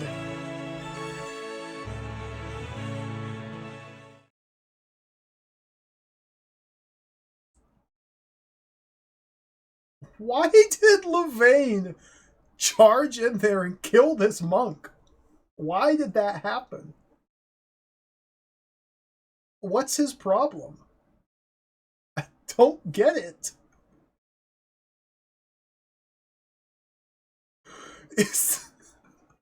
Was I supposed to know that that was going to happen? Well, let's just sit here for a moment and bring up the manual. Does Levane have a problem with Sir Bors, and that's explained in the glossary here? Let's double check. Levane, Knight of the Round Table. Levane is inordinately proud of his speed and endurance. He's the fastest of the knights under Constantine's command. Though average in fighting ability, he was pretty above average there. Excellent for pursuits of fleeing quarry. Sir Bors, son of King Bors of Gaul and brother to Sir Lionel. Well, he's dead. On the quest of the Holy Grail, defeats the devil in various guises, but he couldn't even defeat Levane. What a chump. Accomplishes the quest together with Sir Galahad and Sir Percival, some of whom he buries at the spiritual palace before returning to Camelot. Sir Bors is a strong supporter of Sir Lancelot, but suspicious of the Round Table. Due to an old dispute, Sir Bors and his brother Lionel hate each other. Having set aside his weapons and armor, Sir Bors now leads the life of a monk at Glastonbury. Good clerical magic user. Also, very dead.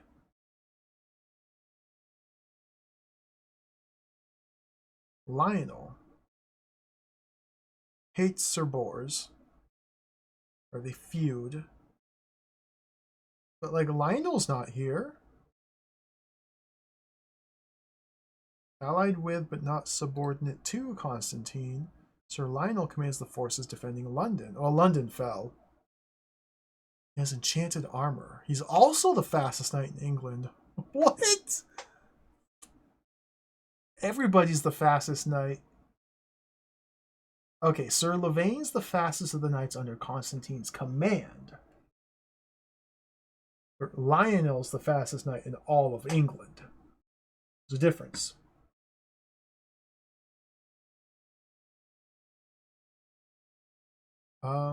Sir Bors is mega dead. And I got, like, stat growth out of this. Search his corpse.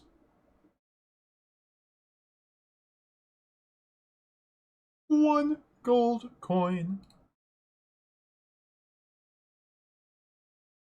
Nothing of value.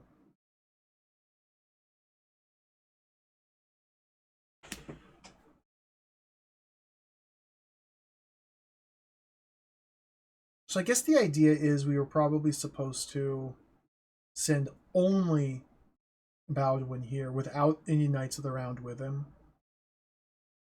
But that's such a strange and mysterious way to give feedback to the player that you screwed up. I walked in here and, like, no words, no speech, no dialogue whatsoever. The instant I entered in this door, Levane charged and killed him.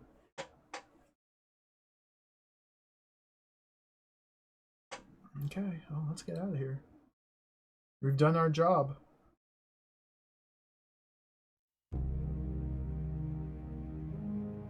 Let's head up to Cardiff. We did get one gold piece, so that's good. Victor? Cardiff. Are you gonna swim there? We're swimming there, okay. Woo! Boat. Where did we get that boat? It's gone, okay. Stop and talk to the old woman.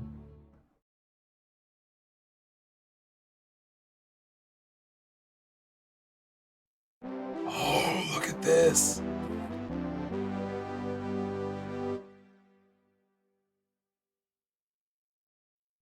The master is not at home. I don't know where he is or when he will return.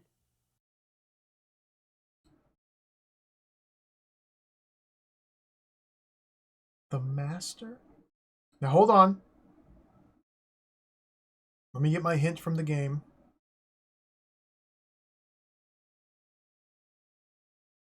Get my hint from the game.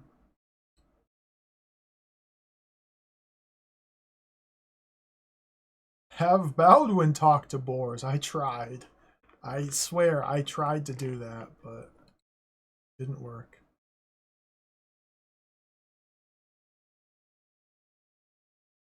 No, not here. Lancelot was last seen at Cardiff. Bribe the old woman outside the castle. Journey to Caerwent and bribe Grud. Okay. We have to bribe her. Bribe. Old woman. I don't know. One. The master is not at home. I don't know where he is or when he will return. I guess that wasn't enough. Bribe. Old woman. 2. Begins to smile, but she remains intractable. I guess that's not enough. Bribe. 3. This will now be 6 gold besants total. The master left the castle in the care of a man named Grood, who lives in Caerwent.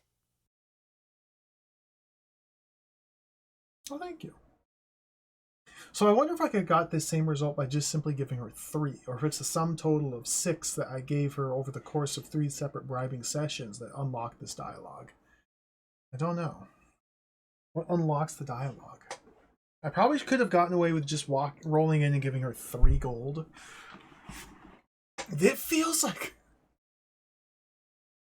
this is going to be a lot of like save scumming to effectively play through this game. All right, Brood, Grood, whatever your name is, we're coming for you. Caerwent.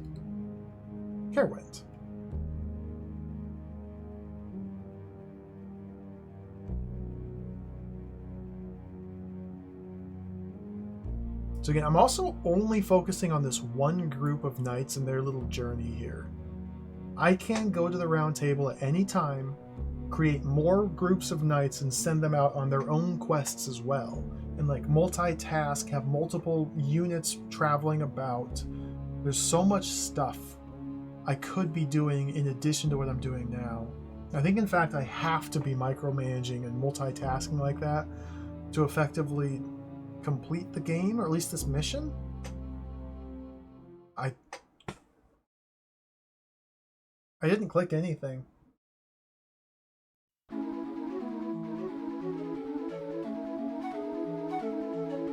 But for now, while I'm still learning, I'm just gonna do one thing at a time. Yes, I am Grood. Sir Lancelot hired me to watch over his castle while he was away. But I have no idea where he is now.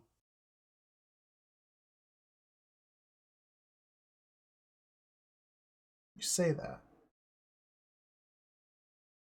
We got 3 gold coins here that think you know differently.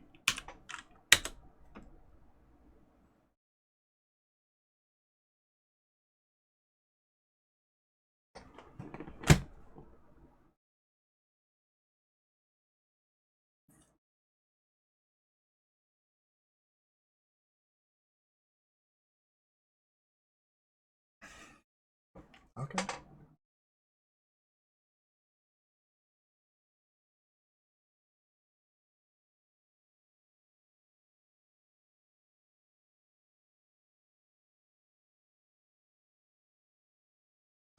All my money!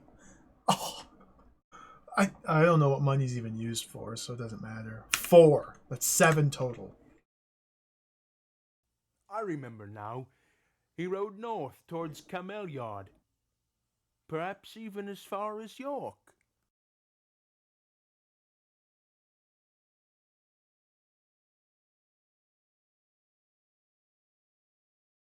Cameliard?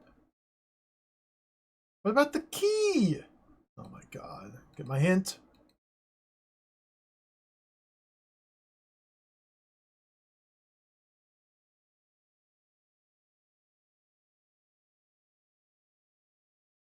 Be sure to get the key to the castle from him and return to Cardiff.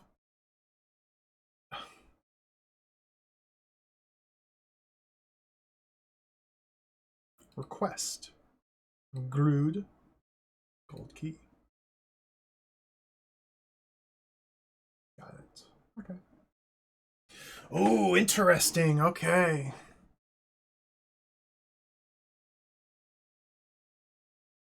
So whenever we're like dealing with NPCs, I need to be sure to go into the request or the trade menu. Because there's no way to like check and see what they have in their possession. Like there was no indication that he had a gold key. Period. So the only way that I as a player, without getting explicit direction from the game to do this thing to get the key, there's no way I would know as a player that he has a key at all unless we open up the request menu and request of him to see his different items. We don't necessarily need to make a request at this time, but we need the only way to see what they're carrying is to open up this menu. Then we click out here to not issue the request. Interesting. So let's head back to Cardiff now. I didn't even look at the blacksmith. Yeah, I don't know. Back door, back here. And there's no indication of what that key is used for. It's just a key. Like, we just have to know. We just have to know that the key that this guy is holding 2 towns down goes to this castle 2 towns back. We just have to know.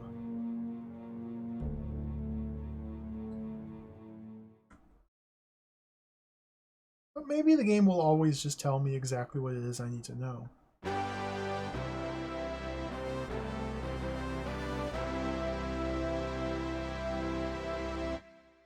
See, Ector's got the gold key. Like, I can't... This is the only information I have about it. Here, gold key. There's no way to, like, inspect it, examine it, nothing like that. It's just a key. Let's go in.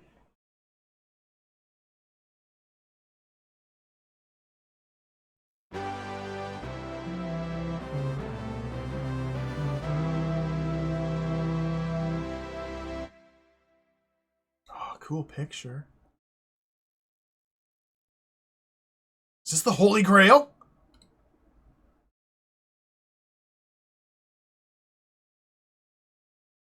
Pick up. The Golden Chalice! Okay, that's mine. Door is locked. Use... I can't use the Golden Chalice? Whatever.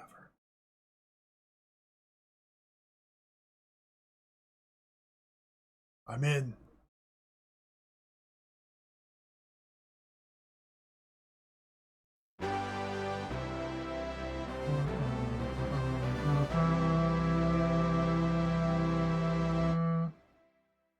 We always want to choose to pick things up from this menu.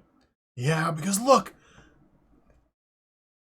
There's a map and there's a liver o sangreal. What is the liver? What's that? What's liver o sangreal? I'll take the map. I guess it's the book. The Book of the Grail? The Holy Grail? Okay, how can I read the book?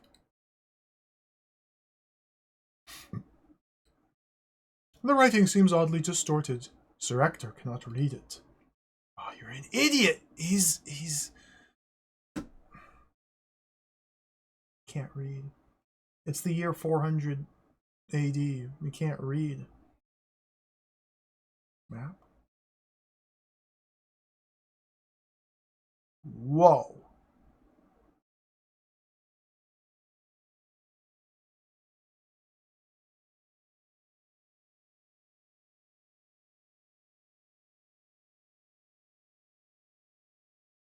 So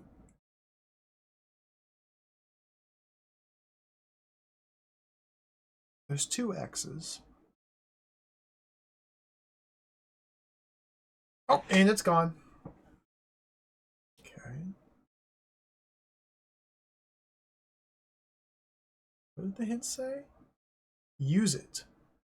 The correct location is in the north. Just use it. The correct location is in the north.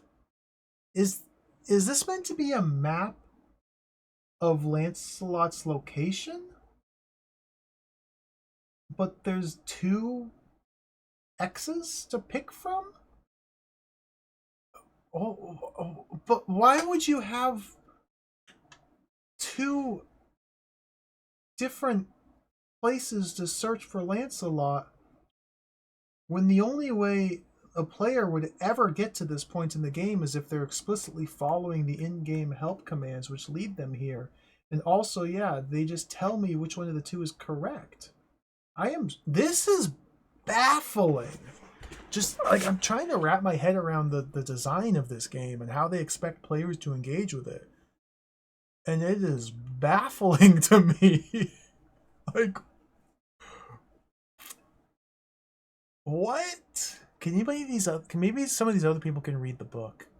Let's try and trade Baldwin. Oh, no. What's the keyboard command for this hand? I don't know.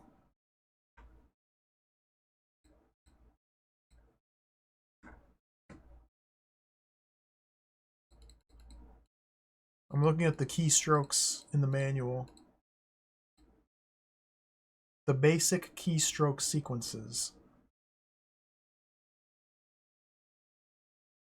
Well, we're in the scene level, so I need to press A for action. Okay. E for Ector. G for give. B for Baldwin. L. Okay. Then action. Baldwin. Use. L. Baldwin cannot read it. Okay, well. Action. Baldwin. Give. Maybe Nynaeve can read it. Satisfying gameplay here. Nynaeve. Use. Book. She has a key? Wait, she has a key?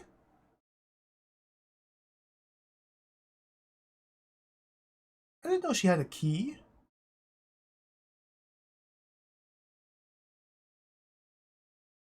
Key.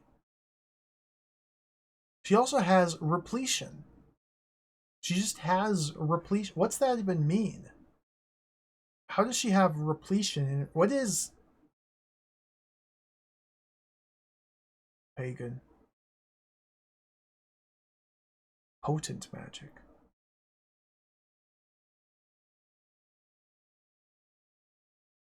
What even is that? Oh, we'll never know. Action. Nynaeve. Give. So Ector can't read the book. Baldwin can't. Let's check if Levane can. I think that must be one of her spells. Action. Levane. Use. Book. Can't read it. Action. Levane. Give to Hebes. Maybe Hebes can read it. Action. Hebes. Use. Book. Nobody can read it. At least none of these 5 people can read it. Doesn't mean no one can read it. Maybe I need to take it back to Camelot. And maybe one of the other knights there can read it. Or maybe Sir Bors could have read it if I wouldn't have killed him. Or maybe we have to go to France to read it.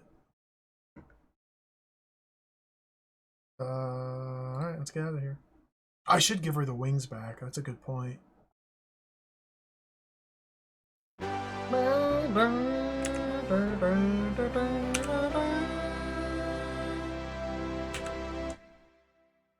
Give to Nynaeve. Batswing. Okay.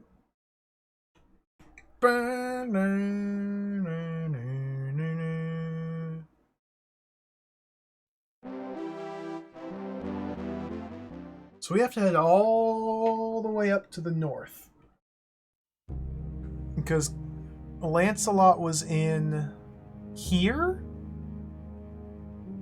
All the way at York? Melihan's reached London. London is put to the torch.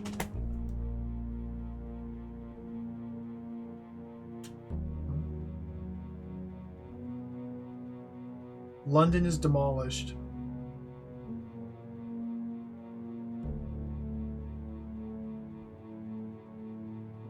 Oh, we have to recruit Lancelot. I have to recruit Lancelot. Cardiff? Just hold tight, Saxons. We're going to York. Lancelot? Morgellon? He's got guard, and guard. What? 3 guards are indented? What does that mean? Oh, dear.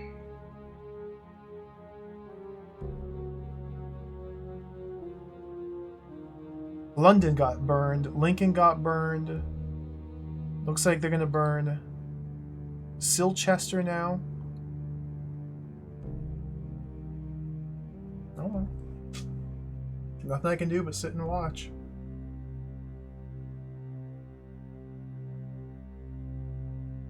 I wonder what happened if I visited London after it got burned. These knights and Saxons are still here. They're occupying the burnt rubble of London.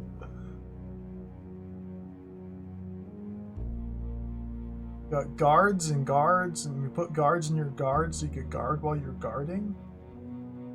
Got guards guarding your guards. I think they have guards guarding the guards, who are guarding the other guards. It's been destroyed. There's nothing to see.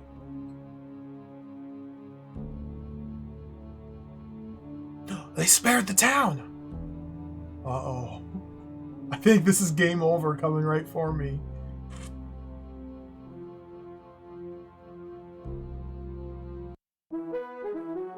King Constantine challenges Melihan to a fight to the death. Melihan orders his troops to seize King Constantine. With Constantine's death, hopes of uniting England are shattered.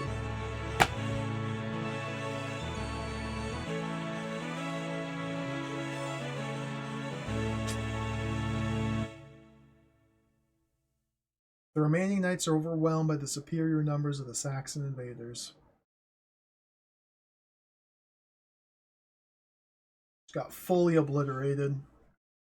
I didn't even have a chance to fight back.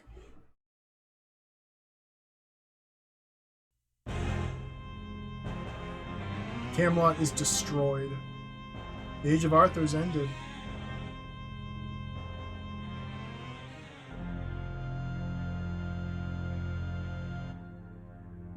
So obviously this is a game that expects you to play it in a very specific way. Like the developers, the designers outlined a very intentional path that the player would follow in order to successfully accomplish their tasks. And I feel like you have to have multiple plays, learning information in each one, like understanding what's found where, what can be done where, and then restarting, using the powers of time travel to play the game more efficiently and make it a little bit further in the next time. Like now I know I can not waste my time. I don't need to waste my time with the whole Oxford, Bath, Worcestershire triangle of nonsense. Like that, they gave me the runaround there for a long time.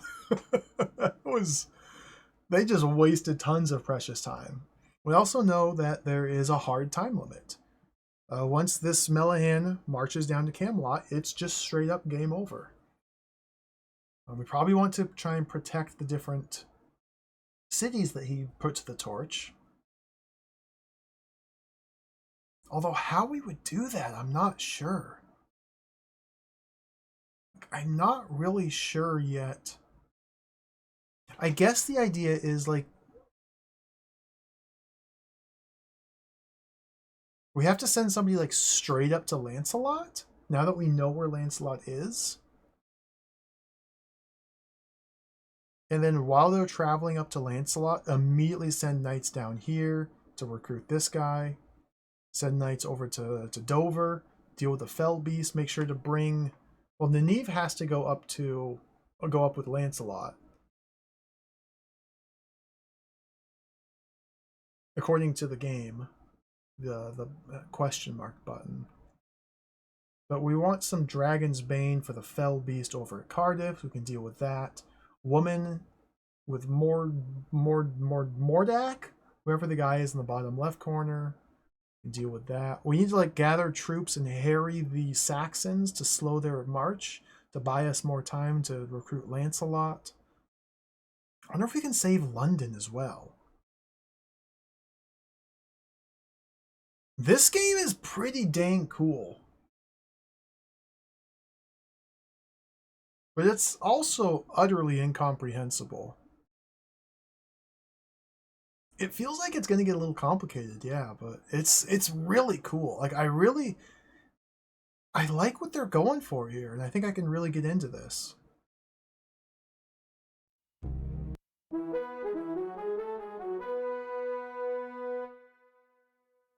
Wait, the game keeps going if I don't...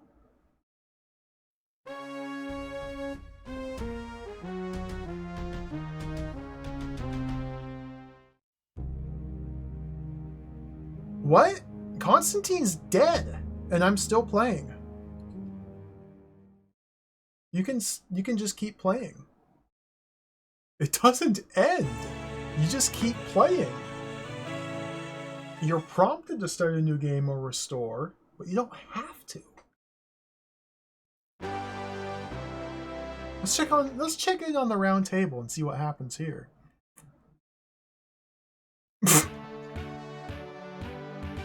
Well, they're all dead. To form a new party, select a leader. Finished.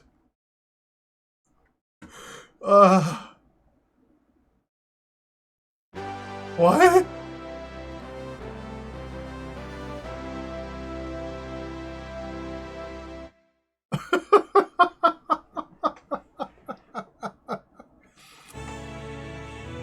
Weird.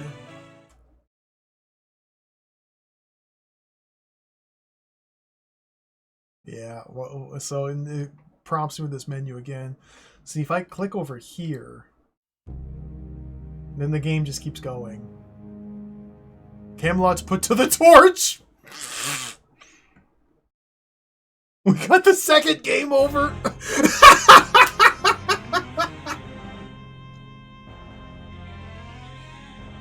We've had game over 1. What about game over 2? This game rules. Can we keep playing? Oh yeah. Oh yeah. There's no visual difference!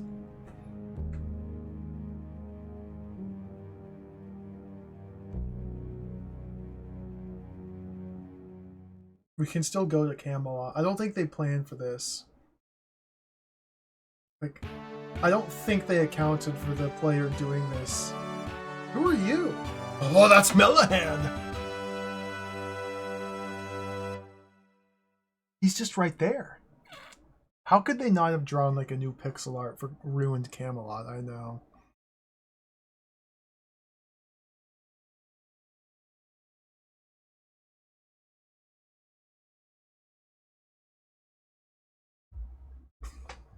I don't want to quit.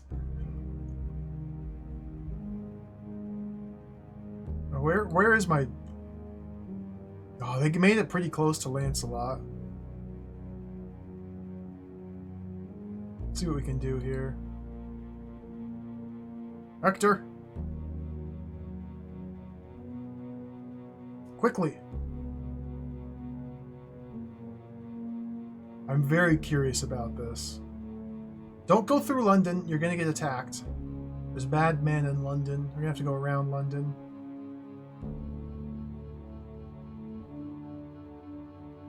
Go this way.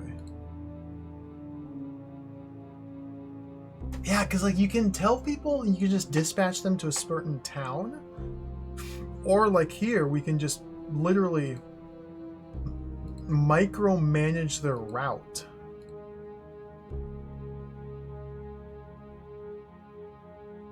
This is incredible. Like, at the same time, it's also... Continue. It's also very odd.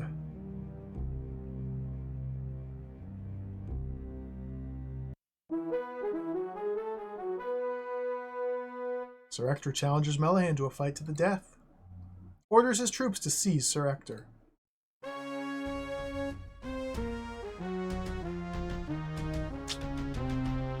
Well, we took 6 of them with us. At least we took 6 of them with us. And now I have no one...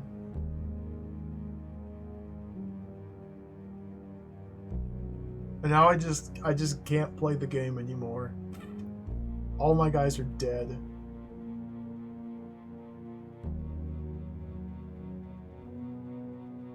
I didn't get a third game over, no. What about this castle? You got any people here? Damsel? No. Tintagel? Dragon Quest? Who are you again? Derek? Oh, we could probably use Derek's soldiers.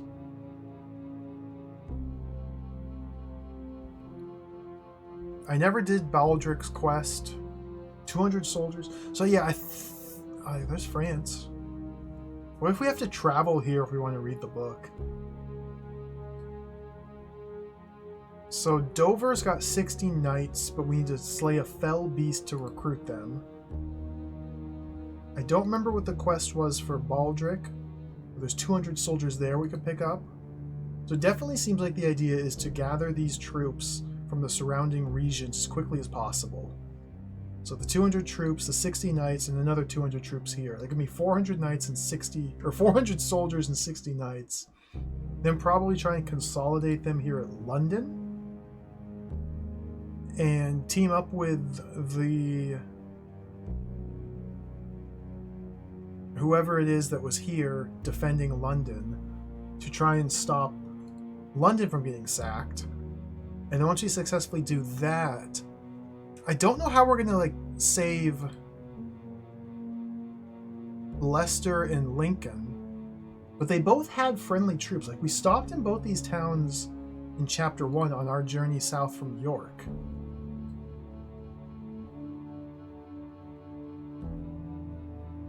And there were troops here. I might even be able to command them. I just never really tried. In fact, let me check.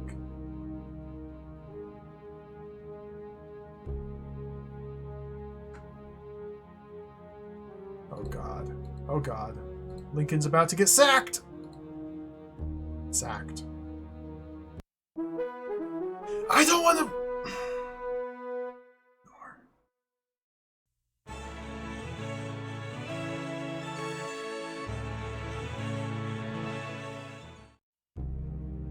I just want to see if I can command this guy here. Let's go there. Dude, I could just... No way. Who else can I control?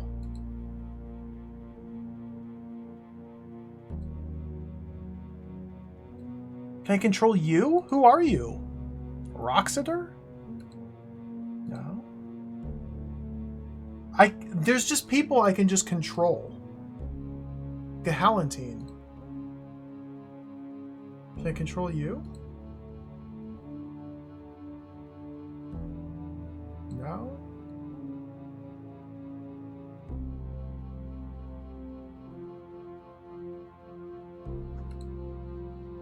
This is wild.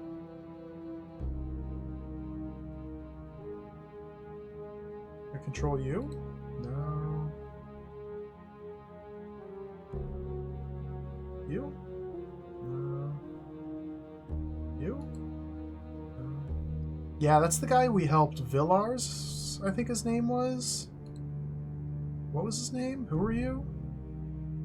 Gahalantine. Oh, Gahalantine. He was doing battle in the castle, and we came to his defense. And said he would come join us once his wounds were recovered. So slow time gives you more time to micromanage. Time also pauses if you have this selected. Okay.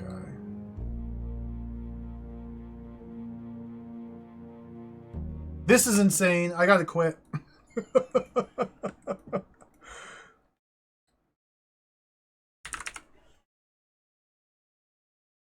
This game is really cool. We're going to keep playing more of it. I want to learn. I want to learn the ways of the spirit of Excalibur. I think this game is awesome. We're going to play more of it.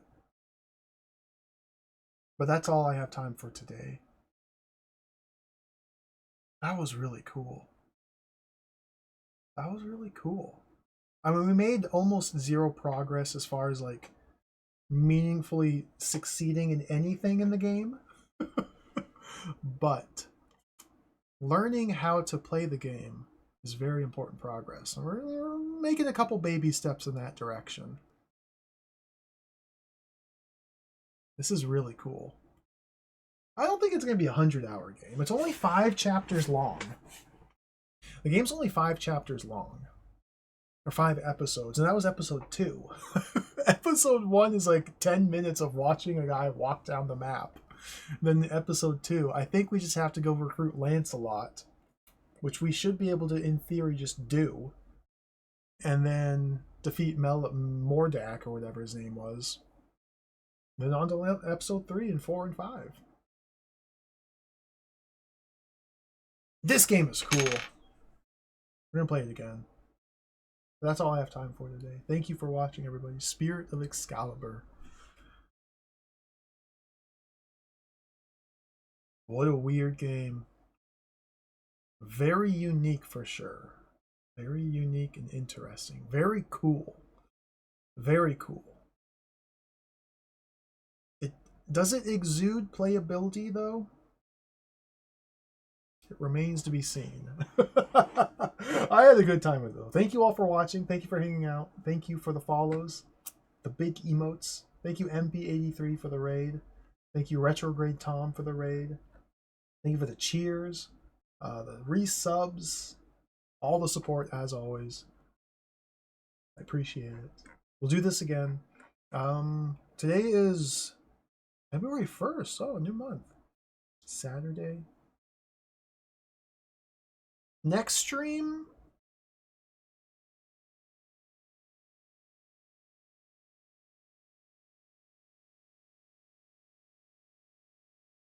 I'm trying to think. We might get back to this next week. I don't know what the schedule is. Things are up in the air here. Feel free to join the Discord. I will post when the next stream will be then. Probably Monday? Drod? I've been thinking about Drod so much constantly.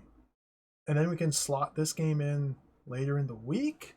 I don't want to spend so much time away from... There's too many games to play! Just gotta play them all.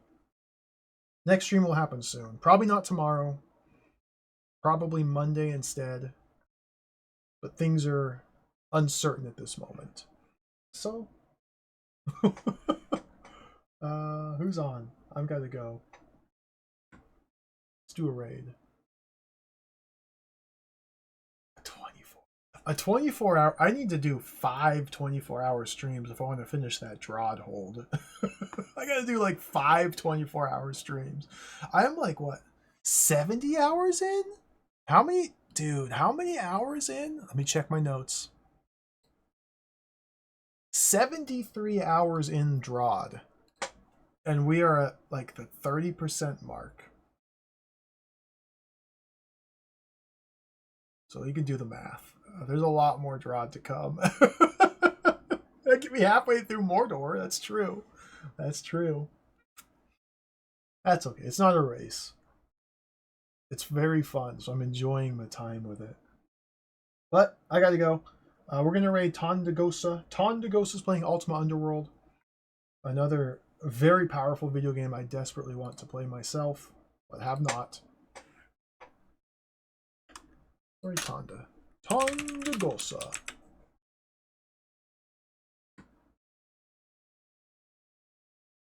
Ultima Underworld looks so sick.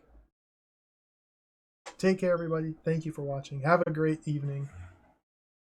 We'll be back soon with more games. Farewell. See you later. Adios. Bye-bye.